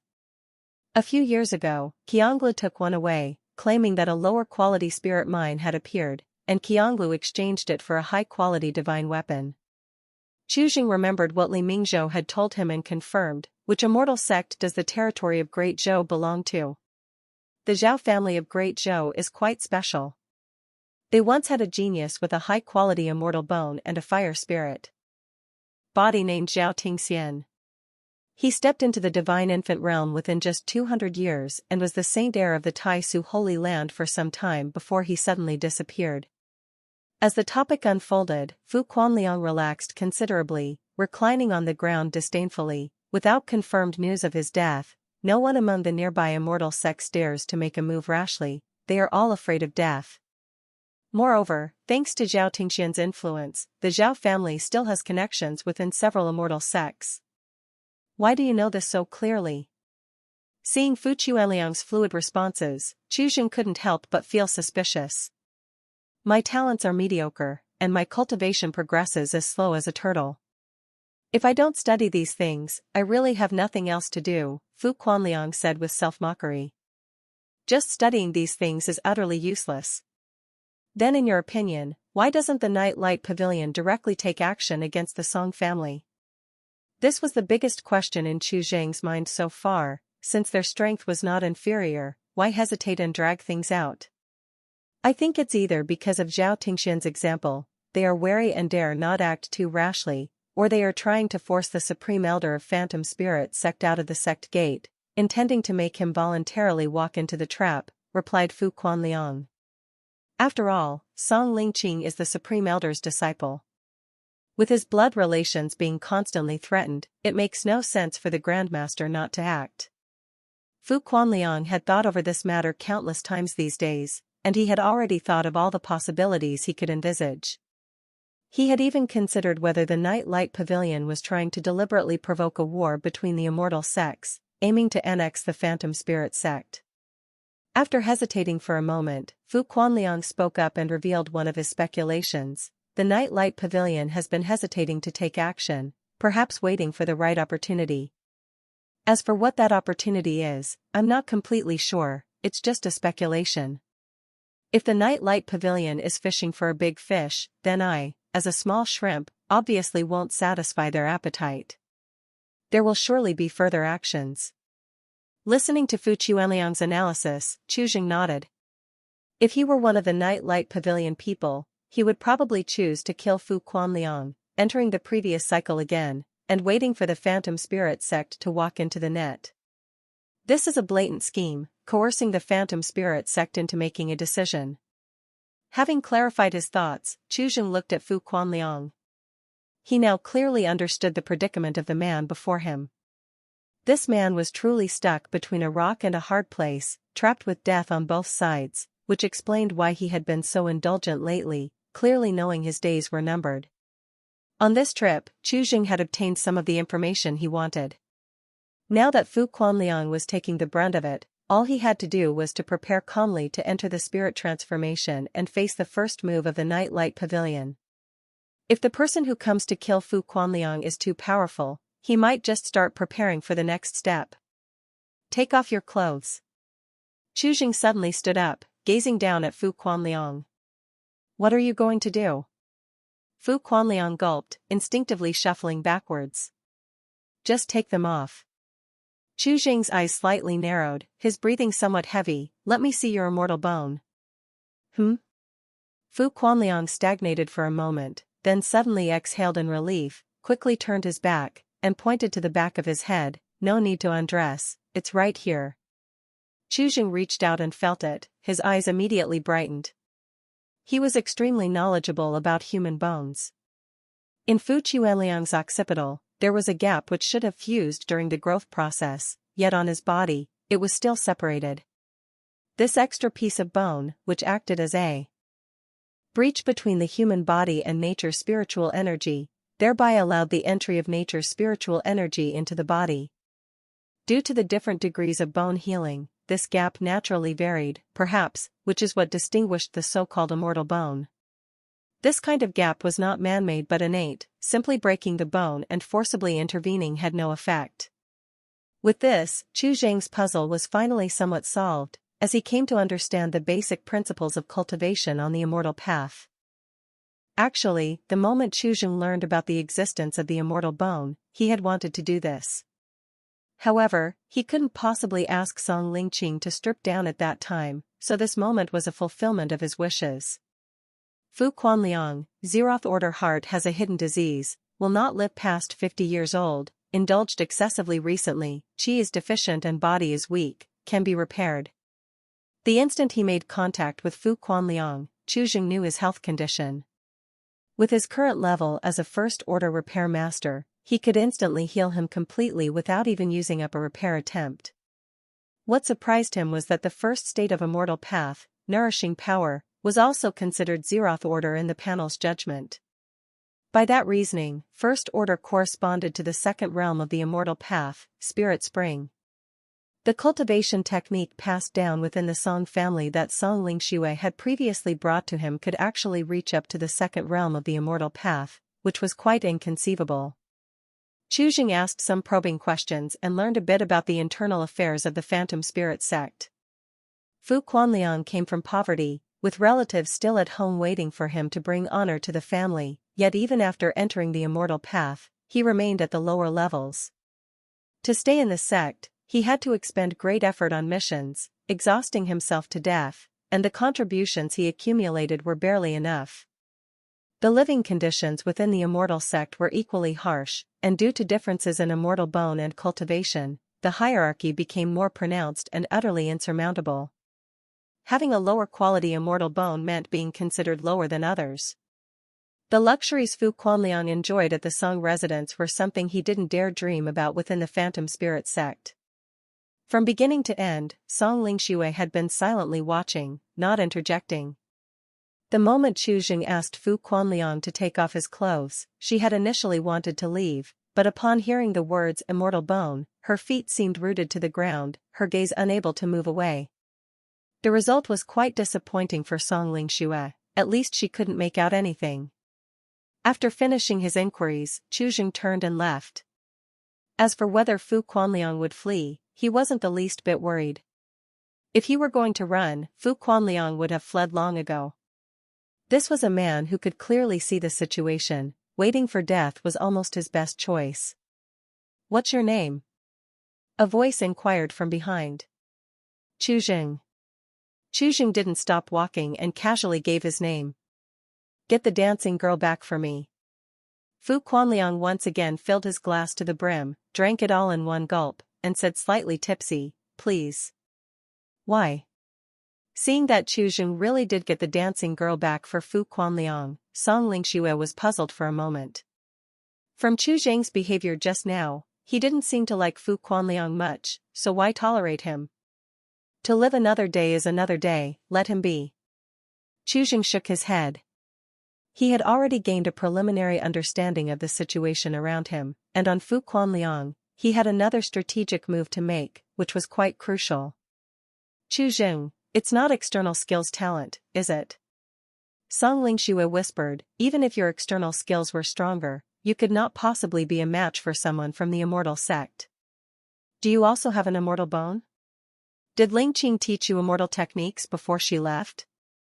There were so many anomalies about Chu that she found it impossible to ignore. "I'm just immortal."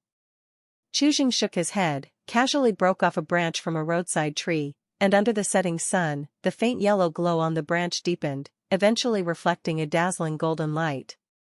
Casually tossing the golden branch to Song Lingqing, Chu spoke slowly, "There won't be any shortage of gold and silver in the future, give Fu Quanliang whatever he wants."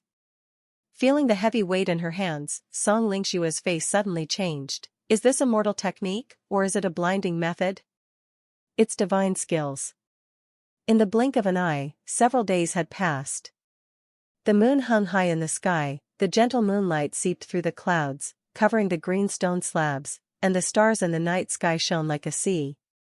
A surging moonlight descended from the ninth heaven, landing beside Chu, the invisible radiance vaguely forming a layer of precious gauze, draping over his shoulders. This marked the first 100 days of Chu's Qi refining, also the beginning of being a Qi Cultivator. After tonight, he would be truly called a Qi Cultivator. The moonlight entered his body, immediately causing a transformation unlike any other day. Chu's chest heaved, his breathing grew even deeper, the Qi inside his body violently stirred, gradually altering his physique. Qi refining was essentially refining one's body, continually improving one's harmony with the universe, thus increasing the speed of one's cultivation. Natural-born spiritual awakeners could even achieve the immortal path in a single day, transform into immortals, and this is the method of Qi refining. The spirit transformation realm is the first stage of Qi refining.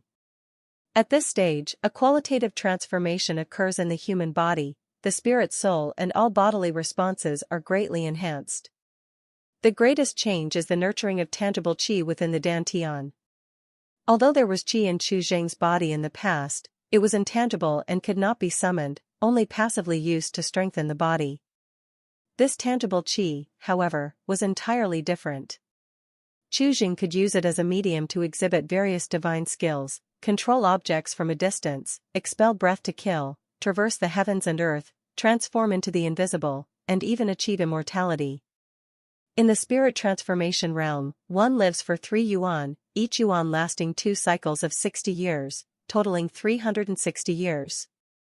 In the blink of an eye, the moon set in the west, and the great sun rose from the east, a burst of vibrant yang essence spilled into the universe. Chu Zheng exhaled a long breath of turbid Qi and then suddenly inhaled, with his chest and lungs expanding, swallowing this first thread of the essence of the great sun. In an instant, yin and yang harmonized, and a miraculous transformation occurred inside Chu Zheng's body. A pale white Qi slowly emerged from within his dantian. At the same time, Chu Zheng's bones crackled crisply, and as he breathed, a visible gray mist emanated from his pores. His physical body underwent another transformation, his hair crazily grew, passing his waist in a blink of an eye, a sign of the burgeoning yang essence.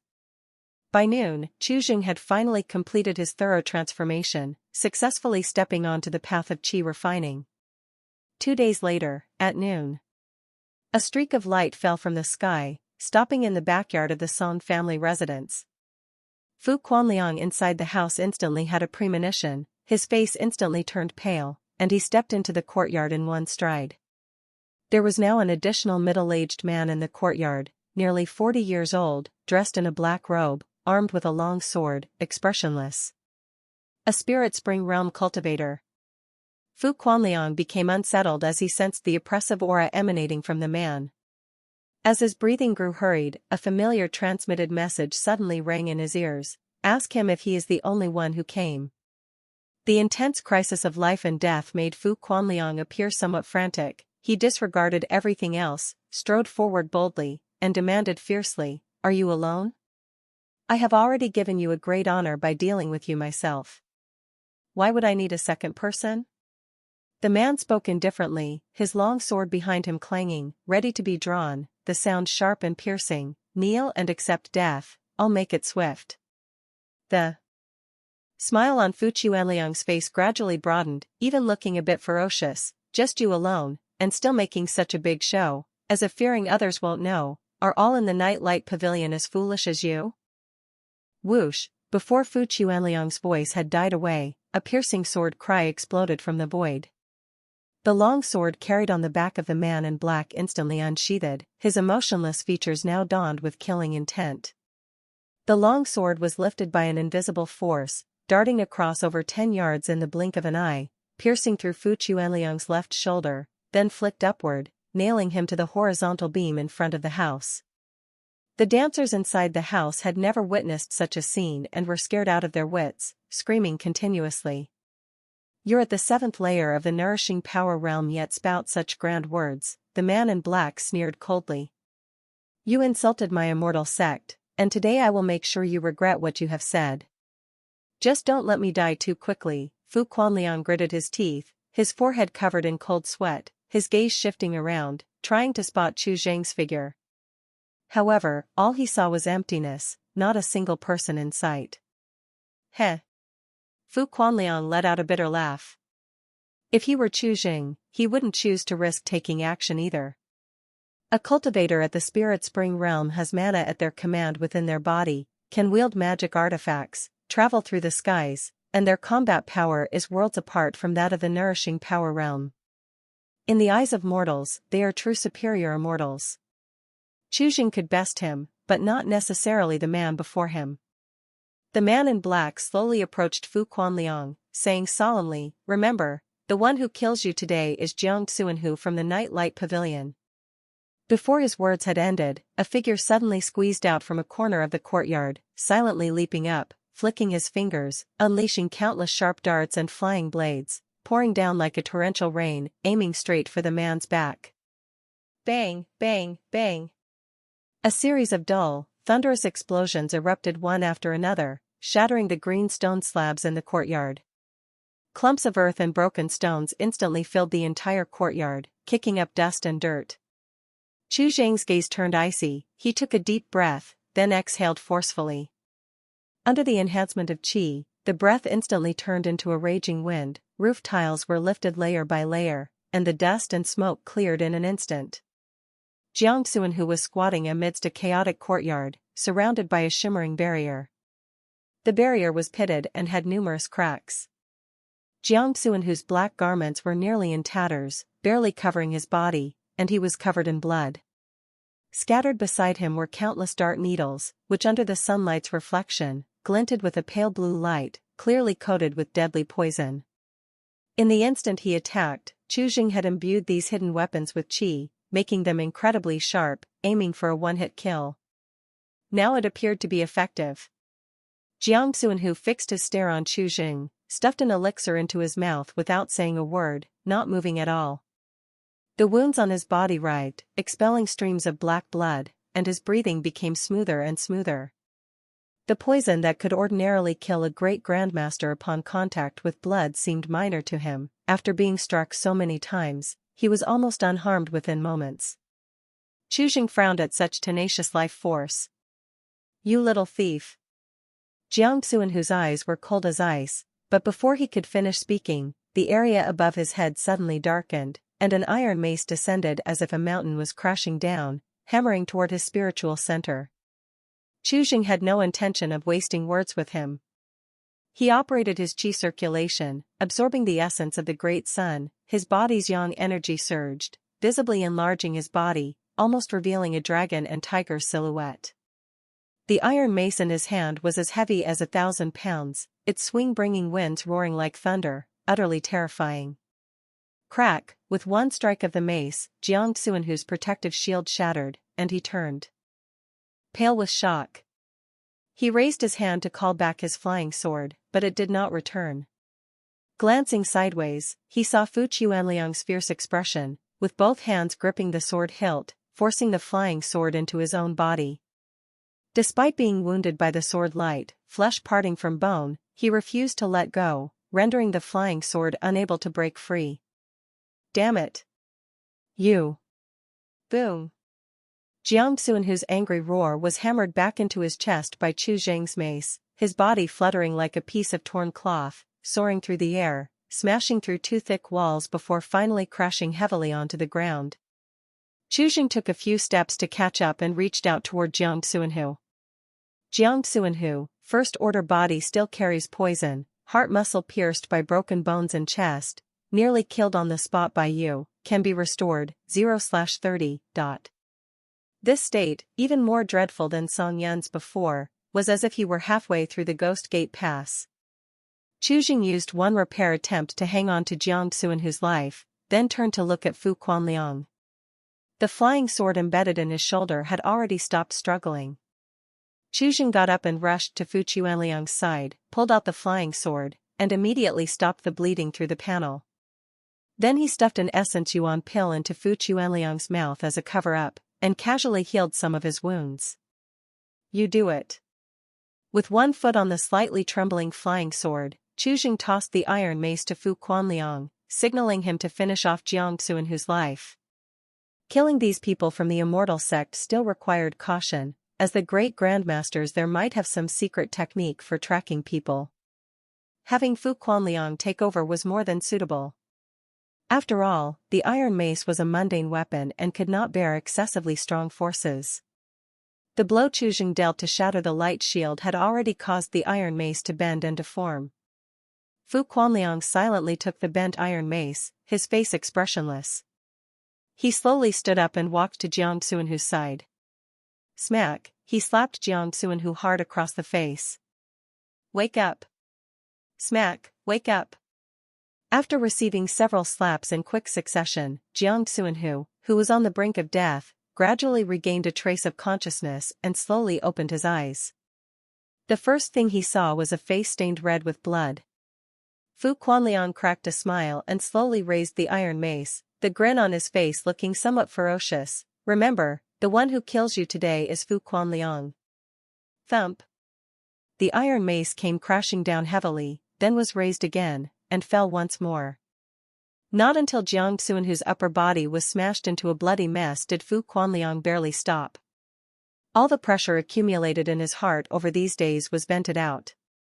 For a moment, he felt somewhat drained, and couldn't help but collapse to the ground, sitting there dazed. Watching this scene and sensing that the flying sword under his foot had become still, Chuzheng finally picked it up. Wind Riding Sword, first order among first-order weapons, it belongs to the high quality. Despite decades of slaughter, its master's careful nourishment left it without a single flaw, capable of amplifying a first-order being's mana by 30%. After pondering for a short moment, Chuzheng had some calculations in mind. Qi cultivators also possessed the art of object control. He could use the flying sword, but didn't feel very secure using it. Not far away, Fu Quanliang came back to his senses, his voice tinged with surprise and doubt. What did you use just now to conceal your traces? Concealing one's form directly, he had only heard that some secret treasures could do it, and had never seen it before. Invisibility technique, do you want to learn it? Chuzheng casually replied. Yes. A glimmer of hope flashed in Fu Quanliang's eyes. Will you teach me? Of course not. Chuzheng shook his head, but I have something else to give you. What is it? Fu Quanliang was taken aback. Lifelink. Seal. Chuzheng spread his palm open, Yuan Qi manifesting visibly, forming a talismanic pattern, and remotely slapped it into Fu Quanliang's brow. From this moment on, if I live, you live, if I die, you die. What if I die first? Fu Quanliang's face turned pale. I'll burn more paper money for you, so you can still have a good life down there.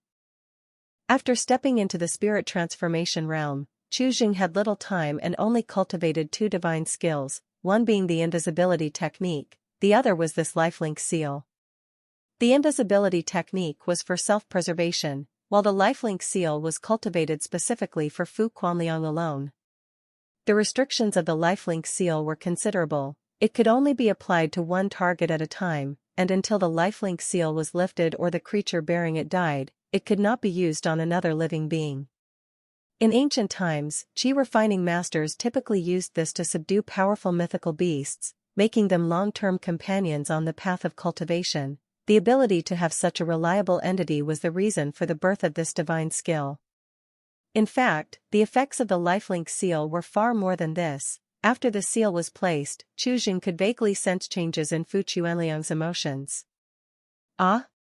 Fu Quanliang was momentarily startled and then suddenly stood up, looking at Chuzheng's slightly cold expression. His face turned a mix of pale and flushed. He struggled internally for a moment, then helplessly sat back down and muttered, "You placed such a restriction on me, what are you trying to do? How could I possibly help you?" Chuzheng pondered for a moment, then casually tossed the wind riding sword in front of Fu Quanliang, and said softly, "We'll talk about that once you survive." What do you mean by this? Fu Quanliang looked at the flying sword with some confusion. You killed the man, naturally, this flying sword should be in your hands. Chuzheng walked over to the corpse of Jiang Xuanhu, squatted down beside it, and began searching. He quickly pulled out a palm-sized small pouch from behind Jiang Xuanhu's waist. The opening was tied shut tightly, impossible to open by brute force. What is this? Chuzheng did not hide his ignorance and handed it to Fu Quanliang. A storage bag, it needs mana to open, I can't use it. Fu Quanliang shook his head, Jiang Xuanhu's belongings should all be inside. Something stirred in Chuzheng's heart, Yuan Qi flowed gently within him as he reached into the storage bag in his hand. A space half a zhang in size appeared in his mind, haphazardly filled with various items. Chuzheng did a quick inventory and had a rough idea of its contents, then flipped out a jade stone the length of a finger. Without waiting for Chuzheng to ask, Fu Quanliang took the initiative to explain, spirit stones, they can speed up the pace of cultivation, considered to be the gold and silver of the cultivation world. How much could such a piece trade for? Can it be exchanged for worldly gold and silver? Chu Jing wanted to understand the purchasing power of spirit stones. If they could be exchanged for worldly gold and silver. In the mortal world, this piece could buy the entire Song family, but no one would trade it for gold and silver. Fu Quanliang replied and then shook his head, it depends on the region. Holy lands of cultivation aren't short of spirit stones, lower quality spirit stones aren't highly valued, using them as gifts is even embarrassing. In some broken small sects without a spirit vein, they may occasionally be exchanged for something good, but they are usually used for cultivation. Chu Jing felt somewhat disappointed, then took out several unidentifiable items from the bag, one after another, and had Fu Quanliang clarify his doubts. After a while, he was satisfied and stored the storage bag away, slowly refining it with his own yuan qi. Killing Jiang Xuan, who hadn't yielded a great harvest, the most valuable was the windriding sword, but it did open a corner of the cultivation world to Chu Jing, revealing a glimpse of its splendor. This was enough. Not until dusk did Song Tonghai and Song Lingxue step into the courtyard, beginning to arrange for the cleanup. The moment Jiang Xuan arrived, they had heard Chu Jing's transmitted message and had been hiding until now before they came out. The dancers inside the house were completely flustered, huddling together and cowering in a corner, shaking uncontrollably, not understanding what had happened outside. After sending them away, Song Lingxue, at Chu Jing's request, moved Fu Quanliang's accommodation to the edge of the Song residence, far from Chu Jing. With Jiang Xuan dead, the next reaction of the Night Light Pavilion was crucial. Whether Fu Quanliang could stand firm as a shield remained to be seen. Time, like sand slipping through one's fingers, quickly half a month had passed. Over the past fortnight, the Song residence had been calm and undisturbed, with not the slightest anomaly occurring. Such tranquility was slightly eerie, causing Chu Jing to feel somewhat uneasy. At dawn, the first light crept across the sky. Chu Jing sat cross-legged in the courtyard, circulating his qi in the circuit of qi, swallowing the essence of the sun and moon to enhance his abilities. Unlike during the 100 days Qi cultivation, his strength was now improving at a much slower rate. The yin-yang dual qi in his surroundings had gradually become sparse for him. Although he could still cultivate, this speed was undoubtedly greatly restricted. A series of footsteps approached from outside the courtyard. Chu Jing slowly ended his cultivation and looked towards Fu Quanliang, who was rapidly approaching, feeling a sense of foreboding. What has happened? Fu Quanliang had been instructed by him not to come over without urgent matters. I have just received a message from the sect commanding me to return immediately. They said there's no need to bother about the Song family anymore. As he spoke, Fu Quanliang's expression grew increasingly odd. A junior brother from within the sect also sent me a secret letter, stating that Sister Song had been ambushed, Protector Elder Qin was severely injured and on the brink of death, and barely escaped back to the sect. Is Song Lingqing dead? Chu Jing narrowed his eyes slightly and asked for confirmation. The letter from the junior brother did not mention her life or death, I fear. Fu Quanliang hadn't finished speaking, but Chu Jing already had an idea. If even Qin Feng was gravely injured, let alone Song Lingqing, and considering the Phantom Spirit sect had recalled Fu Quanliang and instructed him to no longer concern himself with the Song family, it was highly probable that she was already dead. Crack-a-euro, a crisp sound came from the gate of the courtyard. Song Lingxue stood outside, her expression stunned, with a scattered food box at her feet. Chu Jing's eyes narrowed slightly, and the corners of his mouth curved up. Soon, he let out a low chuckle that he could not suppress. This deadlock was finally coming undone. Amid his laughter, Song Lingxue snapped back to reality, her eyes slightly red as she spoke in a hoarse voice. What are you laughing at? Chu Jing paid no attention to her reaction. His smile grew broader as he shook his head and said, now that Song Lingqing is dead, you no longer hold any value in the eyes of those from the Immortal sect. It was true for the Phantom Spirit sect, and equally so for the Night Light Pavilion. The death of Jiang Xuan would naturally be attributed to the Phantom Spirit sect. No one would associate this incident with the Song family. Even if there would be wrath to bear, the Song family now had the means to flee, no longer at risk of being pursued and killed by the Immortal sect.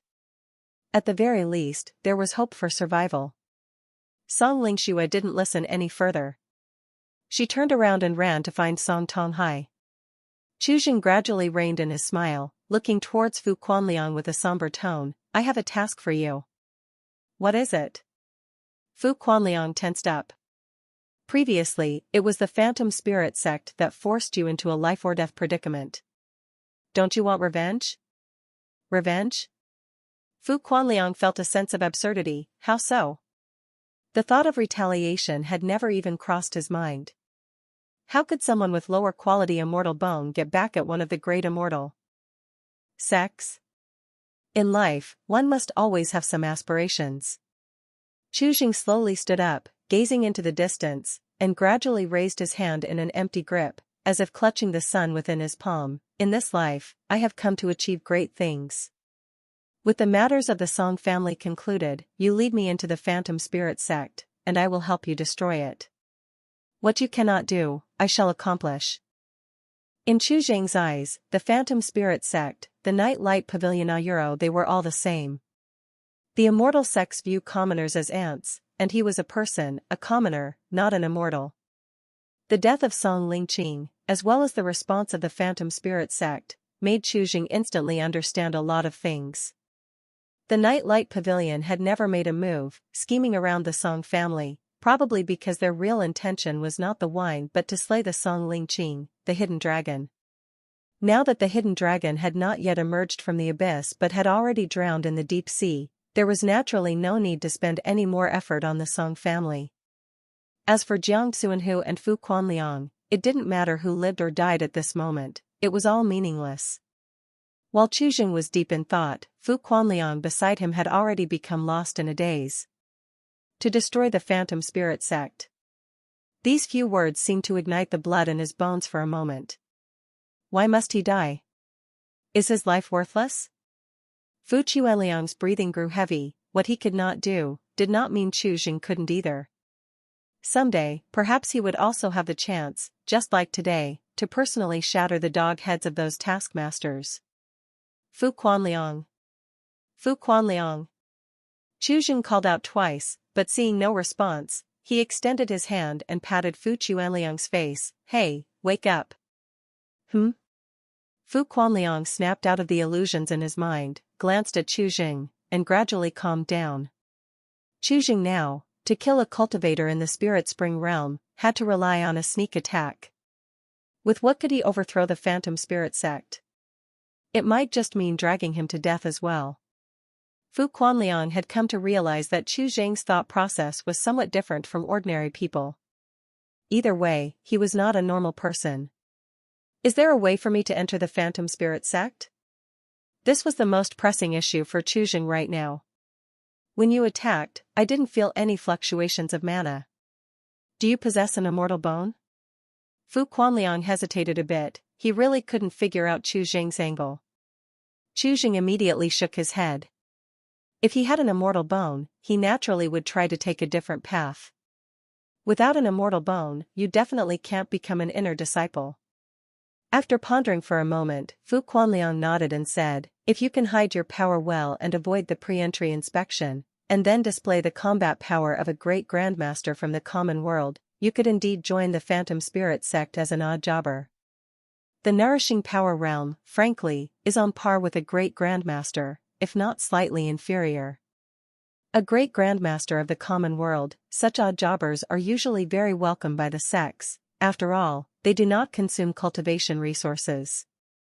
A few ordinary elixirs and daily meals are enough to keep them going.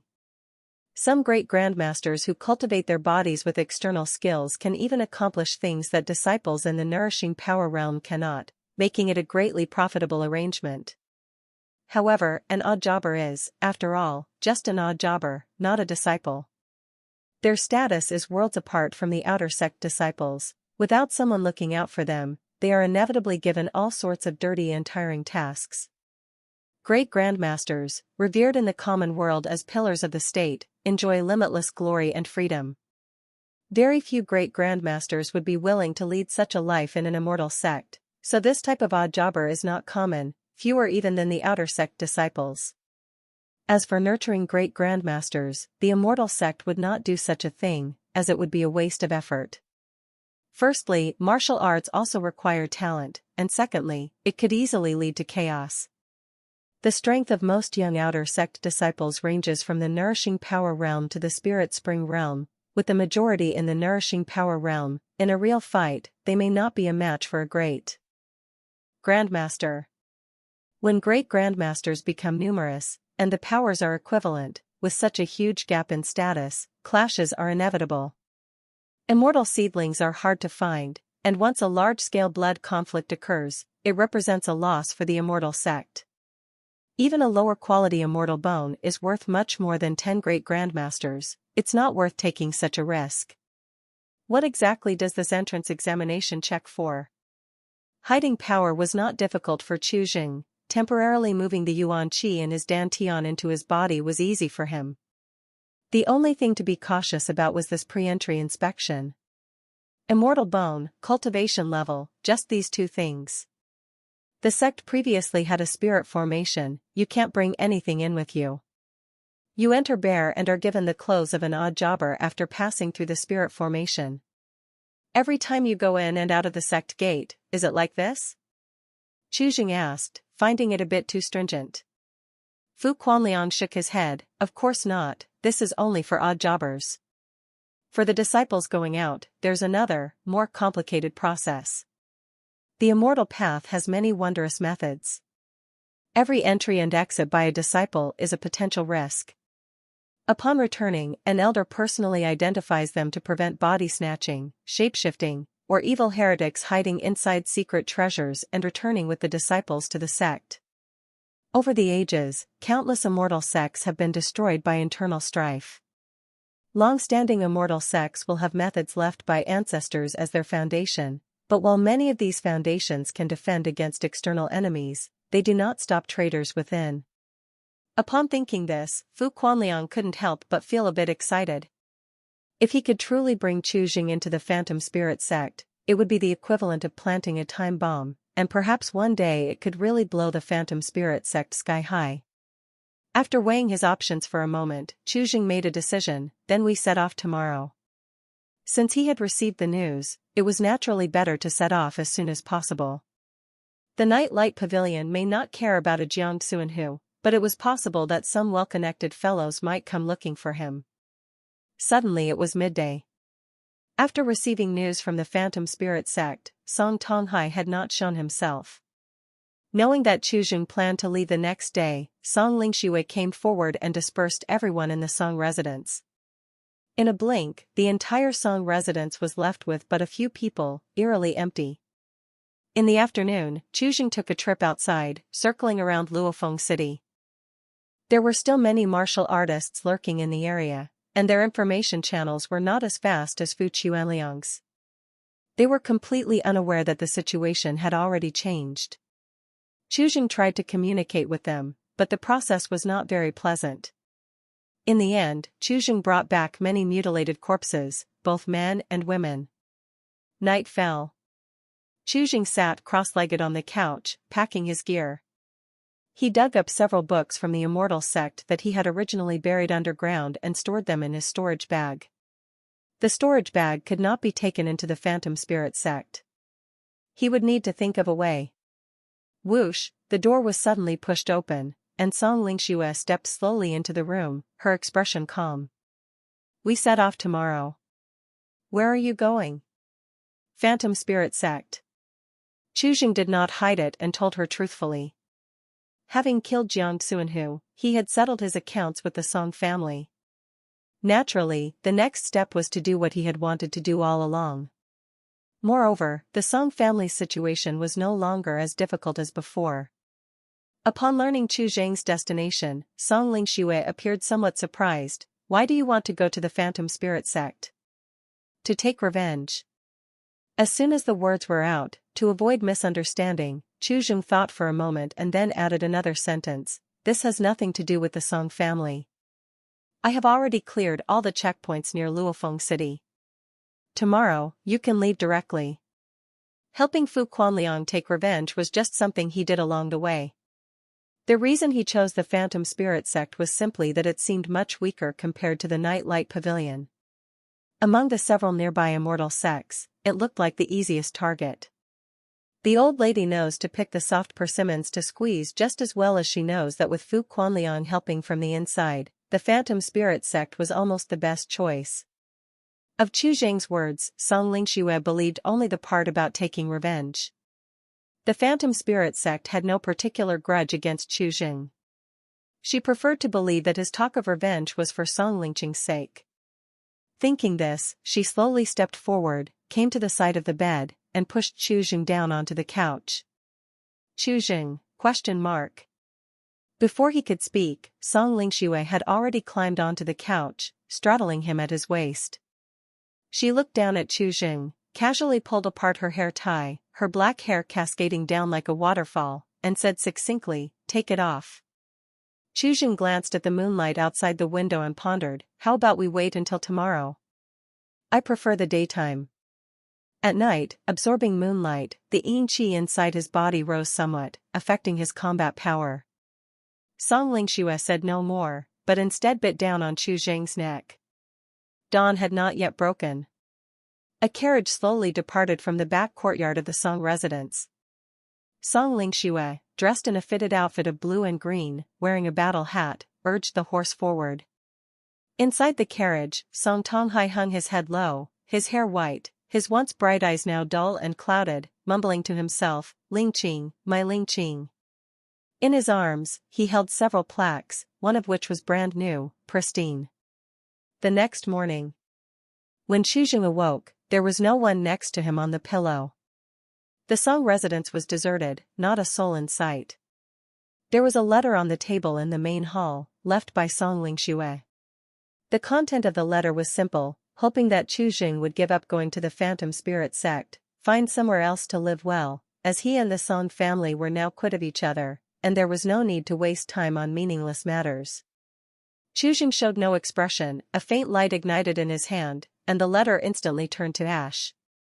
Quit of each other? She thought too simply, his young essence was exceedingly precious, and Song Lingxue owed him much more.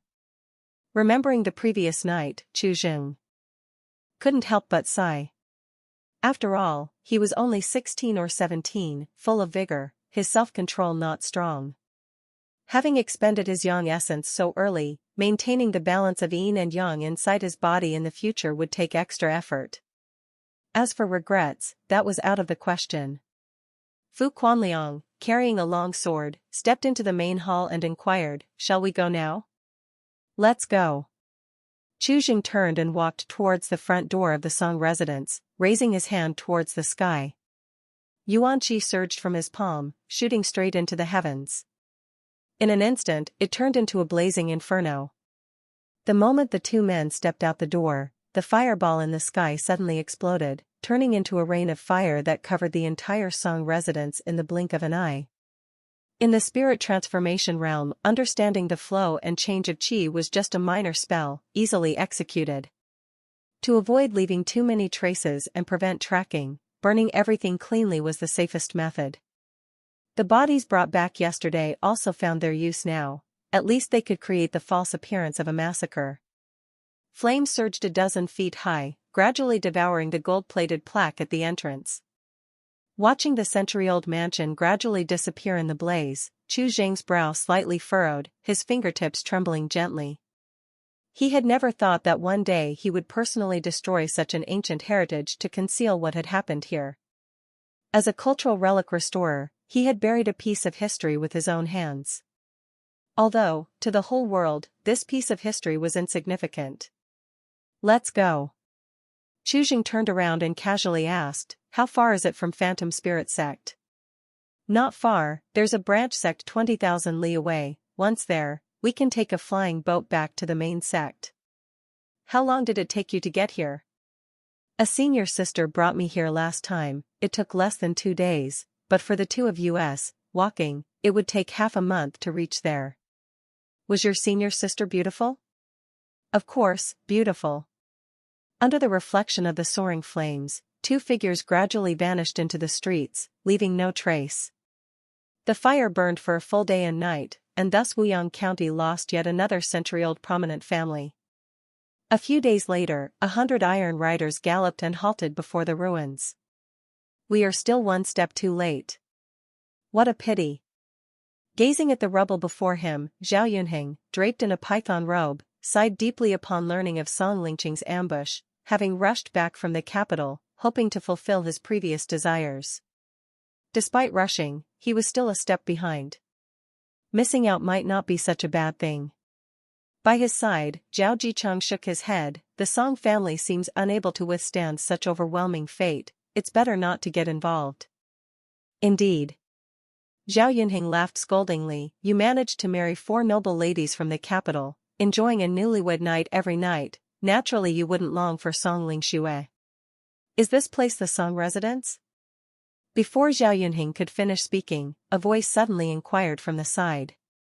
Out of nowhere, a figure had appeared among the ruins, dressed in a green robe, looking around 20, his skin radiant, with a dot of blood-red cinnabar at the center of his brow, adding a demonic charm to his otherwise fair face.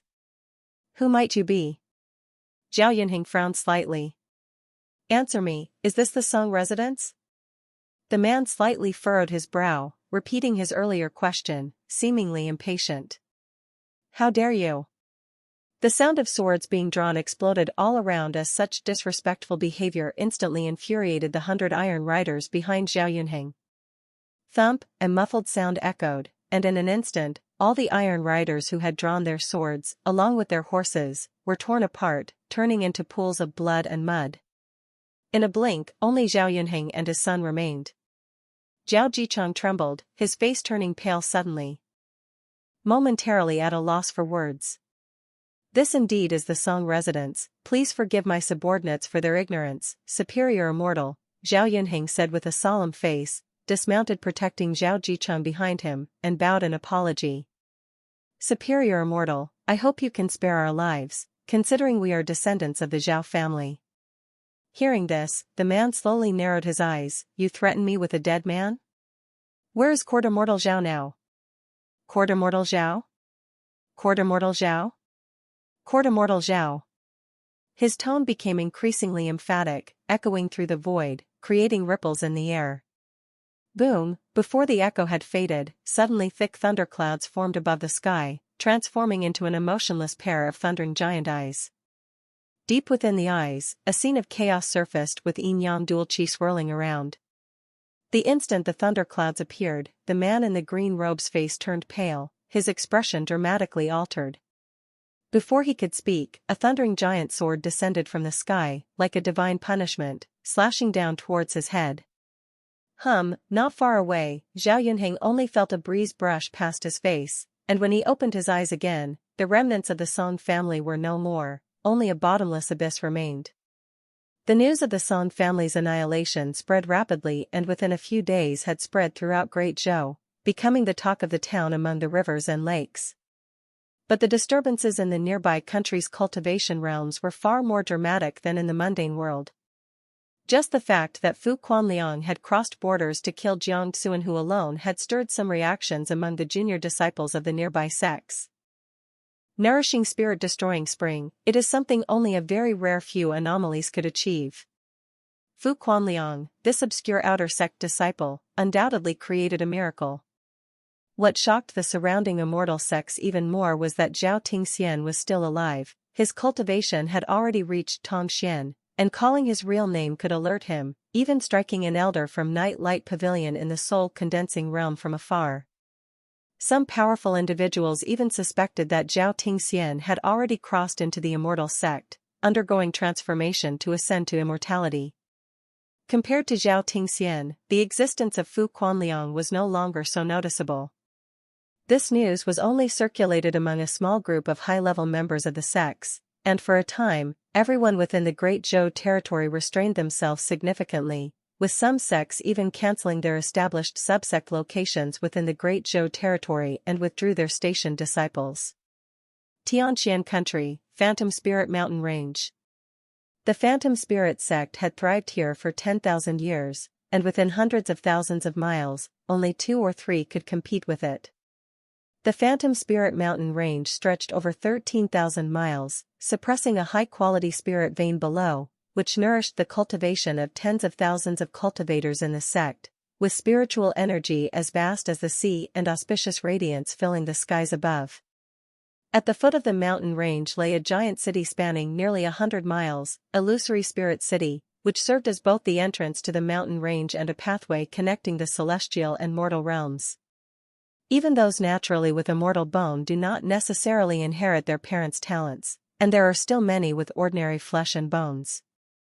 These individuals, while different in status from ordinary people by having the blood of cultivators flowing within them, naturally do not return to the mundane world but also lack the qualifications to tread the immortal path, so they live within this city. Compared to ordinary people, their descendants have a much higher chance of producing immortal seedlings, and over time, they naturally became a fixed source of new blood for the immortal sects. Within this city, it is a mix of all sorts, cultivators, mortals, and a large number of martial artists. Not all cultivators are disciples of the Phantom Spirit sect, many from smaller sects also conduct business here, exchanging resources that are hard to obtain in the outside world. Most of these martial artists came hoping to try their luck, some even hoping to accidentally enter the realm of a great Grandmaster. Of course, within this city, great Grandmasters are not called Grandmasters but are simply referred to as martial masters, indicating a master on the martial path. Below the martial master, all are known as martial artists. Though Illusory Spirit City is vast, it is divided in an orderly manner. The city's east links to the Phantom Spirit Mountain Range and holds a spirit gathering array, where the spiritual energy is most abundant. This is also where most cultivators and martial masters are active. Most of those dwelling in the south of the city are family members or dependents of people from the Phantom Spirit sect. The land here is as precious as gold and has subtly evolved into several major clans that can be regarded as an extension of the power within the Phantom Spirit sect. The north of the city hosts numerous taverns, gambling houses, brothels, and drunken Immortal Pavilion, which is the most free-spirited and uninhibited area in Illusory Spirit City, even featuring services specifically for cultivators.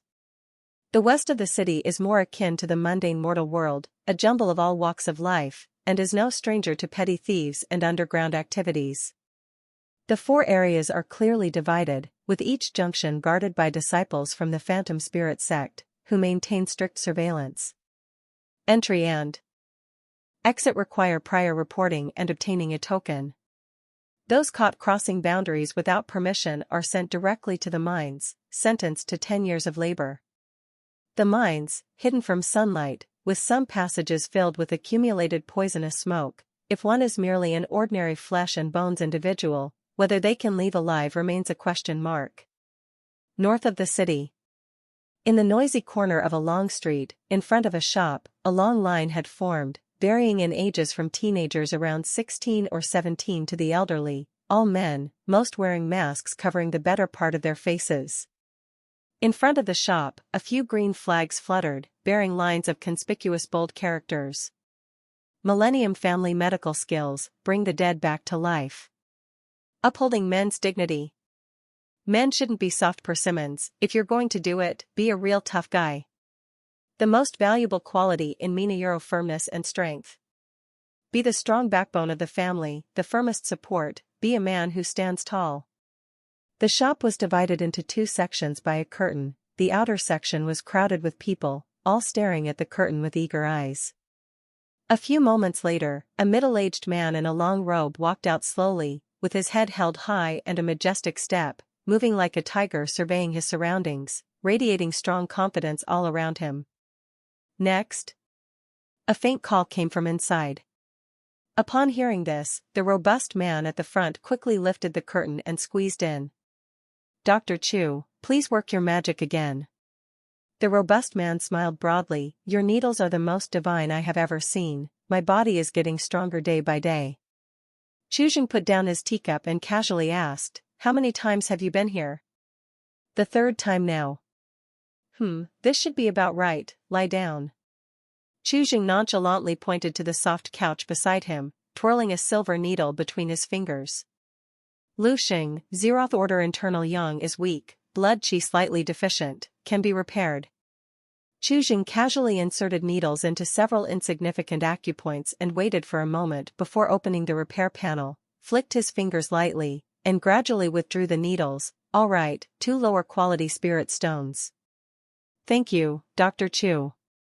The robust man got off the couch, stretched his limbs, his joy intensifying, repeatedly thanking as he immediately took out the spirit stones and presented them with both hands. Chu Jing took them, casually weighing them in his hand, each of these stones representing 2 song families. The common gold and silver could not circulate in illusory spirit city. The city used spiritual currency issued by the Phantom Spirit sect. 100 spiritual currency could be exchanged for 1 lower quality spirit stone at an exchange office set up by the Phantom Spirit sect. Chu Jing did not accept spiritual currency, only spirit stones. A normal martial master, working themselves to exhaustion in the city for a month, would earn merely 20 to 30 spiritual currency, and by saving up without eating or drinking, could accumulate only 2 or 3 spirit stones a year. The day he arrived in illusory spirit city, Chu Jing did not rush to enter the Phantom Spirit sect but told Fu Quanliang to enter the sect first while he waited outside for news. A month had already passed, and during this long period, not receiving any unusual signals from the lifelink seal already proved that Fu Quanliang had safely entered the sect without any incidents. Opening this medical clinic was also inspired by Fu Quanliang. Previously at Song family, Fu Quanliang had indulged excessively, and after receiving Chu Jing's treatment, the depleted yuan qi in his body had also been replenished. Once in illusory spirit city and after some initial understanding, Chu Jing set up this medical clinic, hanging out a sign similar to those of male clinics from his previous life, soon making the business booming. Surrounded by brothels, those who frequented this place were mostly of some status, and not short of spiritual currency. Those with deficiencies in their bodies were even more so. Earning spirit stones through the panel was extremely profitable, almost at no cost. Chu Jing was careful not to fully heal these people in one go, generally dividing it into 2 to 3 sessions. Those who looked particularly wealthy were even divided into 7 or 8 sessions, gradually. Little by little, in just a month, Chu Jing had already accumulated a considerable amount of wealth, enough to make any cultivator envious. Next, a figure lifted the curtain and walked straight in. Long time no see, Dr. Chu. Gentlemen, please leave, we are closed for today. Come early if you wish to visit tomorrow. Chu Jing glanced at the newcomers, lifted the curtain, and stepped out, beginning to usher the people away. Those waiting outside sighed, resigned to their fate, and left.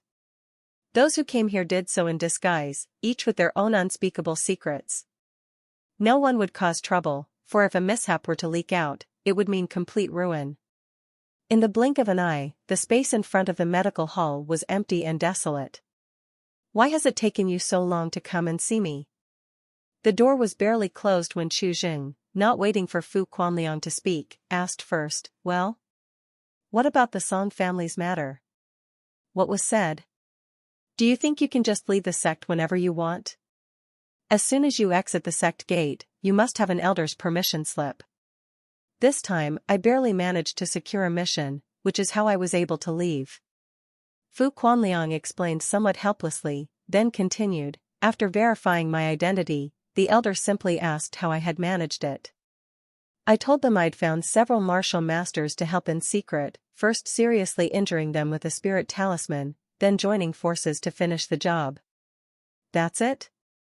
Seeing Fu Quanliang had nothing more to say, Chu Jing could not hide his surprise, and they believed that? They did. Fu Quanliang responded with a sense of speechlessness, what else did you expect?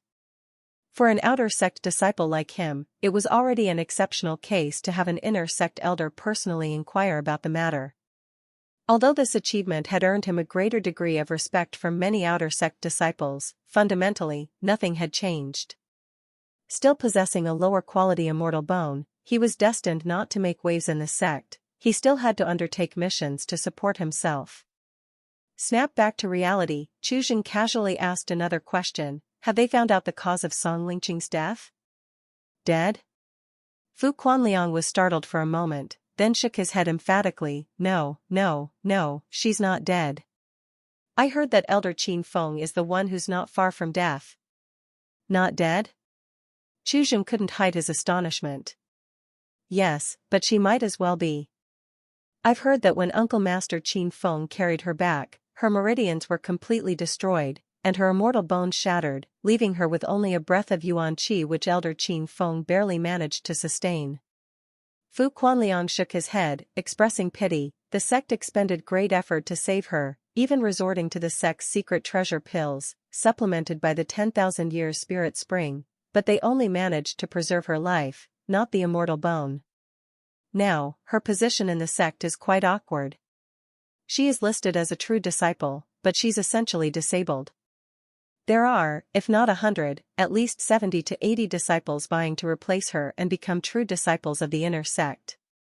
True disciples, prestigious beings, protected by inner sect elders and disciples of the Supreme, enjoying endless resources, able to turn the tide at will, are the backbone of the Phantom Spirit sect's future.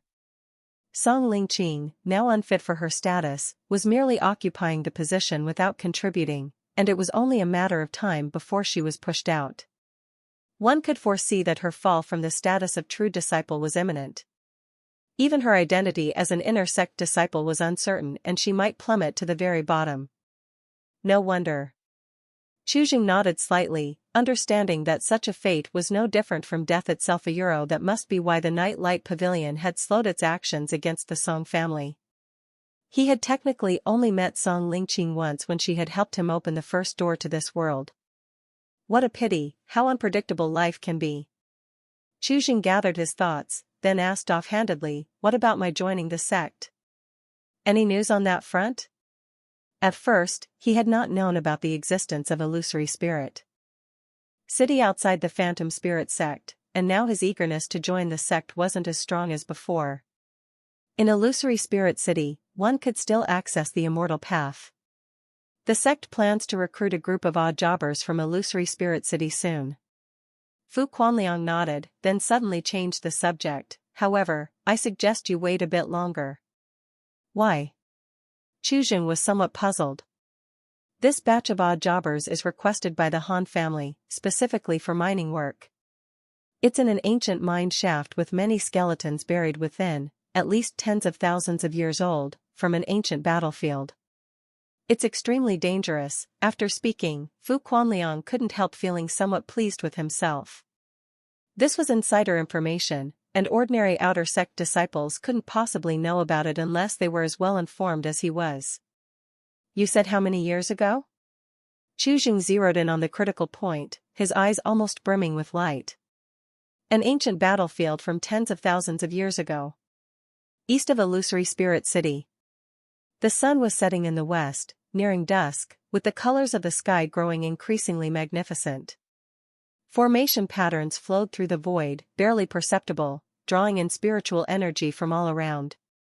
The eastern city bordered the Phantom Spirit Mountain Range, and the area was markedly different from the other 3 city districts. Merely staying here required the payment of 1 lower quality spirit stone per day. You want me to pay for all of this? Fu Quanliang couldn't believe what he was hearing from Chuzhen, unable to grasp how someone could be so stingy. Although he was rolling in spiritual currency, he couldn't even bear to part with a single lower quality spirit stone. As an outer sect disciple of the Phantom Spirit sect, Fu Quanliang naturally didn't need to pay spirit stones to enter the eastern city, but he couldn't bring guests without paying their share. That was the rule, and Chuzhen's portion still had to be paid. Save where you should, spend where you must. We'll need a lot more spirit stones in the future. Chuzhen was unfazed, gesturing for Fu Quanliang to hand over the spirit stone. 1 spirit stone was enough for an entire Song family. Fu Quanliang always remembered the analogy he had made, as this was no small sum. Speechless, Fu Quanliang reluctantly handed over 2 lower quality spirit stones to his fellow sect member. They would be staying here for 2 days. Once inside the eastern city, Chuzhen immediately sensed the difference. The spiritual energy between heaven and earth surged, invigorating the yuan qi within his body. After a brief circulation of qi through the grand circulation, Chuzhen marveled at the discovery that his cultivation speed here was at least twice as fast as in the outside world. This was just the area outside the Phantom Spirit sect. If he were inside the sect, the spiritual energy would undoubtedly be even richer. Glancing at the sky, and seeing there was still time, Chujing casually set up a stall on a bustling street, placing a small flag, buying old magic artifacts at low prices. Family heirlooms need not apply. The profit from magic artifacts was far greater than running a medicine hall. Broken artifacts, mostly useless due to their engraved arrays, were just scrap metal, worth only a few to several dozen spirit stones at most. Only down-and-out martial masters lingering in the area would spend spiritual currency on such junk. Even in their ruined state, these artifacts were still regarded as divine weapons in ordinary mortals' eyes. A complete low-grade magic artifact, no matter how poor the quality, would still cost at least 500 to 800 spirit stones. Restoring them completely through his repair panel, the resale value could yield profits hundredfold. Fu Quanliang had come down from the mountains on a mission and had tasks of his own to complete. After spending an hour or two with Chujing on the street corner, he got up and left. Seeing little business around, Chujing multitasked, pulling up the repair panel and dedicating all of today's repair attempts to the Xiantian seal.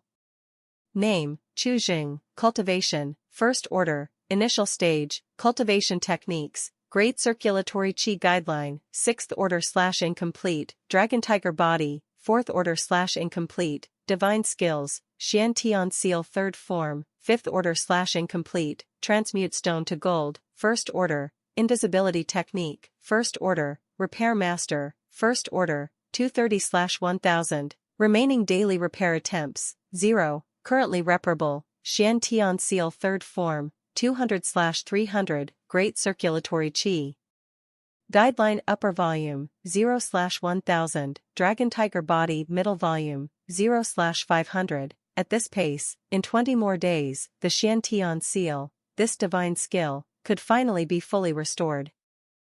The Xiantian Seal is a martial Dao divine ability, and Chujing had always been quite interested in it. The information contained within this divine ability was quite critical. At the very least, the existence of the Xiantian Seal proved that in this world, cultivation was not the only path to follow. Martial Dao was not merely confined to the secular world. Much like his Qi refining technique there must have been a path of martial practice in the past that could lead one to the pinnacle of humanity. Why the martial Dao had declined was certainly a big secret. If Li Mingzhou hadn't thrown that fragment of a martial wall into the sea, he might have had the chance to unveil this secret earlier. Every time he thought of this, Chujing couldn't help but feel sincere heartache. Broken magic artifacts, most people would choose to melt them down with true fire, erase all traces and then either discard them or stow them away in the bottom of a chest. Artifacts would more or less retain the traces and aura of the person who used them, which could potentially be cursed or used for tracking from afar by some cultivators with strange and surreptitious methods. Chujing crouched on the street corner, waiting for nearly 2 hours and only did 2 deals, both with the same person. Green Spirit Robe, First Order/Incomplete, carrying the fragrance of recently unearthed earth. You have a discerning eye and can tell at a glance that it was stripped from the dead, recently buried. Can be repaired, 0/30, Chasing Cloud Boots, First Order/Incomplete. These boots have traversed countless landscapes, enough to last you a millennium, having gone through 5 previous owners. The soles are worn through. Can be repaired, 0/50, if it weren't for the panel indicator, Chujing wouldn't have noticed anything wrong with the Green Spirit Robe. The robe was washed clean, only a large tear at the chest and the spirit formation stitched above were in tatters. This disappointed Chujing somewhat. It was too clean, which instead destroyed the traces of the robe's past, losing some of its essence. The Chasing Cloud boots were in even worse shape, with only half of the sole remaining, weathered and aged. They were quite to Chujing's liking. In the eyes of ordinary people, these 2 items were ridiculously dilapidated. Chujing spent 40 spiritual currency on each, totaling less than a single lower quality spirit stone. He could bring these 2 items with him. The mine he was heading to was not within the Phantom Spirit Mountain range and wasn't checked as strictly. A storage bag was definitely not allowable, but 2 broken magic artifacts would not attract anyone's attention. Just as Chuzheng was about to pack up, a voice suddenly came from above. "Do you take this?" Chuzheng looked up at the sound, glanced briefly and couldn't help but be somewhat startled.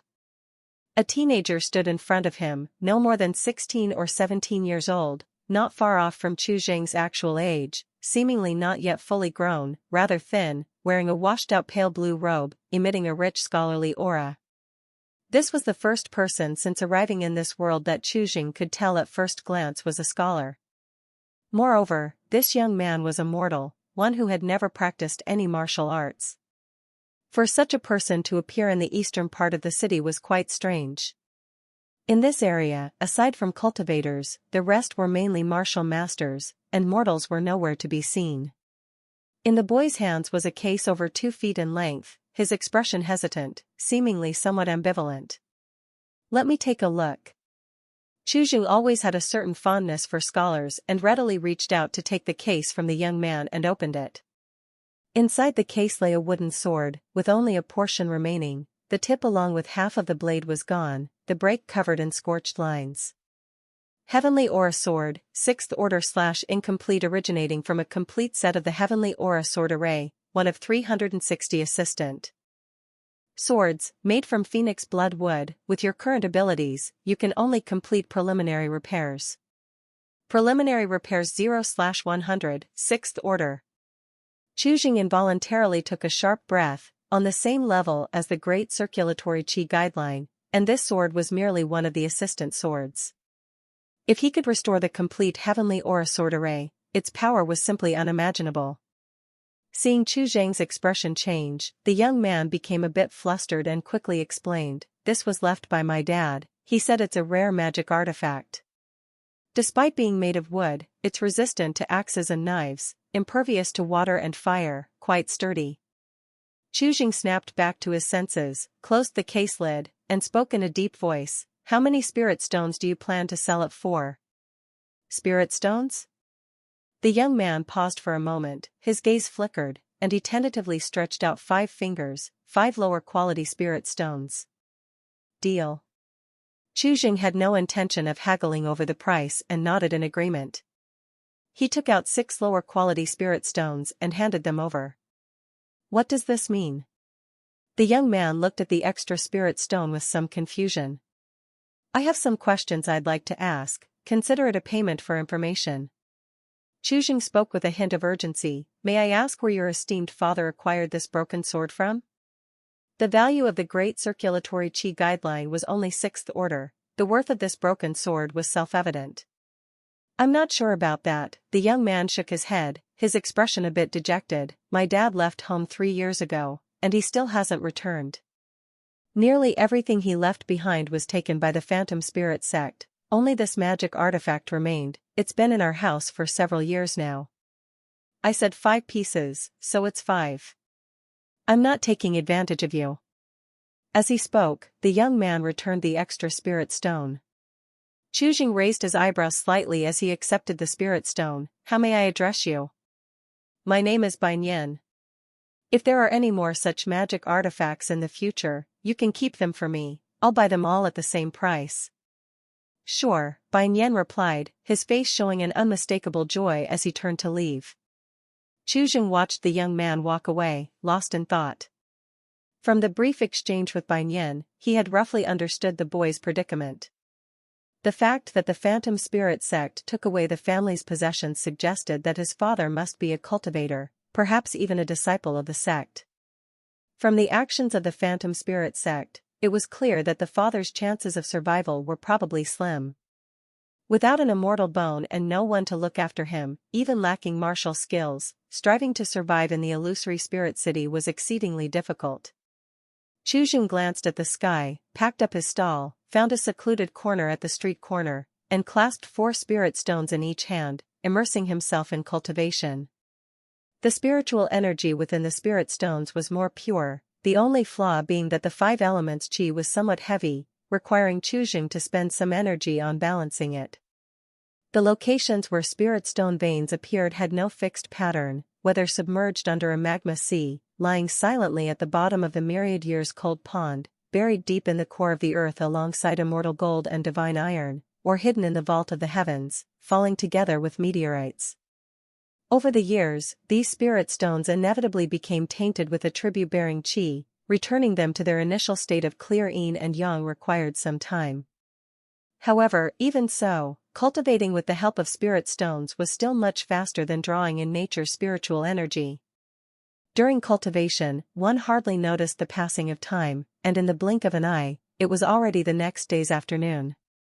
Fu Quanliang, with the evening glow underfoot, returned to Chu Jing's side, his face covered in dust, his hair in disarray, appearing a bit disheveled. Chu Jing slowly ended his cultivation practice, opened his eyes, and stood up, saying, "Is the mission accomplished?"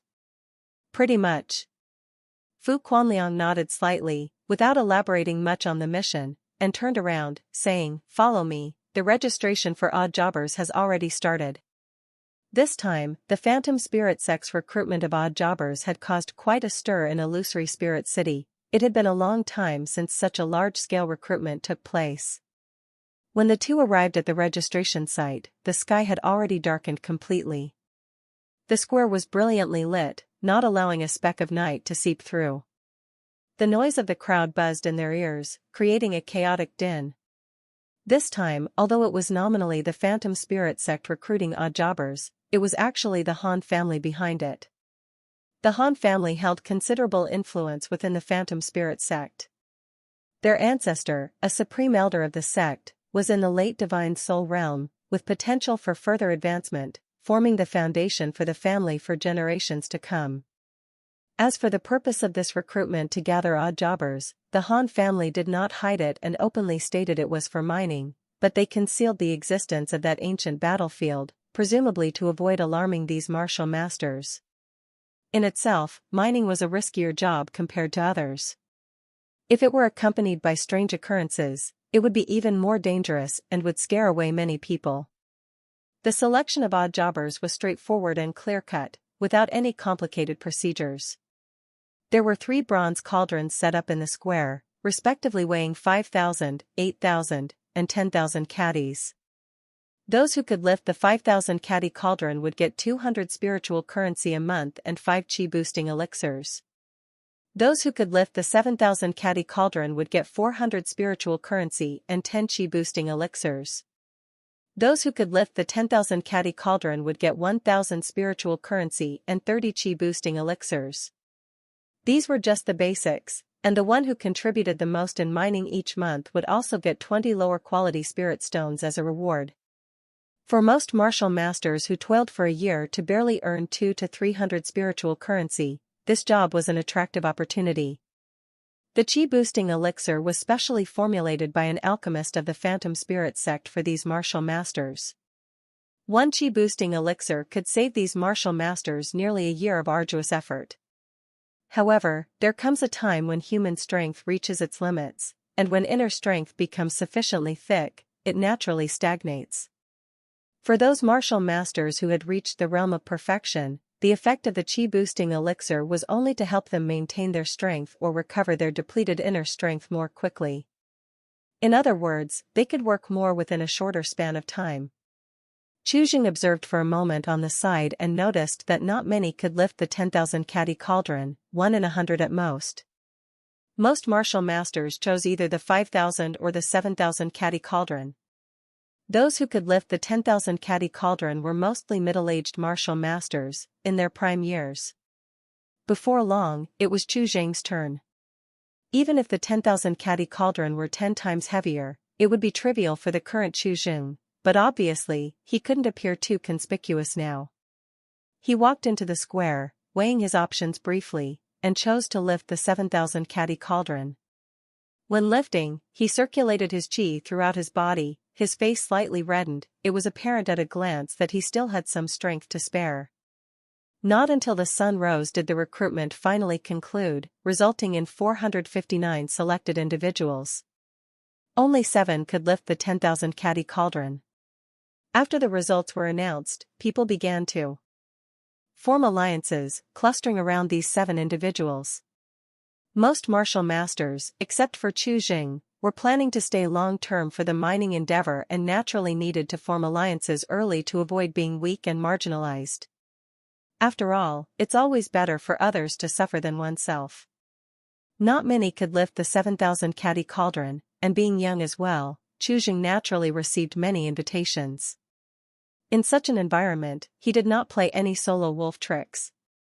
Using the Qi observation technique, he joined a group that seemed the most capable. A strong group would save him a lot of trouble, and historical experience taught him that staying outside the group never ended well. After recruitment concluded, Phantom Spirit Sect gave everyone a day to pack their bags and handle their affairs before departing on the flying boat. Fu Quanliang had disappeared unexpectedly, and Qi turned back to search for a while but could not find any trace of him and eventually had to give up.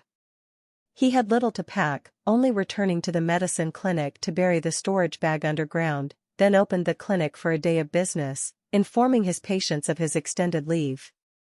This naturally brought about a round of sighs.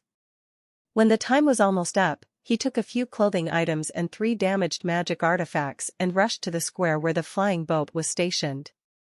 The inspection before boarding the flying boat was unexpectedly thorough, supervised by over 10 cultivators at least above the Spirit Spring realm. One of them gave him a terrifying feeling, no less formidable than Qin Feng he had previously met at the Song residence.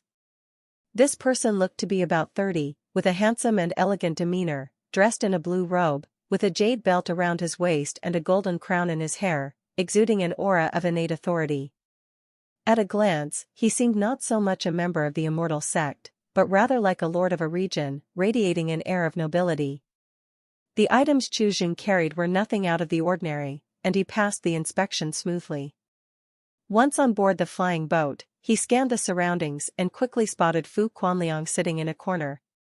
His expression concealed surprise as he moved towards him quietly, establishing contact through the lifelink seal, and transmitted a message in secret. "Why are you here too?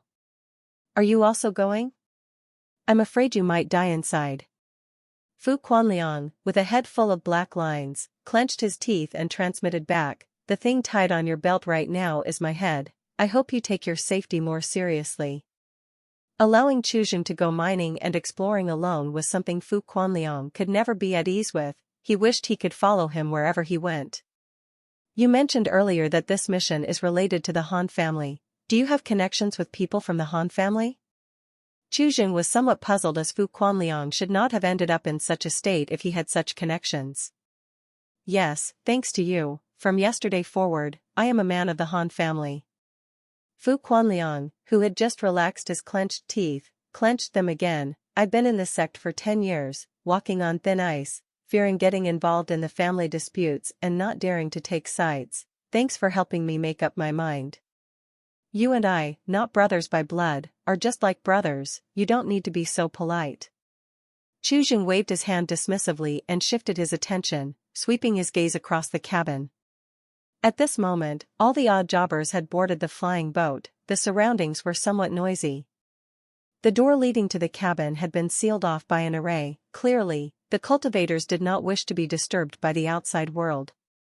Half an hour later, the flying boat slowly started and sailed into the clouds.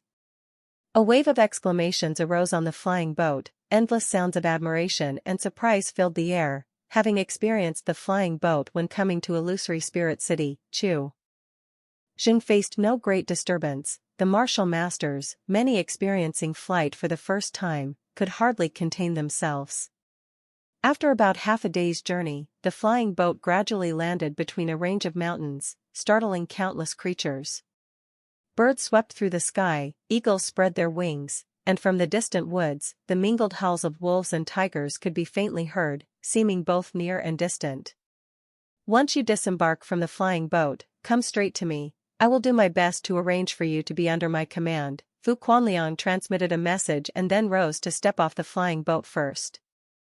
Having disembarked from the flying boat, what came into view was a vast camp that stretched for miles. The moment he entered the camp, Qi surged upward, and Qi entire energy abruptly tensed. His eyes shone with spiritual light as he immediately employed the Qi observation technique. All around him, the world in his eyes transformed instantly, with the soil beneath his feet visibly thick with Qi, almost liquefying. Qi expression became somewhat grave. With such dense Qi, the land must have been the deathbed of millions. Where Qi accumulates, there must be a large tomb.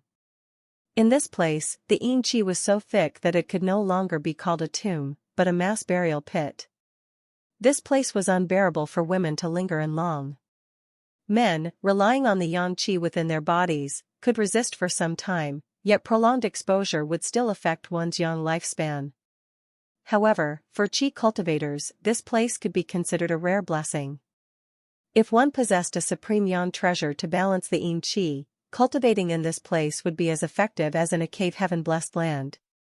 Qi didn't possess any supreme yang treasures, but he happened to have a magic artifact that belonged to yang.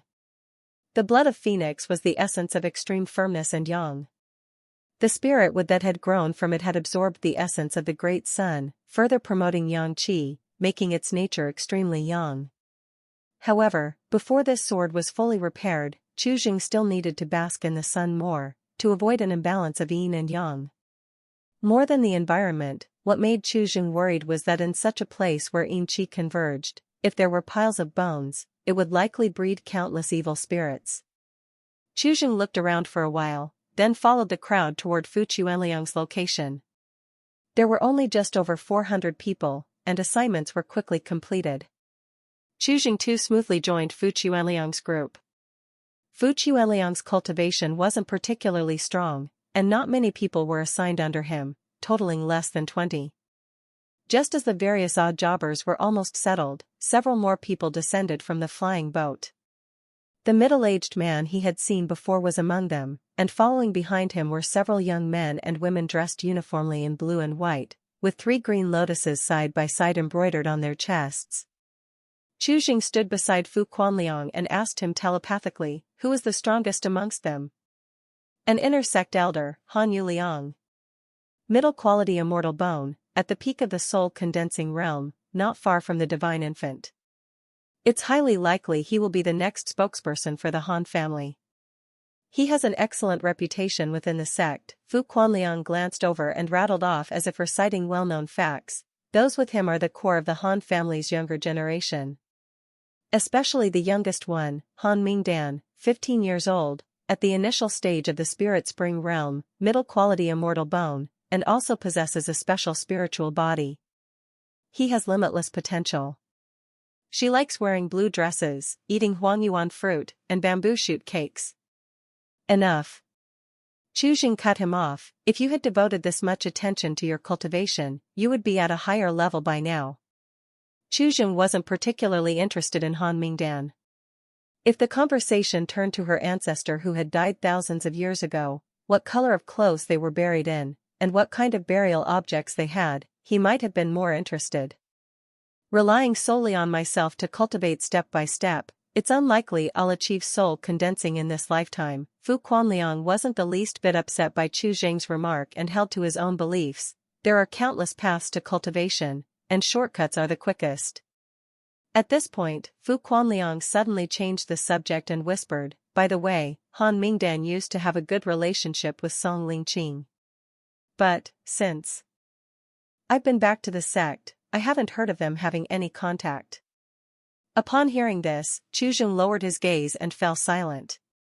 Within the Immortal sect, human warmth and coldness were not uncommon. Not far away, Han Mingdan, who had just disembarked from the flying boat, seemed to sense something and frowned slightly. Uncle, why do I feel something is strange about this place? I felt uncomfortable ever since we arrived.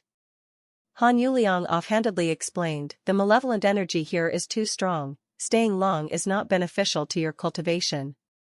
With your psychic mysterious body, you are extremely sensitive to changes in nature's spiritual energy, so it's inevitable that you would feel discomfort. What did you bring us here for? Han Mingdan asked, slightly puzzled. Our purpose in bringing you here is to see if we can draw out an ancient spiritual weapon. With a somewhat grave expression, Han Yuliang said, judging from the traces of slaughter, a being more powerful than the divine infant has fallen here. There is a very high chance that a spiritual treasure remains. A spiritual treasure without a master will usually choose to dull its edge and lie dormant, waiting for someone destined. If any of you can seize this opportunity and compel the spiritual treasure to choose a master, your path forward will become somewhat easier. Spiritual treasure.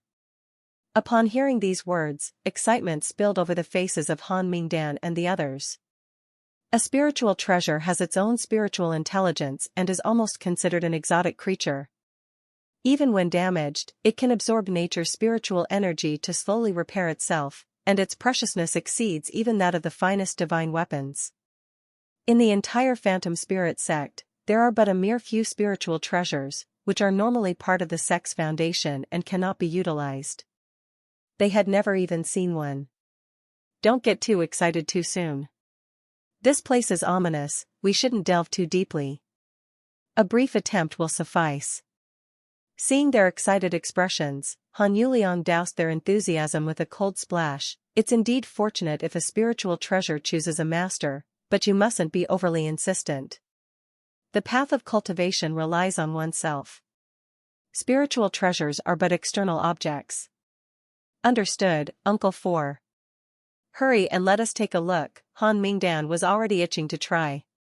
Without saying more, Han Yuliang led the way toward the mining tunnel, with the Han family and others following closely behind. Here you go. Fu Quanliang tossed a pickaxe. Do you really think I came here to mine? Chu Jing transmitted his voice secretly, lifting his eyes without reaching out to catch it. Fu Quanliang felt somewhat speechless. How would I know what you're here for? You're asking for trouble. He had grown accustomed to Chu Zhang's eccentric behavior and couldn't be bothered to guess the purpose behind Chu Zhang's actions. Guessing would be futile, he preferred Chu Zhang to be less troublesome and cause less mischief. Chu Zhang glanced at Han Yuliang and the others not far away, and in an instant, his eyes flickered. They're heading to that ancient battlefield. Fu Quanliang quickly noticed the movements of this group as well, surprise unmistakable in his eyes. Could there really be some unspeakable secret in this place? Such ancient battlefields are generally cleaned up by those who came before. If anything were left behind, the spiritual energy should have mostly dissipated over the long years, leaving at most some scraps of metal and junk. Chu Jing bent down to pick up the pickaxe and asked through voice transmission, when can we enter the mine shaft? Wait a moment. Fu Quanliang, too, was stricken with curiosity and turned to seek out more information. A moment later, before Fu Quanliang could return, a piercing shriek suddenly erupted from the distant mining tunnel, cold, violent, and chilling to the bone. Evil specter! Following the shriek, a furious shout came, and then the ground shook violently. After the violent shaking subsided, a surge of black fog billowed out from the mining tunnel, spreading like thick ink across the land. In the strong midday sun, a sudden gust of Yin wind rose, darkening the sky and earth, and sending a bone-chilling cold through the air. In Chu Zhang's perception, the Yin Qi around him suddenly surged, even overpowering the Yang Qi in the surroundings during noon. His gaze firmly fixed on the entrance of the mine, a black cloud suddenly burst forth, enveloping a silhouette faintly visible within a euro. It was Han Mingdan, whom he had seen not long ago. A dazzling divine light followed from the entrance of the mine, and Han Yuliang, holding a pagoda in his palm, took a few steps to catch up with the black fog ahead. The pagoda soared and cast down immortal light, suppressing the black fog under the base of the pagoda. Under the immortal light, the black fog enveloping Han Mingdan desperately rushed into her 7 orifices. The next instant, Han Mingdan's tightly shut eyes suddenly snapped open, pitch black as ink, her pupils no longer visible. Immediately after, she pinched finger seals, her blood qi surged wildly, and she slightly opened her teeth, spitting out a blood sword that instantly tore through the descending immortal light from the pagoda and began to flee again. Chu Jing, watching from the side, quickly understood the situation.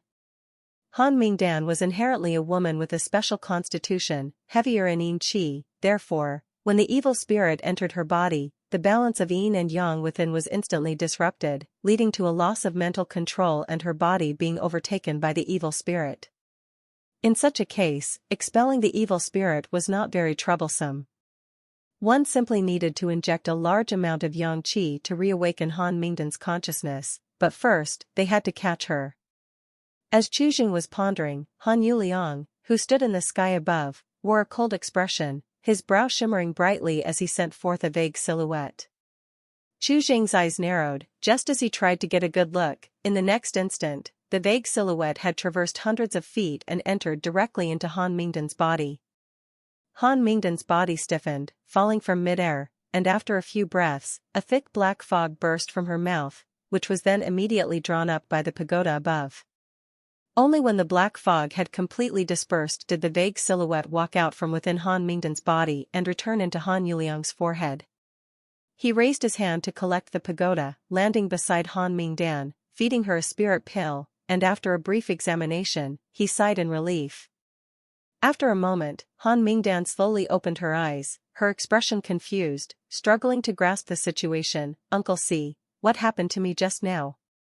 She only felt weak in her limbs as if she had been through a severe illness, unable to muster any strength at all. Han Yuliang helped her up and spoke soothingly. "An evil spirit entered your body. It's nothing serious. Go back and rest for a while. This time was my oversight." That blood sword had nearly concentrated all of Han Mingdan's essence and qi. After it was cast, her blood qi suffered a great loss. She definitely needed time to recuperate. Soul condensing. This is soul condensing. From afar, Chu Jing watched with barely concealed admiration. To strengthen the divine soul, even visually manifesting it, was nothing short of miraculous. This was still the first time he had seen such a high-level cultivator in action. In comparison to the immortal path, Qi cultivators place more emphasis on the physical body. After undergoing a spirit transformation, they use the yin and yang qi to refine the body, nurturing jade bones and golden muscles, and then casting the Tao embryo. Tao embryo is the preparation for the golden core. Once the golden core is consolidated, Qi cultivators' divine skills greatly enhance, finally achieving the power close to moving mountains and seas.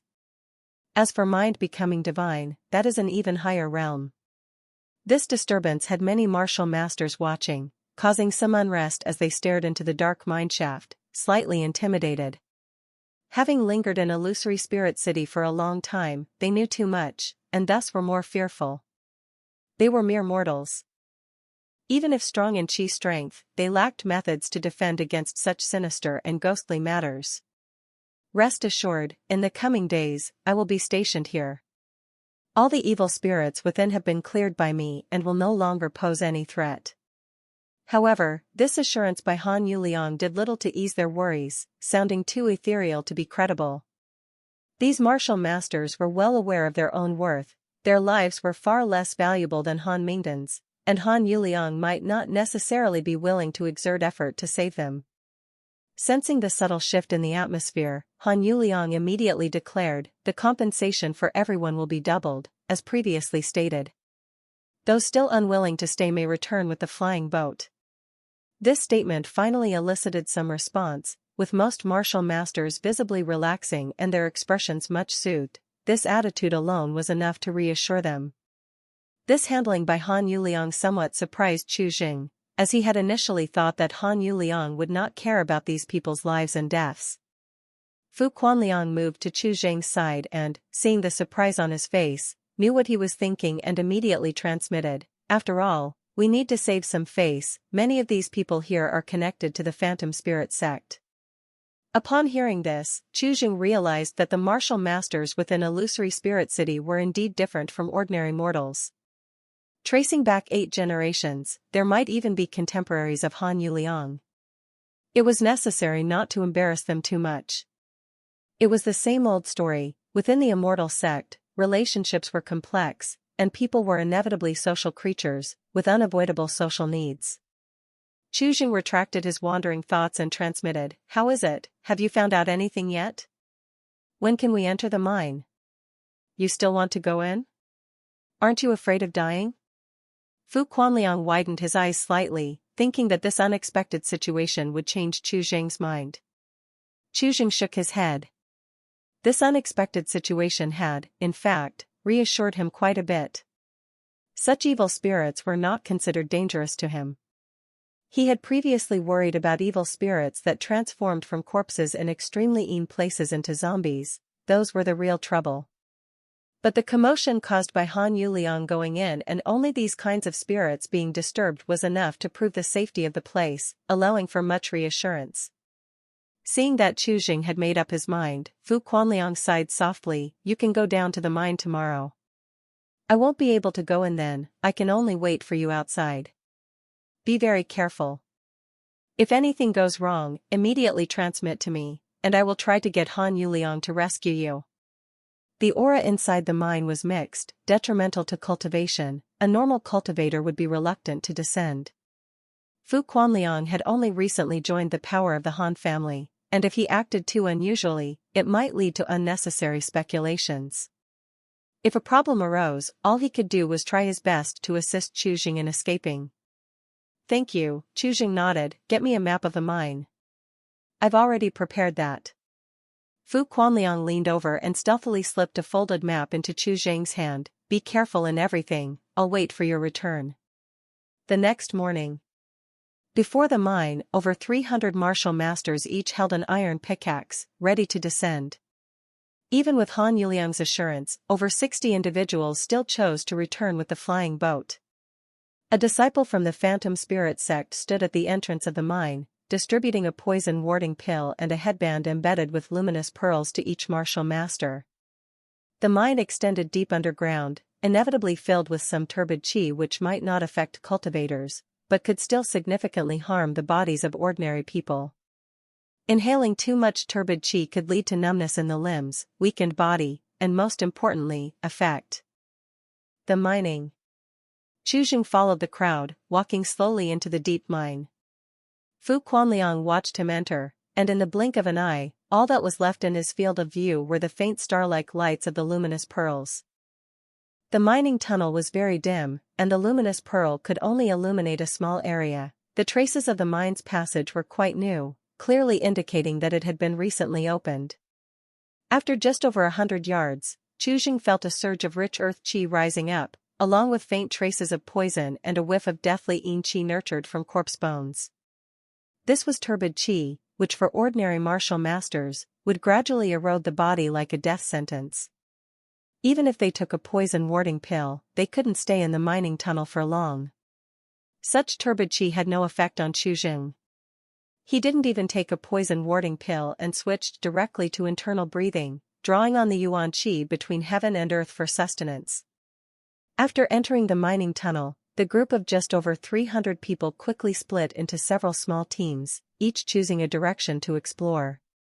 Here, the mineral vein produced a type of mineral material called earthine stone, usually used to forge the power furnace of flying boats and the heat insulation platform for placing alchemy furnaces. It was occasionally used in the making of magic artifacts. To receive so many spiritual currency and qi-boosting elixirs every month was naturally not without strings attached. There were mandatory quotas to meet every day.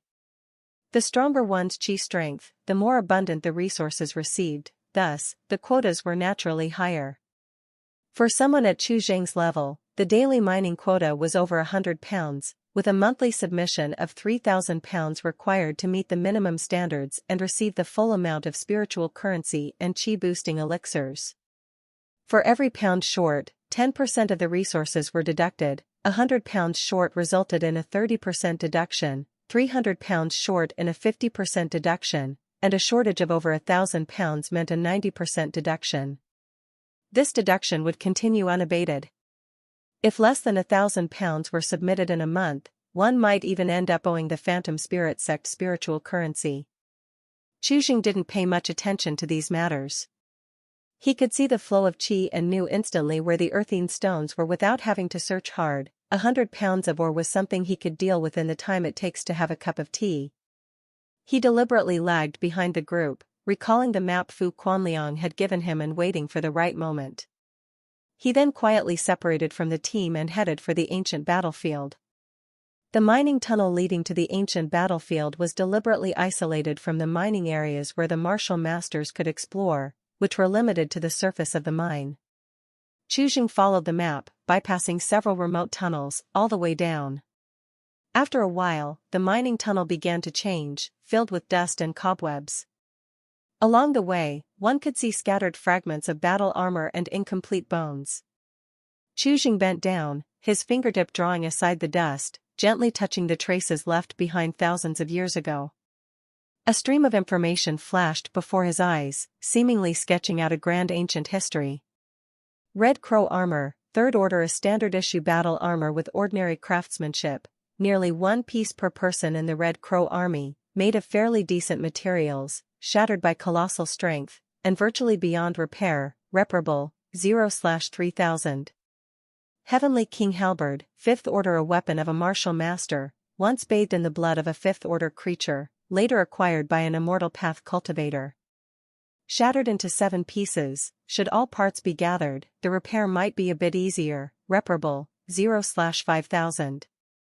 Nameless Corpse Bone, Fourth Order, belonged to the Red Crow Army in life, served as a flank commander, bone age 127, high-quality immortal bone, primordial spirit dispersed, unrepairable. Damaged Immortal Bone, 7th Order, a remnant of a true Immortal's bone, once forcefully integrated into the body by an Immortal Path cultivator. With your current abilities, you simply cannot repair it. Chu Zhang's fingertips paused slightly. This was his first time encountering something unrepairable. With a light flick of his palm, he brushed the dust away, and from the clustered debris, he prized out a piece of remnant bone, giving it a few cursory looks before having a clear idea in his mind.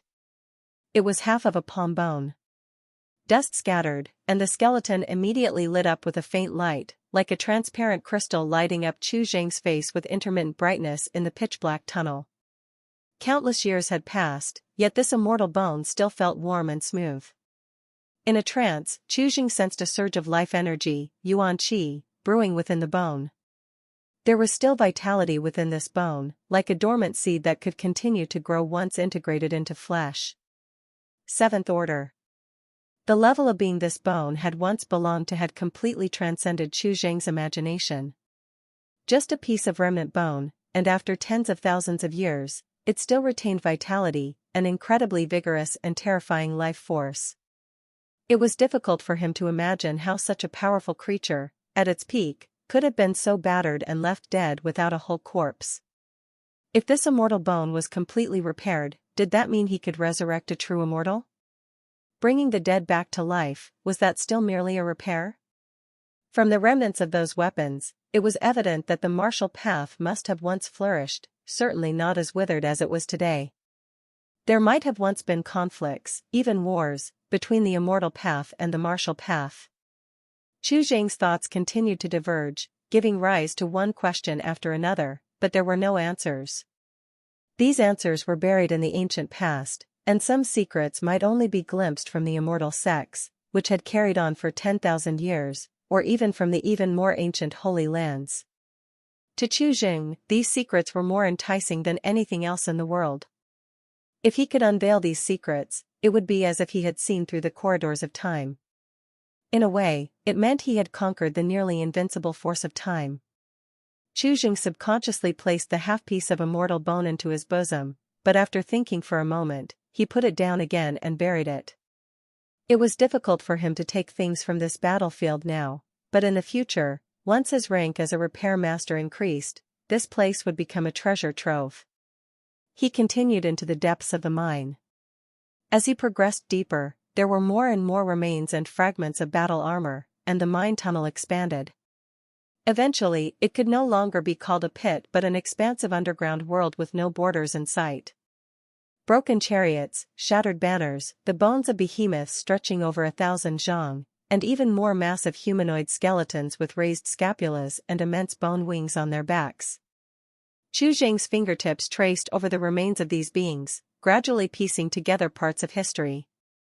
Thousands of years ago, this place must have been a plain, where a group of Immortal Path cultivators forming the Red Crow army ambushed a tribe of alien creatures. The outcome was uncertain. Even if they had won, it was probably a Pyrrhic victory, as there were far more remains of Immortal Path cultivators than the alien species. Why this battle was fought was still unknown. Chu Zhang had hoped to find some remaining space artifacts, but the battlefield had clearly been cleaned by someone, leaving nothing but bones and weapon fragments, not even a storage bag. After circling the battlefield, Chu Zhang reluctantly composed himself, preparing to start his journey back when his fingertips suddenly touched a small segment of remnant jade. Condensing Space Bracelet, 6th Order, a spatial spiritual treasure that was broken into 4 pieces during a great battle. Connected to an alien realm space. Once repaired, it can re-establish that connection.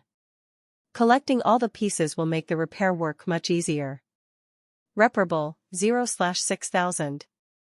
Spatial Spiritual Treasure. Chu Zhang's spirit was lifted as he took the remnant jade into his palm and gently wiped the dust off it. This piece of remnant jade was roughly as thick as a pinky finger, entirely emerald green, and carved with complex patterns. After observing it closely for a while, Chu Zhang reached a conclusion. This condensing space bracelet was an ankle bracelet. With his many years of experience, he could not be mistaken. It was unlikely for men to wear ankle bracelets. Hence, the owner of this condensing space bracelet was most likely a woman before she died. Of course, this was obviously a pointless conclusion. Chu Zhang sighed softly and began to search around the battlefield again. This 6th Order spatial spiritual treasure surely contained astonishing treasures. If he could find all 4 fragments, this mining expedition would truly be worthwhile. After searching for most of the day, Chu Zhang finally had some gains. In the skull of a corpse, he found another piece of the condensing space bracelet. Clearly, the woman in question had become instantly furious when her ankle bracelet shattered, flinging all the fragments, one of which shattered this person's skull. This person was an Immortal Path cultivator, also from the Red Crow army, indicating that the woman was a different species on the opposing side and was not human. This fragment significantly reduced the number of repairs needed for the condensing space bracelet from 6,000 to 4,000, with immediate effect. After searching again for a while to no avail, Chu Zhang realized that the battlefield was too vast to search in its entirety without spending a considerable amount of time. Seeing that it was about time, although somewhat reluctant, Chu Zhang decided it was best to leave to avoid arousing suspicion.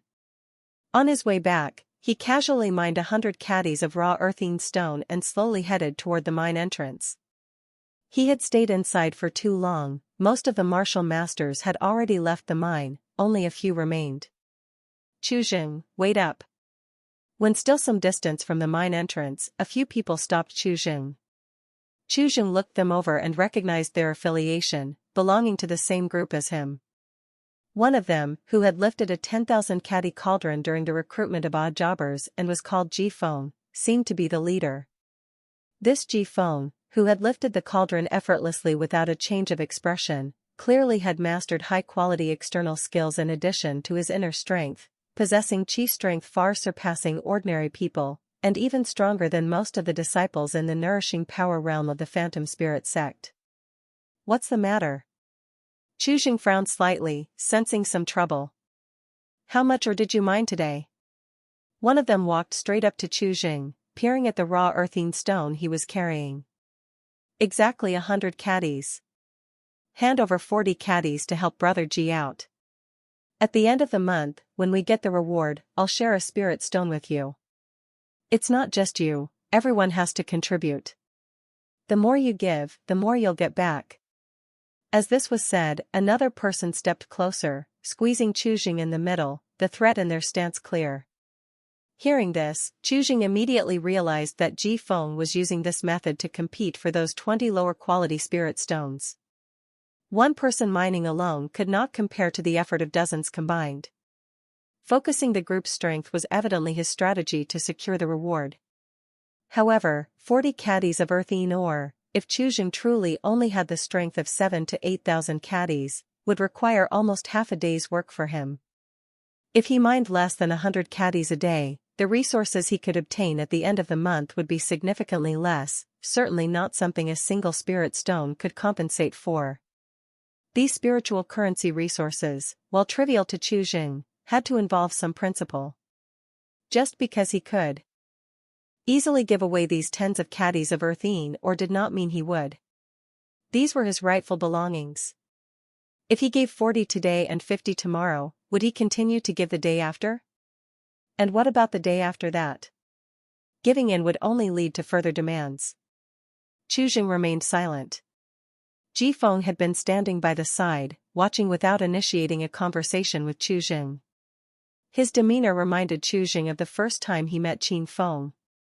Back then, the way Qin Feng looked at him was the same as Ji Feng's now, indifferent, without a trace of emotion, utterly cold, almost as if he wasn't looking at another of his kind. Chu Jing could understand such a gaze coming from Qin Feng, but what gave Ji Feng the confidence to look at him that way? After all, they were both merely mortals. After pondering for a moment, Chu Jing spoke softly, "Today, I discovered an exposed vein and harvested 200 pounds. I left another 100 pounds in the mine, follow me to retrieve it." Having said that, he turned around and headed deep into the mine. An exposed vein was a mineral deposit directly visible on the surface, which could be easily mined with a bit of effort. Upon hearing this, Ji Feng also showed a slight change in expression, and followed Chu Jing further inside. Just as they turned the corner, Ji Feng only felt a cold wind strike his face, and in the next instant, the joints of his limbs and the major acupoints all over his body were obstructed, uncontrollably collapsing to the ground. The others at his side fell similarly, scattered here and there. Chu Jing. Ji Feng's eyes suddenly sharpened, and he quickly tried to appease Chu Jing. "Don't be rash, everything is negotiable." "Indeed." Chu Jing nodded slightly, then sat down directly on the ground. "Then let's negotiate. You're stronger than me, you can fight. But in illusory spirit city, just being able to fight is useless. Can you fight against a superior immortal? Can you defeat a spirit spring realm cultivator?" Ji Feng was paralyzed on the ground, his limbs powerless, yet his face remained calm. "To survive in illusory spirit city, it's all about power. Let me go now, and I can act as if this never happened." Brother Ji's great-grandfather is an elder of the Phantom Spirit Sexouter sect. "Weigh your options." Someone beside him spoke sharply, although lying on the ground, they seemed somewhat less imposing. "So, there is a background." Chu Jing's face showed realization, and he pulled out a notebook from his bosom. "What's his name?" "Ji Fanglong." Chu Jing wrote it down. "What are you writing?" Ji Feng struggled to lift his head, trying to see Chu Jing's actions clearly. Upon hearing this, Chu Jing flipped the notebook and pressed it against his face. "Do you recognize it?" "Simplified characters, no worries if you don't recognize them, you might have a chance to know them in your next life." In this world, it was highly unlikely that anyone could recognize what he wrote in this diary. In this world, the characters of various countries differed slightly, but were mostly similar. Logically, it shouldn't be so, but after consideration, Chu Jing believed that since these nations were all ruled by the Immortal sect, that resulted in a commonality. Since there had to be communication between the Immortal sects, naturally, there came to be a standardized script. "According to you, I can't afford to offend any of you." Chu Jing put away his notebook, his brow furrowed in thought. After a long while, he sighed softly. "Since that's the case, there's no helping it. I can only ask you to leave your lives. When I get some time, I'll send your great-grandfather to meet you."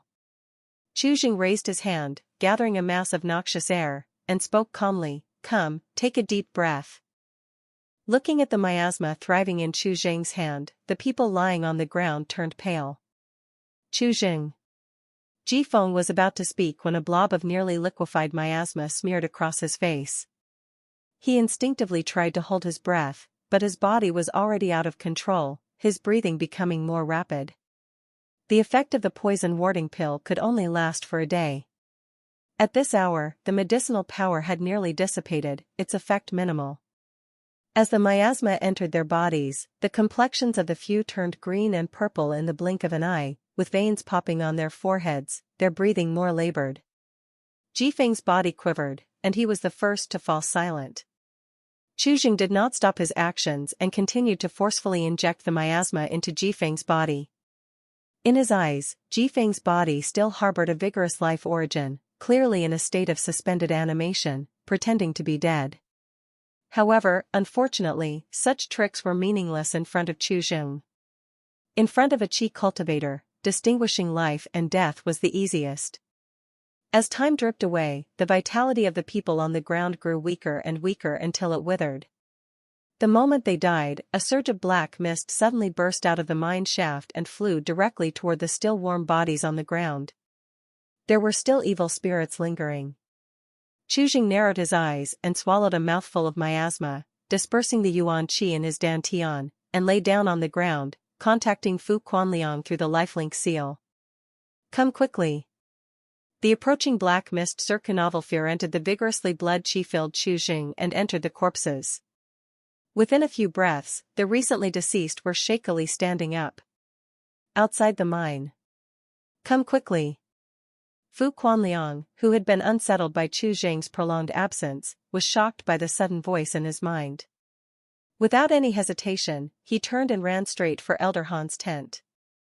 Elder Han. Arriving outside the tent, Fu Quanliang composed himself, bowed respectfully, and said steadily, "It's well past the time to stop work, and a few have not yet come out. I fear there may have been an accident. Shall we go in to look for them? Please instruct, Elder." Rousing people also requires tact. In such moments, showing too much haste could backfire, so it was better to give the initiative to Han Yuliang. As soon as he finished speaking, a divine light burst from the tent, heading straight for the mine. Shortly after, Han Yuliang walked briskly out of the mine, dragging several figures behind him with mana, his expression slightly unpleasant. Having made assurances just the day before, and now several had died, undeniably, it was a slap in his face. Fu Quanliang cautiously glanced over, saw Qi Jing, and temporarily let go of his worries. Seeing the others, however, he could not help but frown. Their skin was green and purple, and it was almost impossible to discern their original features. Their eyelids were wide open, pupils dilated, clearly dead beyond doubt. Han Yuliang stopped in his tracks, his gaze sweeping over the bodies and settling on Qi Jing for a moment. He quickly approached, checked him over, and then let out a sigh of relief, took out a detoxification pill, and placed it in Qi Jing's mouth. Shortly after, Qi Jing slowly opened his eyes, his expression somewhat bewildered, his gaze vacant, as if he had not yet regained his senses. Han Yuliang stood up, glanced at Fu Quanliang. "What is your name?" In reply to Elder Han, the disciple's surname is Fu, first name Quanliang. Fu Quanliang bowed and said, "You were alert this time. I'll record a merit for you." Han Yuliang nodded slightly, flipped his palm and took out a jade bottle, tossed it to Fu Quanliang, then continued, "Take this man down, take good care of him, find out the details of what happened, and report back to me." "Thank you, Elder Han." Fu Quanliang did not say much, instead, he bowed and then helped Qi Jing up as they walked slowly toward the nearby large tent. "These people, were they killed by you?" Fu Quanliang transmitted his voice secretly. "Yes." Qi Jing nodded and activated his yuan qi to dissipate the residual poisonous vapors in his body. "Why? Killed is killed, there aren't so many reasons." "I still need to give Han Yuliang an explanation," said Fu Quanliang, feeling helpless. After pondering briefly, Qi Jing summarized curtly, "Those men tried to snatch my raw ore, likely for that monthly reward of 20 spirit stones. It dragged on for a while. That's about it, see if you can handle it." Upon hearing this, Fu Quanliang stopped walking, his expression slightly odd. "Among those, was there one named Ji Feng?" "Yes, do you know him?" "I don't know him, but I know the reason behind this. Those 20 spirit stones are just an excuse." Fu Quanliang shook his head, cutting off the ore. "Ji Feng is just a pawn. Behind him are those cultivators from the Han family who guard the mines." "What do you mean?" Qi Jing was puzzled. It was only 20 spirit stones, why would these cultivators be tempted? "Those 20 spirit stones are nothing, the real bulk is in the resources given to the odd jobbers. By taking the raw ore from them and then delivering it in full to the sects at the end of the month, the profit is hundreds of spirit stones. The salaries of these odd jobbers are managed by the sections." Hearing Fu Quanliang's words, Qi Jing quickly understood, falling silent for a moment, realizing he had thought too simply. One person holding back 1 stone, 10 people would mean 10 stones, with over 300 people, that's at least 300 more spirit stones a month, and the actual amount is much more than this number. Moreover, this operation had no cost at all, an immense profit. In 2 to 3 months, it could equate to 1 magic artifact.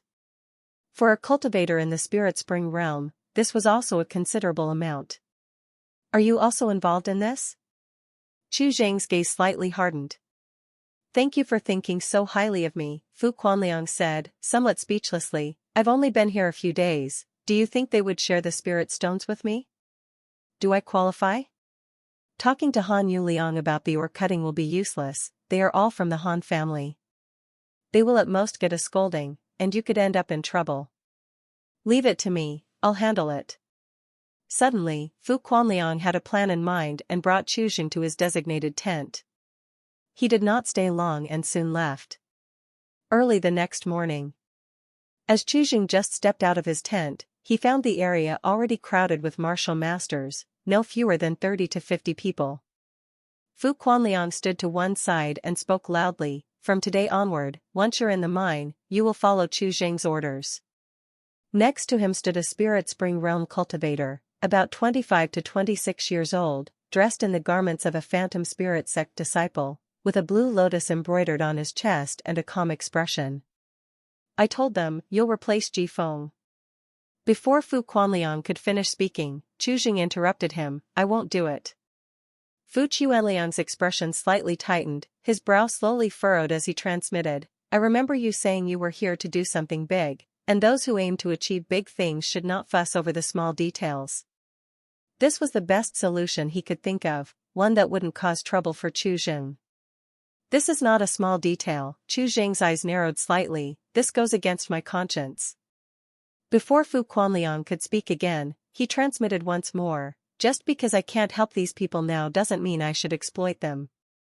I know it's difficult for you, give me 3 more days. Once I find what I'm looking for, we'll leave this place and return to Illusory Spirit City. Thank you for listening to this audiobook.